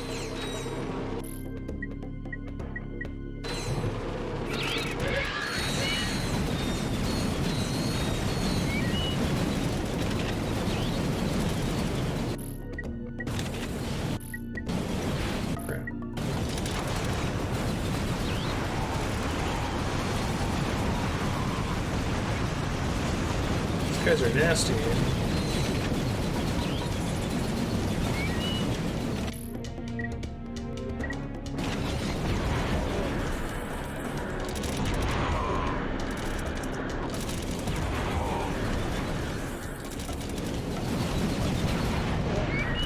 Alright, now I should deal with the other guy.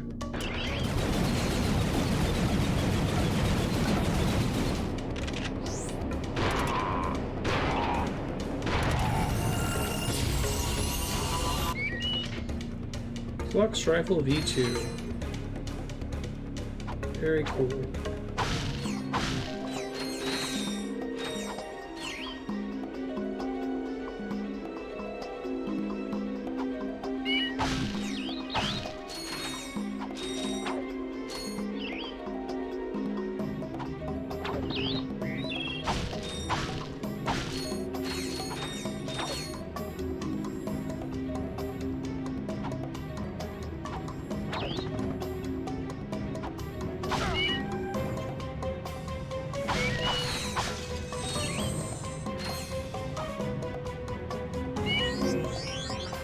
So you're gonna spin it in the air. Double tap R1 to blast off with the charge boots. Nice.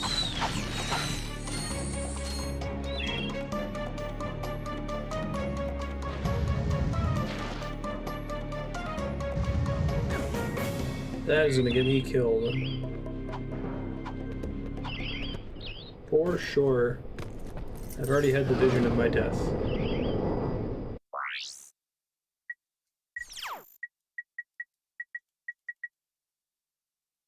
Oh, I still have to infiltrate the weapons facility? Is there a third path? Guess I gotta do meet with Courtney Gears. Always come back.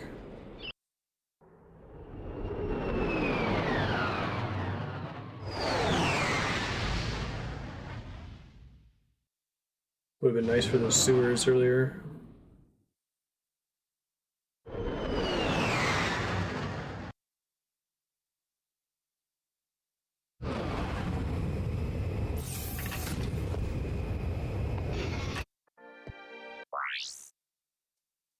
Meet Courtney Gauntlet.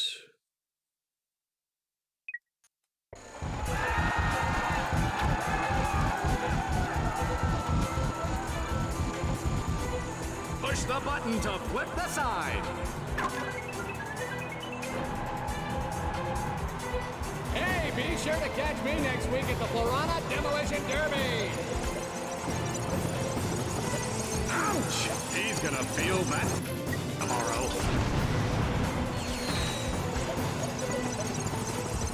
Oh man, this job is too much fun.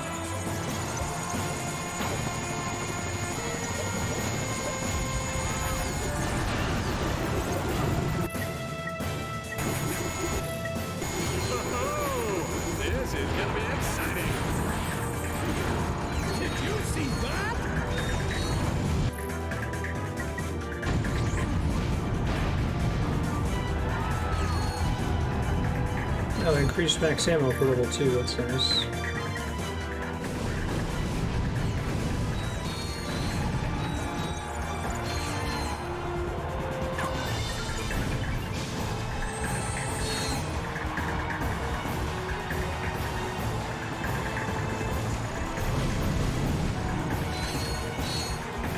Dark Maul Wizards.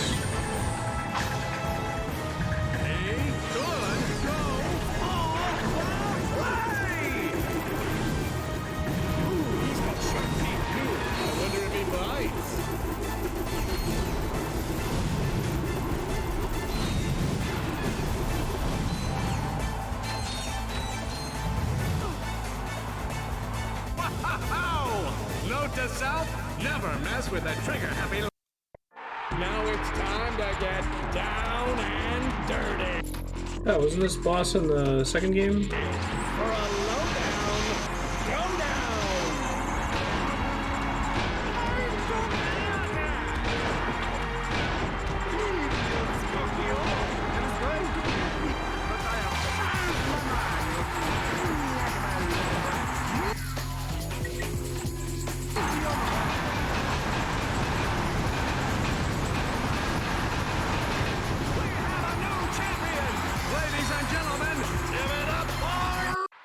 Ladies and gentlemen, give a big hand for Ratchet and Clank. They'll take home a rare first edition Qwark video comic. Sweet. And here to present the grand prize, the incredible, incomparable, talented Courtney Gears. If we play this right, she'll lead us right to Dr. Nefarious. Better let me do the talking. It is an honor for you to meet me. I mean, to meet you, Miss Gears. Hi. Hi. My. You're even more gorgeous in person than you are on the Holo, Agent Clank. I've got a few secrets of my own that might need your special investigation. Yes, I will report your concerns to the proper authorities. Oh, Agent Clank, you always know exactly what to say to a woman. You know, I'd do anything to play a part in one of your Holo films. That could be arranged, Miss Gears, if you are willing to provide information on the whereabouts of Dr. Nefarious. Dr. Nefarious? You have been busy, haven't you? You just get me that part, and I'll tell you anything you want to know. Excellent. Meet me at Holostar Studios.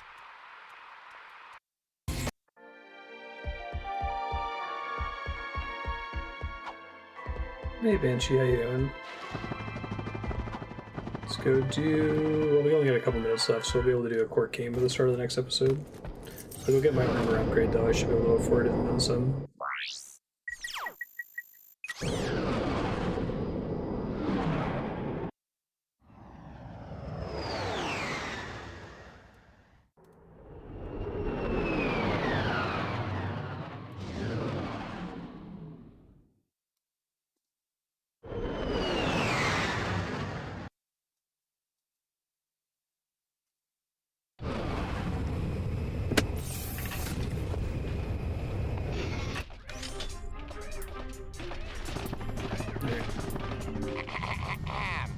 I heard somebody has the latest Vid-Comic in the Qwark vs. Nefarious series. Would that somebody hurry up and finish it already? They're really cool games. I want this dev to do 2D side-scrollers.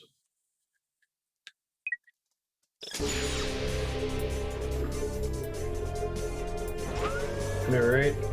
Our man Titus / Leonardo / Obi-Wan. Well, that's pretty cool looking armor. I'd like everyone to congratulate Scrunch the Monkey on his promotion to Chief Science Officer. I feel confident that we have the best primate for the job. Better luck next time, Al. Alright, Future Mars said when you boot up the game, do the video game. The side-scrolling Qwark minigame, it's very cool. And then you still have Planet Daxx. Just check for planets that have missions listed on them. Do those. Thanks, folks. I'll let you guys know what's coming up.